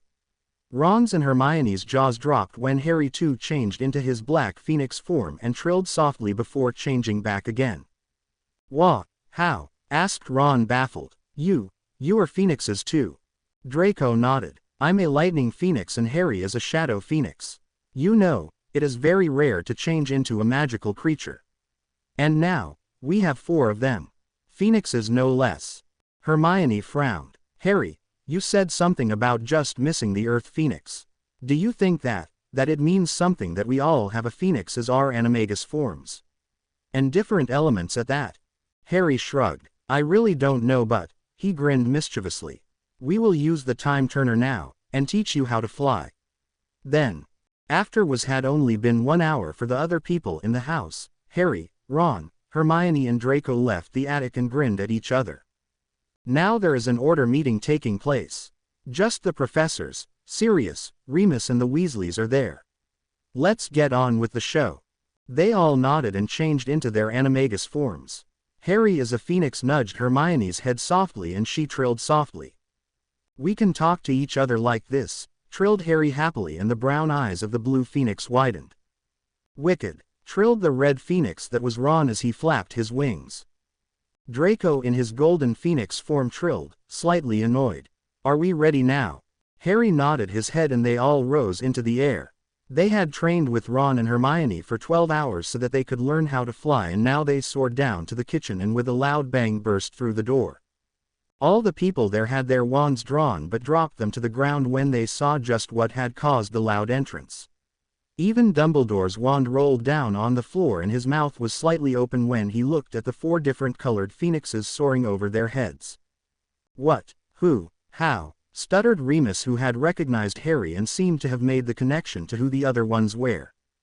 They all settled on the table in front of Dumbledore, who had a bright twinkle in his eyes when he picked his wand off the floor. Incredible, he remarked and petted each of them softly on the head. They gave a trill and Sirius stood up to look at them better. He narrowed his eyes while everyone else was still gaping and then burst out laughing. I can't believe it, he laughed. By Merlin's beard, they are all phoenixes. What's going on? Asked Mr. Weasley in awe while staring at the 4 birds. Remus joined Sirius' side. If I have this right, he said while looking at each of them. This is, he pointed at the red phoenix, your son Ron, and this, he pointed at the blue one, is Hermione, while this one, he then pointed at the golden phoenix, is Draco, and the last one, he petted the black phoenix, is Harry. My son Ron is an animagus. And a phoenix too, all of them are phoenixes. The phoenixes trilled and rose into the air again. With a loud thundering noise the golden one disappeared with a flash of lightning and the other 3 flew out of the kitchen through the door. When they were all sitting in Harry's room in their human forms again, they started laughing. Did you see their faces? Asked Ron and wiped away some tears. Fred and George nearly fainted. Hermione giggled. Even Dumbledore dropped his wand. Harry meanwhile, glared daggers at Draco. How do you do it? What? The blonde asked innocently. Do you mean flashing? Yes, shouted Harry. I can't get it right and you make it seem so easy. But no, you won't even give me a little hint. I won't tell you, smirked Draco. Unless you still haven't gotten it by Christmas. Harry pouted. This sure wouldn't be an easy task. But on the other hand, would he have the help of Hermione now? So he just had to work together with her and Ron. Well then, let's head into our own rooms then, said Hermione. Yeah, added Ron. I'm knackered after 12 hours of training. Good night, said Harry and keyed Hermione passionately. She nodded and keyed him back before leaving the room, followed by Ron and Draco, who each gave him a pat on the back. Harry flicked his wand to change his clothes and slipped under the covers. After the training, he too was tired and drifted off to sleep after no more than 5 minutes. On the day of the 1st of September, a group of 8 people made their way through the station at King's Cross. They were attracting attention, but not because of looking out of place, but because of their confidence and clothing. The adults, Mr. Weasley, Mrs. Weasley, Remus and Tonks were chatting quietly and a huge black dog was running around like crazy. But nearly every one of them looked at the 4 teens that were walking alongside them. All 4 of them now wore new robes that Harry had secretly gotten for them in Diagon Alley. Ron and Hermione had protested at first, but after some coaxing from Harry, had accepted them as late birthday presents for the last year. Draco, of course, didn't get any robes from Harry, because he already had a whole room full of them. Harry was now wearing a dark green shirt with a black and silver phoenix that curved itself from his right arm, over his torso and back, a pair of worn-out black jeans with a silver belt, some comfortable black dragon hide boots, and a midnight black cloak. The black phoenix pendant with emerald eyes he had gotten from Fleur hung around his neck and he smiled when he remembered that now every one of them had a pendant of the same sort. His prefect badge was shimmering on his chest. Hermione wore very tight-fitting dark blue jeans and a white top with a dark blue and white phoenix that curled around her waist and back, and a dark blue cloak, together with white boots. Like Harry, she wore her own phoenix pendant. Hers was a shimmering blue with brown eyes and her prefect badge was pinned to her robe. Draco and Ron were wearing the same clothes as Harry. Draco's shirt was black with a gold and gray-colored phoenix, gray jeans, gray boots and a very dark gold cloak. He too had a pendant in gold and silver. Ron's shirt was white with a red and orange phoenix. He wore blue jeans, dark red boots and a dark red cloak. His pendant was red with blue eyes. All in all, it looked like they were wearing some sort of uniform. And that was what they had intended. They wanted everyone to know that they were friends now and stuck together.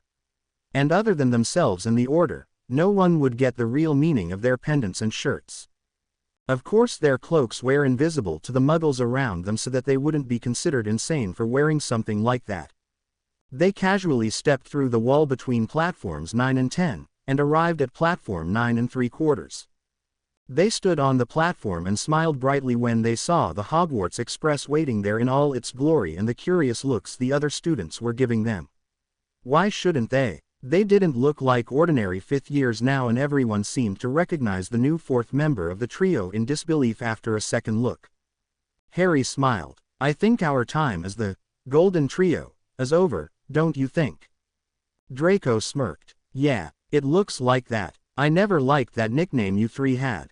It reminded me entirely too much of Gryffindor. Well then, said Ron. We have a train to catch. Hogwarts, here we come again. They chorused together and laughed. Well then, said Harry with a big smile while scratching the huge black dog behind the ears. Let's get a compartment. Be careful, you four, said Remus and bent down to the black dog. Always, smirked Draco. You know us, added Ron smiling. Yes, said Mr. Weasley slowly, and that's the problem. Harry pouted and Hermione led the way to the end of the train where a single compartment was still empty except for a girl with blonde hair that was reading a magazine upside down. Somehow they always ended up in the same one. The train gave a warning noise and they jumped on while waving to the adults. When the train started to leave, Harry bent down to the black dog one last time. Don't do anything stupid, Padfoot. I'm gonna miss you. The dog barked and licked his hand before he went back to stand by the other adults. They waved until they couldn't see the station anymore, then leaned back in their seats. So, who is that? Asked Ron a little uncomfortably as he looked at the blonde girl. She had her wand tucked behind her ear and seemed to be totally engrossed in her magazine. All in all, she looked very strange. She didn't look up, but Harry saw a slight smile on her face when she suddenly spoke up. My name is Luna Lovegood. Harry bowed his head. It's a pleasure to meet you, Luna. I know who you are, she said and looked at each of them with big blue eyes. You are Harry Potter, and your companions are Ronald Weasley, Hermione Granger and Draco Black. Draco looked at her in bafflement and sat down. How do you know I changed my name? The Nargles told me, she answered and seemed to look right through him. Nargles, mouthed Draco to Harry, who grinned slightly. He sat down and looked at the magazine that Luna had been reading. He saw that it was called The Quibbler and chuckled. Why are you reading it upside down? She smiled. I was doing a crossword. If you read it like that, it shows a spell to detect Willybattis. What the heck are Willybattis? Asked Ron, perplexed. Oh please, huffed Hermione.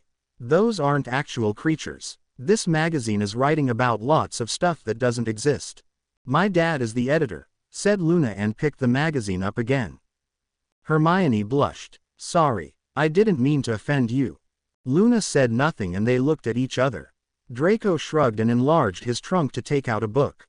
Suddenly the door opened and Neville Longbottom, followed by Ginny, stood there. Harry raised an eyebrow when he saw that he was carrying a strange pulsing plant in his arms that looked a little bit like a cactus.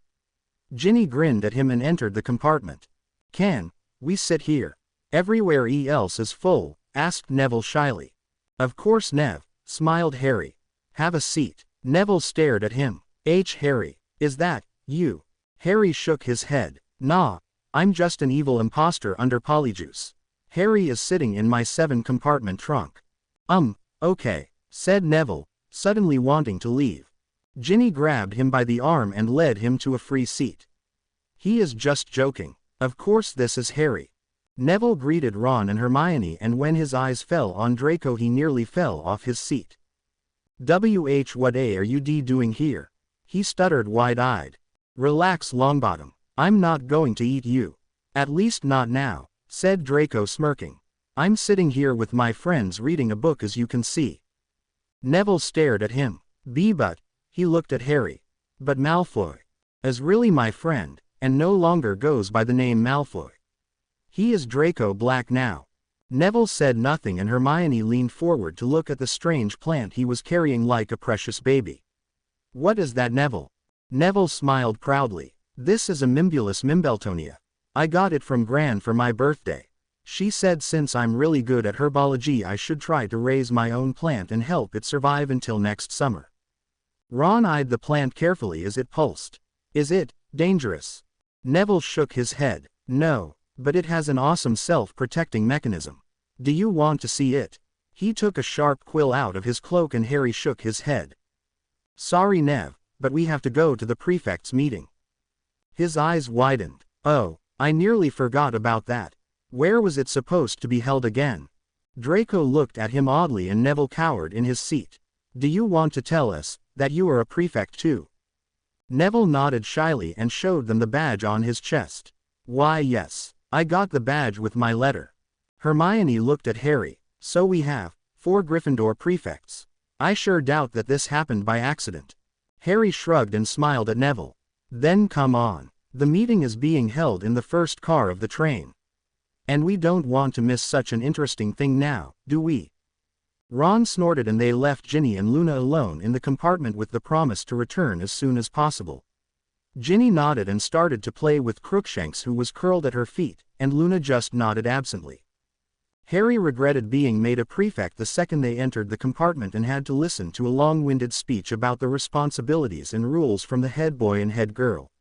He looked at Hermione and even she seemed to be bored out of her mind after only 5 minutes. 30 minutes later the head boy, Roger Davies, took out a scroll and looked at each of them. Well, it's a little bit strange that there are 10 prefects now. Normally there are only 6, but Professor Dumbledore assured me in his letter that it is correct. So, he sent me 10 scrolls with the planned patrols that you will be responsible for during the term. Read it carefully this evening before you go to bed. He handed out the scrolls and started another long lecture about the things they had to do on a patrol. Even Hermione didn't bother to listen, and Harry poked her softly in the side and she had to try not to laugh.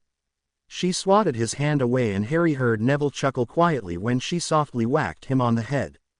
He pouted and she looked around and gave him a quick key on the cheek.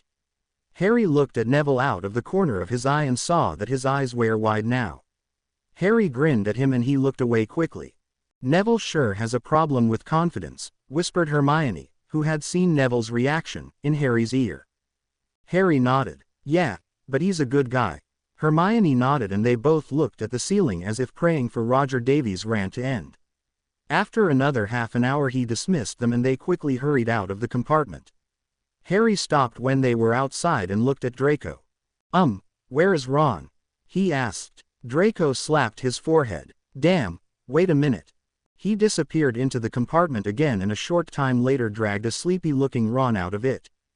Sorry guys, he said sheepishly. I fell asleep in there. They shared a good laugh and went back into their compartment to join Ginny and Luna again. Neville followed them and quietly sat down near the door. Hermione, I'm astonished, said Harry playfully when they had closed the door. You didn't even try to listen to our dear head boy. Who are you and what have you done with my bossy, rule-following girlfriend? Hermione sat down near the window. Well, when I'm around you the normal rules don't apply. I thought you had already noticed that. Harry chuckled and sat down next to her. He had to stifle a big yawn when he looked out of the window. He hadn't really slept much last night because of his worries about Voldemort. Is someone tired? Whispered Hermione in his ear when Draco and Ron started to play a game of chess while Neville and Ginny took out some exploding snap cards. Harry sighed and rubbed his forehead. You don't know how much. Hermione grabbed his shoulders and slowly laid his head down onto her lap. Harry looked up at her and smiled and she bent down and gave him a small key. He could see the concern in her eyes now. But you haven't had any nightmares, have you? No, said Harry and breathed in her scent. Not anymore. So Voldemort has nothing to do with it. she asked, and Harry closed his eyes when she started to massage his temples softly. He can't get through my occlumency shields, he answered. I felt him try it once, but he no longer can access my mind like he did before I finished my transformation. Hermione stiffened and Harry opened his eyes to see her looking at him in alarm. He tried to access your mind. What did he do? I don't really know, mumbled Harry.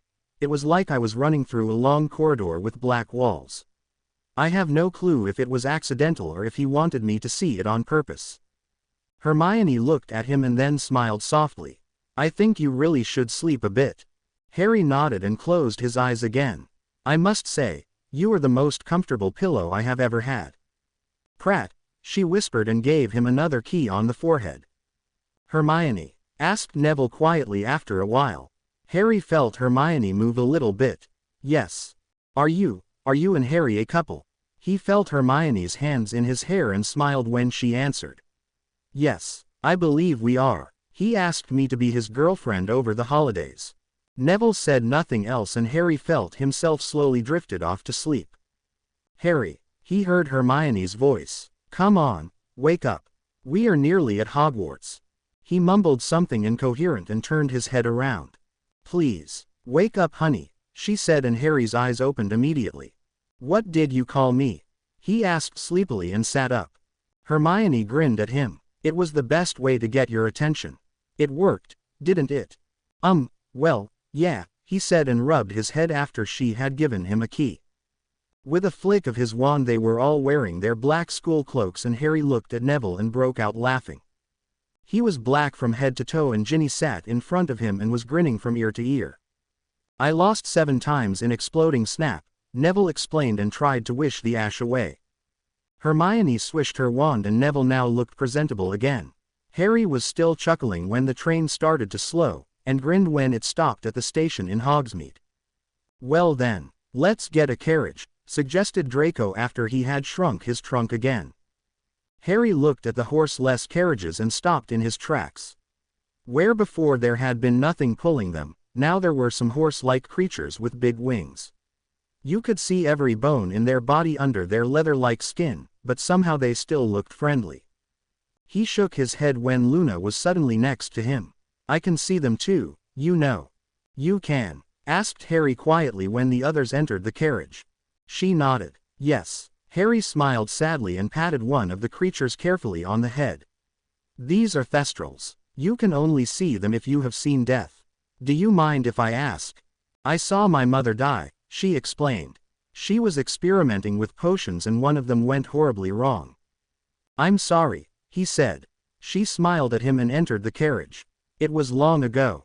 Harry was silent for the rest of the ride to the castle, and realized where he was just as they entered the great hall where most of the students were already seated. Dumbledore stood up when all students, including the new first years, were in the hall and raised his hands. It is a pleasure to see you all again this year and great to have some new faces here as well. I won't take up too much of your time, but I do have an announcement to make before the sorting starts.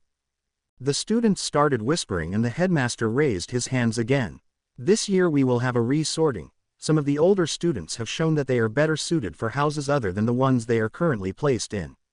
The re-sorting will only be for 5th years and above, so 4th years and below don't have to worry.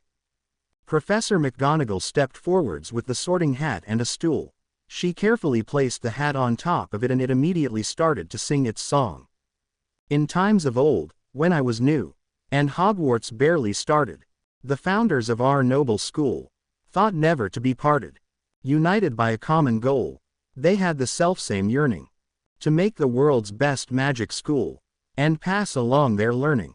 Together we will build and teach, the 4 good friends decided. And never did they dream that they might someday be divided. For were there such friends anywhere as Slytherin and Gryffindor? Unless it was the second pair of Hufflepuff and Ravenclaw. So how could it have gone so wrong? How could such friendships fail? Why, I was there, so I can tell the whole sad, sorry tale. Said Slytherin, we'll teach just those whose ancestry's purest. Said Ravenclaw, we'll teach those whose intelligence is surest.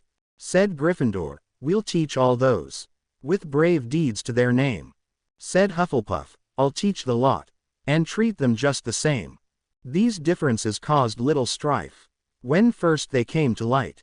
For each of the 4 founders had a house in which they might take only those they wanted. So, for instance, Slytherin took only pure blood wizards of great cunning just like him. And only those of sharpest mind were taught by Ravenclaw, while the bravest and the boldest went to daring Gryffindor. Good Hufflepuff, she took the rest and taught them all she knew. Thus, the houses and their founders maintained friendships firm and true. So Hogwarts worked in harmony for several happy years. But then discord crept among us, feeding on our faults and fears. The houses that, like pillars 4, had once held up our school, now turned upon each other and, divided, sought to rule. And for a while it seemed the school must meet an early end.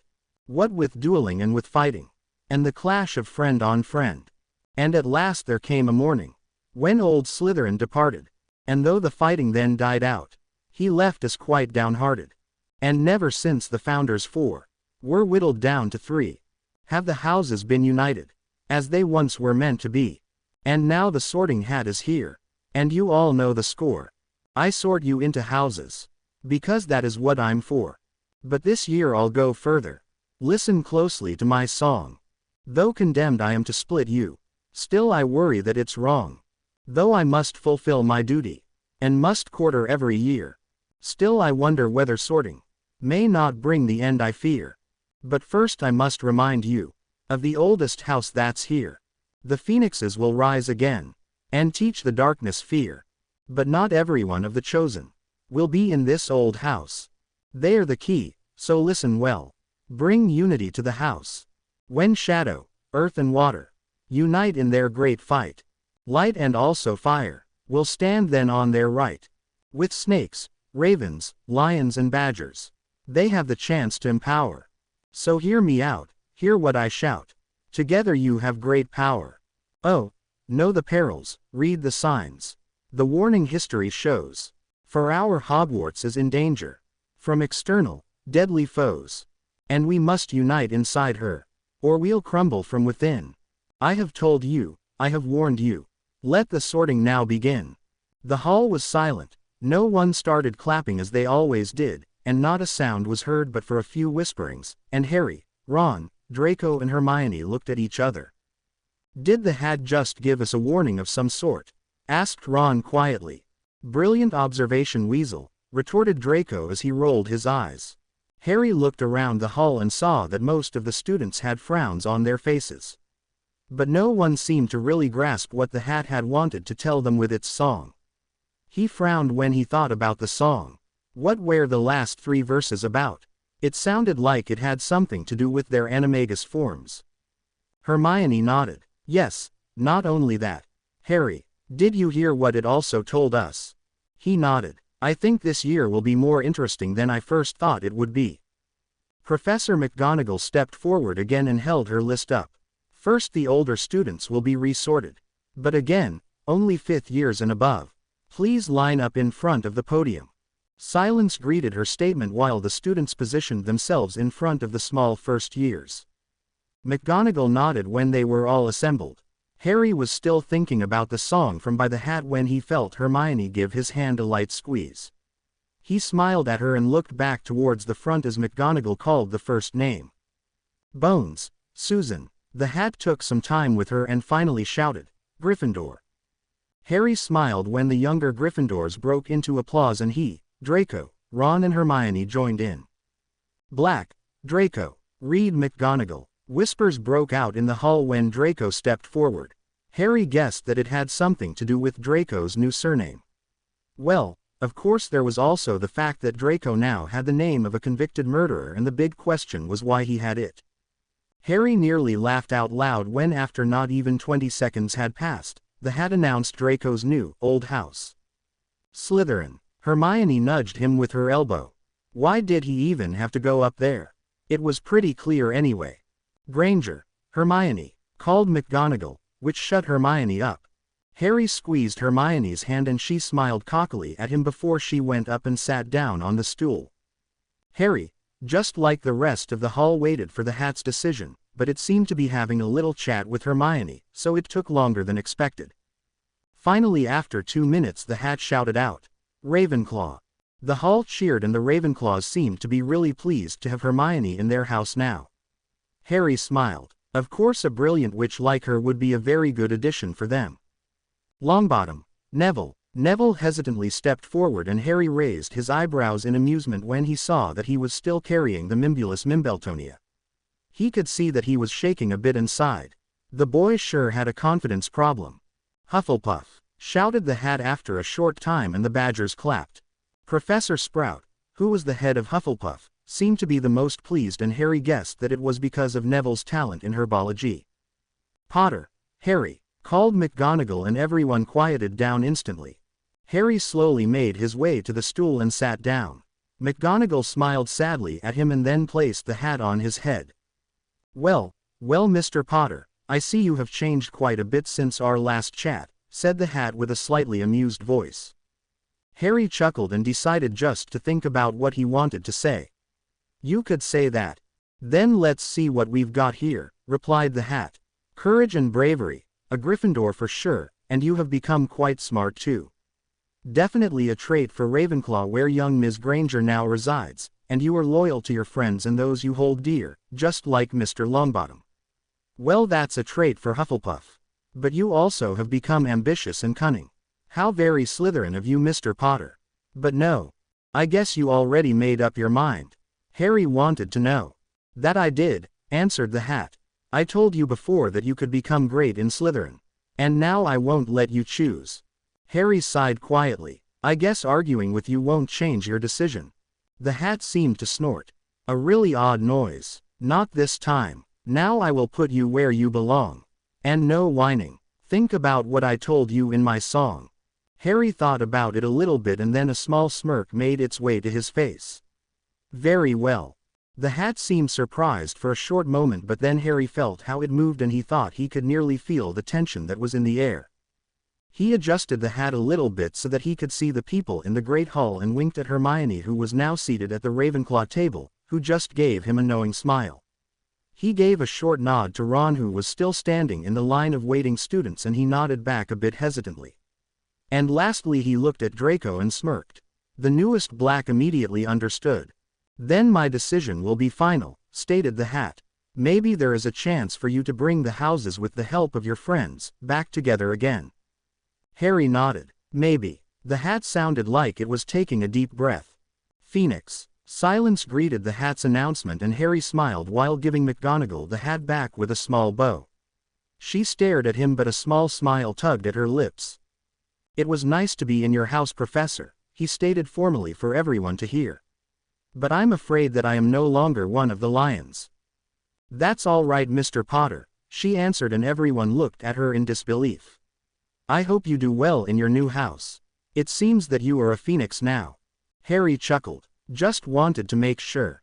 With that, to the immense surprise of all the students, Snape started clapping, followed by Dumbledore, Hagrid, Draco, Hermione and Ron.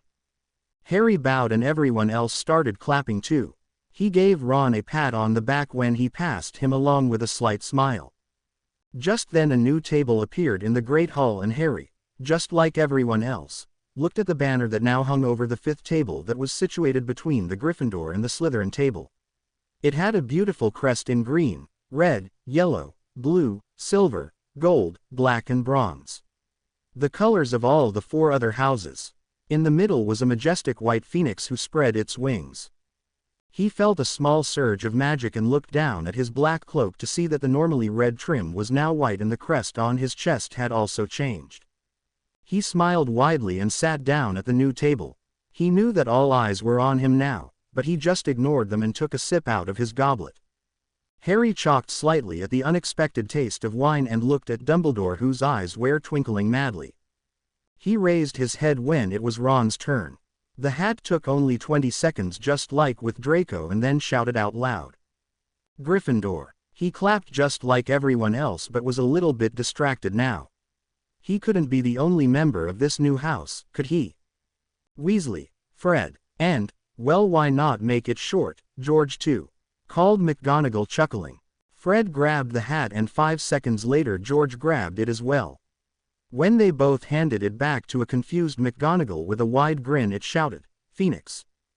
Harry looked at them as they came jumping over to him and positioned themselves at each side of him. "Well, what do you think of that?" asked Fred and patted him on the back. "We are in this new house together," added George, and whooped when he realized that there was wine in his goblet. At the end of the sorting, Harry was surprised to find himself in the company of people he would never have guessed he'd be in the same house with. Included in his house were Blaise Zabini, a tall black boy with high cheekbones, Terry Boot, a chubby-looking boy, Hannah Abbott, a red-haired girl, Padma Patil, the twin sister of Parvati, Daphne Greengrass, a pretty blonde-haired girl, Ernie Macmillan, a boy with red and blonde hair, and the Weasley twins. And last but not least, 2 first years. A girl named Rose Zeller and a boy named Ewan Abercrombie. "This certainly is interesting," said Harry while they all stared at each other, and Dumbledore stood up again. "So now that the re-sorting and sorting of the new first years is finished and we have the addition of the new House Phoenix, I would like to introduce your new Defense Against the Dark Arts teacher," said Dumbledore. "Please welcome Professor Dolores Jane Umbridge." Harry looked at the toad-like woman while a few students half-heartedly clapped and sighed. "Oh dear," said Padma when the new professor stood up and started to rant. Harry tuned her out after not even 20 seconds and looked at the other students that were sitting with him. "So, do you think she will be a good teacher?" asked Ernie to no one in particular. Blaise shook his head and sipped at his wine with delight. "If her lessons are like that, I doubt it. She was probably a Hufflepuff when she was in school." "Hey," cried Hannah, offended. "Hufflepuff isn't so bad, you know." "Well, the Puffs are all a bit odd," added Daphne with a smirk and flicked her hair back a bit arrogantly. "And the Slytherins are just arrogant and slimy snakes," retorted Ernie, growling. "Guys," said Harry quietly and looked at each of them. "Do you think you can drop the superior act? We are in one house together now. If you ask me, the Sorting Hat has gone nuts, but we are 2 ex-Slytherins, 2 ex-Hufflepuffs, 2 ex-Ravenclaws and 3 ex-Gryffindors in one house. And don't forget the new first years," he added and winked at the 2 kids that looked like they were watching a tennis match. "We have to stick together now." "Whatever you say," grumbled Terry and sighed. "But I guess you were right. I just don't understand why we never heard of this house before. Not even in Hogwarts a history is anything written about it." Harry chuckled. "See, we have all the traits of the 4 houses united in one. Don't you think we should make something out of it instead of fighting?" Blaise looked at him with narrowed eyes. "Can I ask you a question, Potter?" He nodded and sipped at his wine again while looking at Umbridge, who was now talking about a better future for the students. "I noticed you and Draco hanging out together. How is that?" Harry put his goblet down and looked at the black boy. "We are friends." "How is this possible?" Padma wanted to know, and everyone else stared at him with wide eyes. He sighed dramatically and smirked at the ex-Slytherins. "We both saw what we could gain out of this friendship at the end of last year, and here we are." "You've changed, Potter," remarked Blaise. "Not just in looks, but you seem different." "Well, thanks," replied Harry and gave a sigh of relief when Umbridge finally sat down. Dumbledore coughed. "Well, after that very interesting speech, I have to make one last announcement regarding the new house. I'm sorry to say, but I have no clue where the common room might be." The students chuckled and Harry closed his eyes. He frowned when he felt 3 pairs of eyes on him, but relaxed when he realized that it was Hermione, Ron and Draco. He didn't know why, but suddenly he saw the corridor on the 7th floor that led to the Gryffindor Tower, but something was missing. There was a portrait of some sort where he knew there wasn't supposed to be one. There normally was something else. He opened his eyes in realization. Of course, the tapestry of Barnabas the Barmy, who tried to teach ballet to the trolls. Harry coughed. "Headmaster," he asked, and all eyes turned to him. "I know where the common room of the Phoenixes is." Dumbledore looked at him for a moment and then smiled. "Very well, so my guess was right then. Let's eat." "How do you know where the common room is?" asked Ernie in interest while they filled their plates. Harry shrugged. "I'm a prefect. I think it has something to do with that." Daphne looked at him oddly. "Do you think that it is on the 7th floor where normally the tapestry of that fool Barnabas is. Harry's eyes widened. Yes, how do you know that? She showed him the badge on her robe. I'm a prefect too and I kind of saw it in my head. Harry looked up to Dumbledore who was munching a chicken leg and raised his eyebrows. They sure had a lot to talk about when Harry met with him after dinner. After 30 minutes it was time to leave and Harry left the prefect duties to Daphne because of the planned meeting with Dumbledore. He stretched his arms and stood up with a nod to the headmaster who understood and he left the Great Hall. He went up to the gargoyle that was located at the entrance of Dumbledore's office and didn't have to wait long for the professor to show up. "Well then my boy, let's get started," said Dumbledore smiling and looked at the gargoyle. "Drop." Harry nodded and they went up the moving staircase together. Harry entered Dumbledore's office and smiled when he saw Fawkes sitting on his perch near the window. The Phoenix trilled and looked at him curiously, but then nodded his head as if to say he accepted Harry. "Well then Harry," said Dumbledore as he sat down behind his desk. "I believe you have some questions before we come to the real reason for our meeting." Harry nodded and sat down on a conjured chair in front of the desk. "You knew it, sir, didn't you?" Dumbledore's eyes twinkled when he smiled at Harry. "Excuse me, but what did I know, my boy? I don't think I'm following you." Harry snorted. "Professor, do you really want to tell me that you had no clue about Phoenix House, and which house we all would be re-sorted into when you sent us the prefect badges?" "Oh, you mean the fact that you, Miss Granger, Mr. Weasley and Mr. Black are all in different houses now?" asked Dumbledore, and Harry just nodded with a small smile on his face. "Indeed, I knew that it would come to this.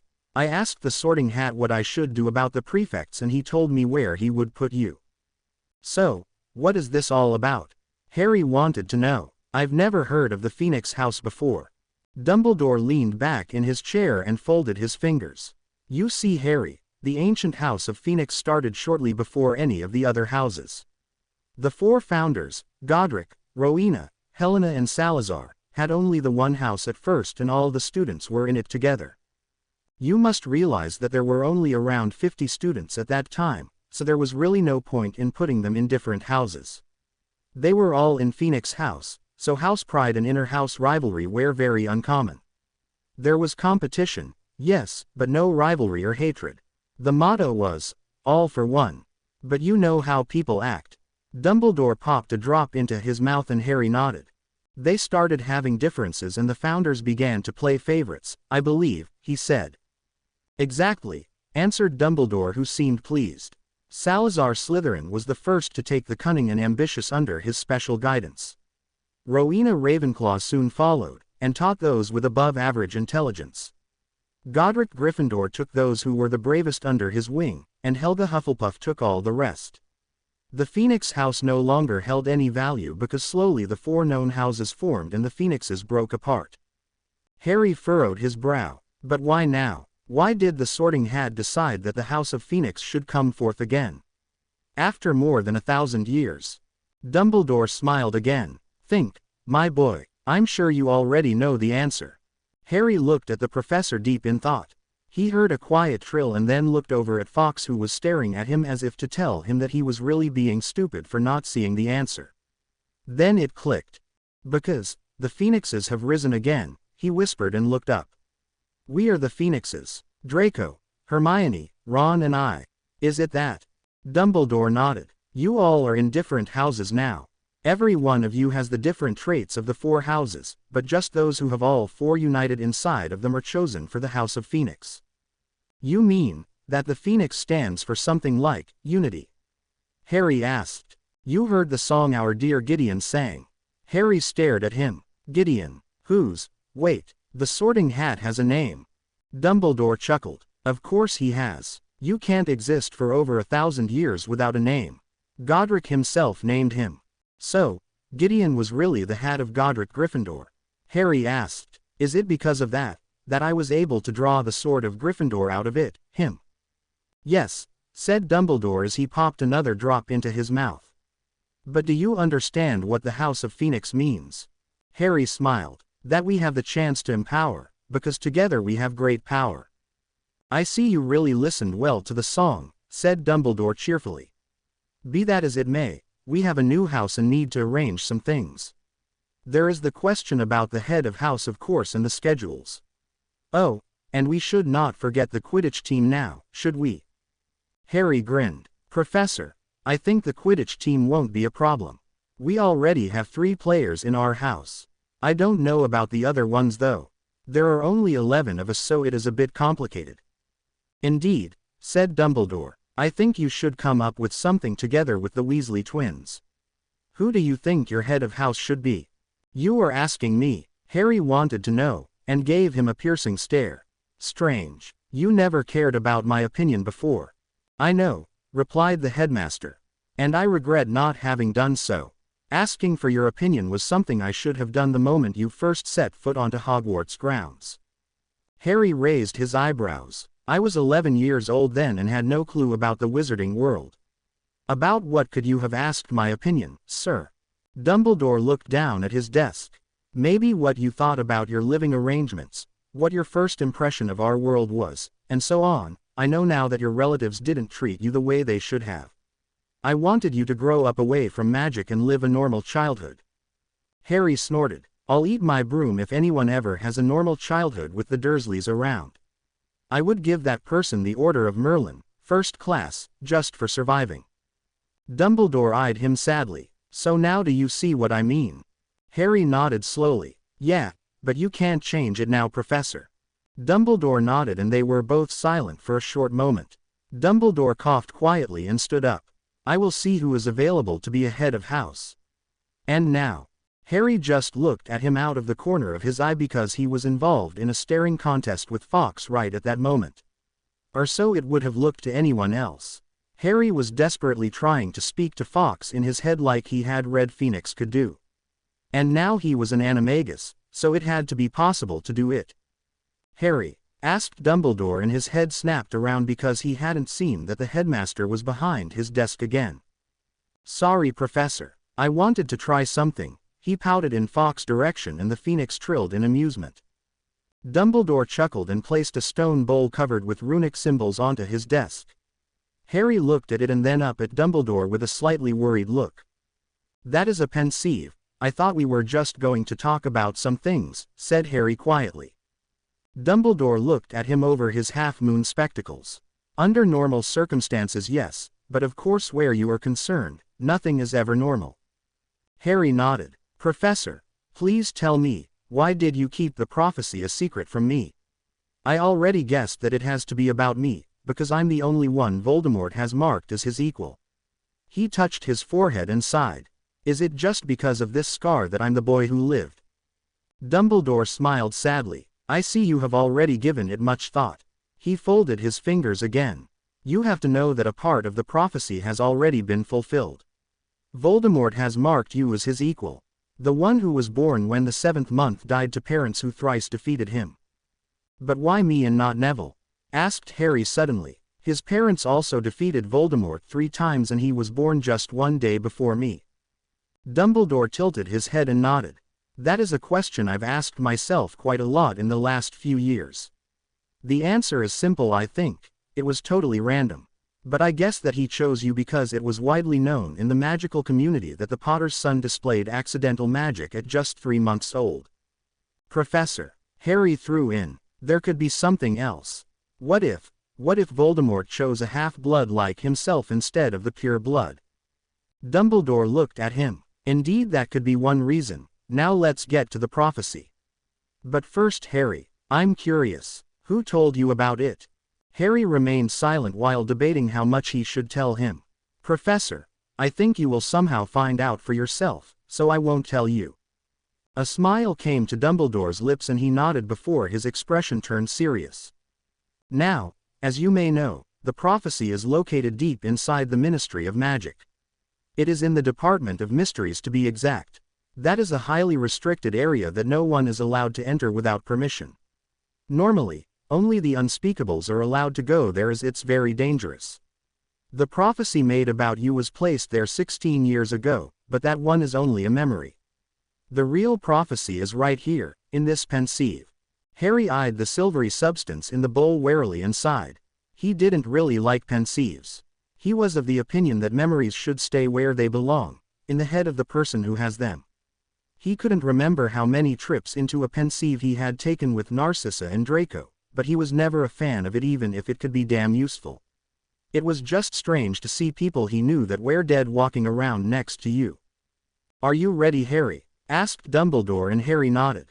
"Then let's go." With a swish of Dumbledore's wand, the pensieve enlarged and they both dived headfirst into the memory. Harry blinked and looked around. They were in a room of some kind. It looked like it could be the back room of a pub. Two people were there, but he couldn't see them very well. "We are in the Hog's Head, a pub in Hogsmeade," said Dumbledore. "I was interviewing a new divination professor and I'm sure you recognize the witch that applied for the position." Harry looked at who was without a doubt a younger Albus Dumbledore, and snorted when he recognized the woman on the chair in front of him. She was wearing very thick glasses that made her eyes the size of golf balls and had scarves draped all over herself. "Trelawney," asked Harry, "why are you showing me a memory of?" His head snapped to the older Dumbledore next to him. "No, tell me this as a joke." Dumbledore shook his head. "I wish it were, but please listen carefully. I told you in your third year that I believed she had made 2 real prophecies before now, didn't I?"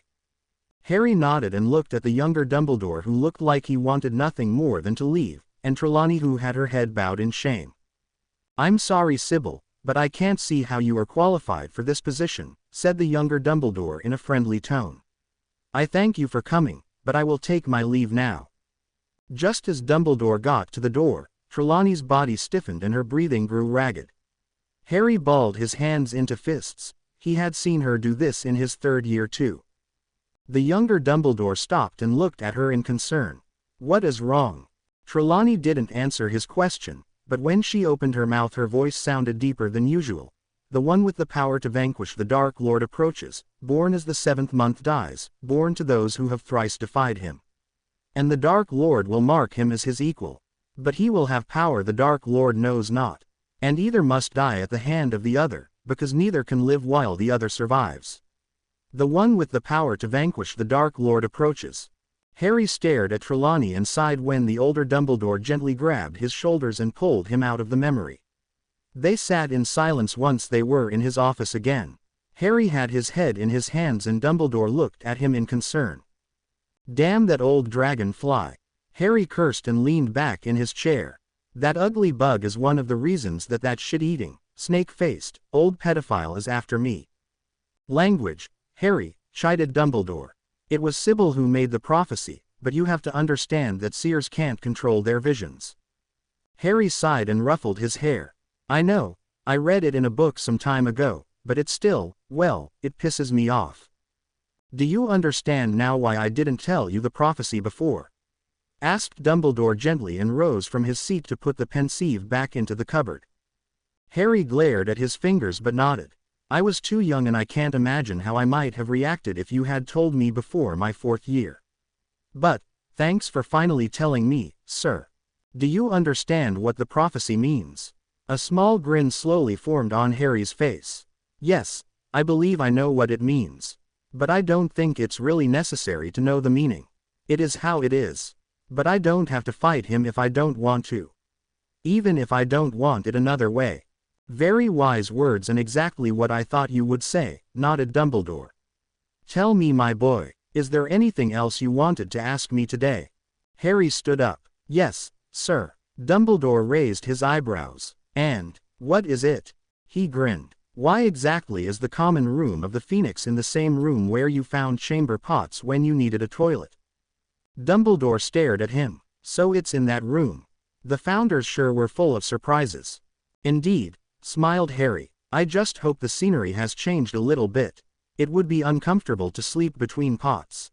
"Well then, off you go, Harry," said Dumbledore, chuckling. "Good night." "Good night, Professor." Harry threw a last glance at Fawkes, who ruffled his feathers and shook his head with what Harry swore was a smile. He opened the door and stopped when he felt something brushing against his mind. "Use your element, then you will succeed." He stopped in mid-step and looked back at the Phoenix, who blinked at him innocently. He sighed and tilted his head slightly in his direction. With a little bit effort he could now feel the presence of the other creature. "What should I use it for?" Fox trilled, exasperated. Use it for what you have been trying to do for weeks. You are dense sometimes. I don't know how you ended up as a phoenix. Harry's eyes widened and he jumped a little bit when he heard a quiet chuckle.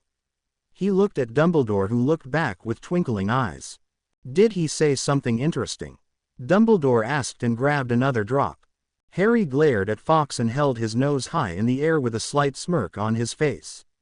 No, not really. He is just getting on my nerves. Fox gave an offended squawk but seemed to be amused, and Harry smiled as he closed the door behind him. He looked at his watch. It was 10 o'clock, curfew. He shook his head. He was damn lucky that he was a prefect, otherwise he would be in real trouble if he ran into a teacher or that blasted cat of Filch's. He slowly walked along the dark corridors and the familiar feeling of being home washed over him. For some reason, he didn't really want to go to the common room, even if he was interested in what it looked like. He shrugged and decided to go up to the Ollery and send a letter to his godfather. He had seen Sirius' face when it was time for him to leave for school, and Harry didn't really like it that he had to leave him behind, especially now that he had really gotten to know him. When he reached the Ollery, he smiled as a fur ball crashed down on his head, and chuckled as he plucked it out of his hair. Hello, Pig. I haven't seen you in ages, he greeted the tiny owl, who flapped his wings excitedly. A short time after that, Hedwig flew down to him too and nipped him gently on the ear. Hi, girl, how are you? Hedwig hooted softly and positioned herself on his shoulder. He smiled and conjured a parchment and quill to write a short letter to Sirius. Before he started to write the actual letter, he took out an envelope and drew a small phoenix in the bottom right corner with a short sentence over it. You know how it goes, Snuffles. He tapped the words with his wand and they changed from black to red for a short moment before returning back to normal. He wrote, Dear Mr. Padfoot, if you can read this then you haven't forgotten the Marauders' motto. Hooray to the old dog. Now, how are you? I hope the house is still in one piece. I surely hope so, because I want to read some more in the library. I'm sorry to say that I am no longer able to grace the Gryffindor Tower with my dashing presence. As you already know, there was a resorting and our dear old hat, his name is Gideon by the way, decided that I shall be trying my luck in a different house this year. I think you will be able to figure out which house I'm now in by yourself. You wouldn't be a marauder if you couldn't. I know I already said it at the train station, but please be safe and don't let anyone anger you. I know your temper, Mr. Padfoot. Please give regards to our dear friend Mr. Mooney. Mischief managed. Mr. Shadow. He folded the letter and put it into the envelope. He murmured a quick charm and the letters on the envelope started to glow again, followed by the whole letter. After he was finished, Hedwig presented her leg and flew off after Harry gave her a soft pat on the head. He leaned over the railing and looked down at the Black Lake. Pig meanwhile decided to annoy him to no end by hopping up and down on his head. Harry just ignored him and looked over at Hagrid's hut. Normally by this time there was always a light on, and he frowned when he saw that it was still completely dark. Hagrid had been at the sorting, so where is he now? You damn owl, stop that! Snapped Harry when Pig scratched him painfully on the ear. He flicked his wand and Pig sailed over to the other side of the room, where he gave a loud chirping noise as if he had enjoyed it. Who is there? He heard a familiar voice from down the stairs. He didn't answer and looked over to the staircase where footsteps could now be heard. A short time later the familiar silhouette of Hermione appeared in the doorway. She had her wand drawn and a small light at the tip of her wand illuminated her face. Hi Myone, said Harry, and she whirled in his direction. Harry, I looked for you everywhere. She huffed and crossed her arms. Harry raised his eyebrows and went to stand in front of her. Why is that? You know that I had a meeting with Dumbledore. She nodded. I know, but I saw him not even 5 minutes ago near his office and he said that you had already left. So why were you looking for me? Asked Harry curiously. I could have been in the new common room, you know. And it's after curfew already. Hermione rolled her eyes as she took his hand and dragged him down the stairs. Tonight is our turn. We have patrol until 11 o'clock. Harry chuckled. So you already read the scroll Davies gave us? Of course, she answered. We have patrol together on Mondays and Thursdays until 11 o'clock. Harry smiled mischievously and threw his arm over her shoulder to whisper in her ear. Do we have to? I know a fabulous broom closet on the 6th floor. Even in the darkness he could see Hermione blushing and chuckled as he kissed her cheek. Harry, you know that's not possible, she answered softly. He shrugged and wrapped his arms around her waist. Okay then, let's do it in the corridor. Prat, she giggled and found herself enveloped in a deep key when she tried to turn around. Hermione smiled and leaned her head on his chest. What did Dumbledore say anyway? Did he tell you the prophecy? And did he say anything about the new house you're in now? Harry sighed and ran a hand through his messy black hair. Yes, he told me about the prophecy, and yes, he also said something about the new house. Hermione gave him a concerned look. And, are you okay? He looked at her. I think so. I'm not going to worry too much about the prophecy now. I mean, Voldemort is already after me, so I only have 3 options anyways. Hermione took his hand and they walked slowly through the castle. And what are those options if I may ask? He chuckled dryly, even as the situation itself wasn't funny. The first is that I avoid a direct confrontation with him and hopefully he gets bored or dies while choking on an apple or of old age. The second is hiding. And the third, well, I'm going to either kill him or die trying. Hermione squeezed his hand. Don't say something like that. You won't die because of Voldemort. I might not have a choice, said Harry quietly, and Hermione tightened her grip on his hand and sniffed softly. Why? She asked in a monotone. He looked her in the eyes and could see that she was scared for him. He stopped walking when they were near the Transfiguration classroom and caressed her cheek with his free hand.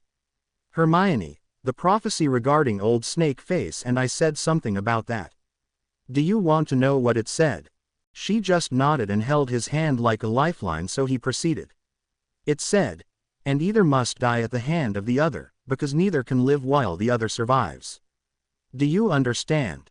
She looked at him with a frown on her face and gasped when she grasped the meaning of what he had said. No, please tell me that this isn't the prophecy. Tell me that you just made this up to scare me.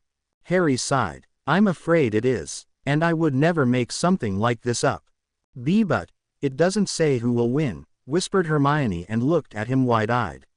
It just says that either must die. Harry nodded and leaned forward. He wiped the tears that threatened to fall out of her eyes away and kissed her softly on the forehead. I know my own, but prophecies can be very vague. If I decide not to fight him, I wouldn't fulfill that part, because I'll never face him in a battle of life or death. So you won't fight him? Asked Hermione quietly and looked down. Harry shook his head slowly. I will fight him, because I must and because I can. Her head snapped up. But why? Why do you have to fight him? Why not Dumbledore or the Order? Why you? He looked directly into her eyes. Because I have to. I have to do it for myself. I can't just sit around and wait till he is gone or everyone else is dead. He destroyed my life, my own. He destroyed the normal childhood that I could have had. If it weren't for him, my parents would be alive and this cursed boy who lived sign that I'm wearing on my forehead wouldn't exist. His voice had grown angrier with every word and Hermione just stared at him. I would just be a normal boy, I wouldn't be famous, and maybe I would even have siblings, the list goes on and on. Oh, Harry, so it's revenge? Asked Hermione as she hugged him hesitantly. You want to fight him because he is responsible for all of your suffering. He pressed his nose into her soft hair and inhaled her scent. It was a mix between vanilla and lavender. I'm not sure, I just know that I'll go crazy if I just sit around and let others do the work. I will fight him, but not because of a stupid prophecy, I'll do it for me and the people I care about. He lifted her chin and smiled softly. You know about my, what did you call it last year after the second task? Ah, my, saving people thing. Just kicks in when somebody is in danger. And that is the case with Voldemort. Hermione chuckled softly and nodded. Yes, I know that, and I also understand why you can't just sit back and watch. Thanks, said Harry and smiled down at her. He looked at his watch and grinned. Hey, we should go back to our common rooms. It's nearly 11. Hermione looked up startled and grabbed his arm to look at his watch. You're right. I didn't realize that we spent so much time talking and Damn. Harry actually jumped backwards a bit, staring at her in wide-eyed disbelief as she slapped her forehead and began to use curse words that would have even put Ron to shame. He stood there and stared at her as she started pacing in front of him. My own?" asked Harry. She ignored him and kept cursing, and he chuckled. "Hey honey, what's wrong with you, love?" That quickly got her attention and she looked at him with a soft smile.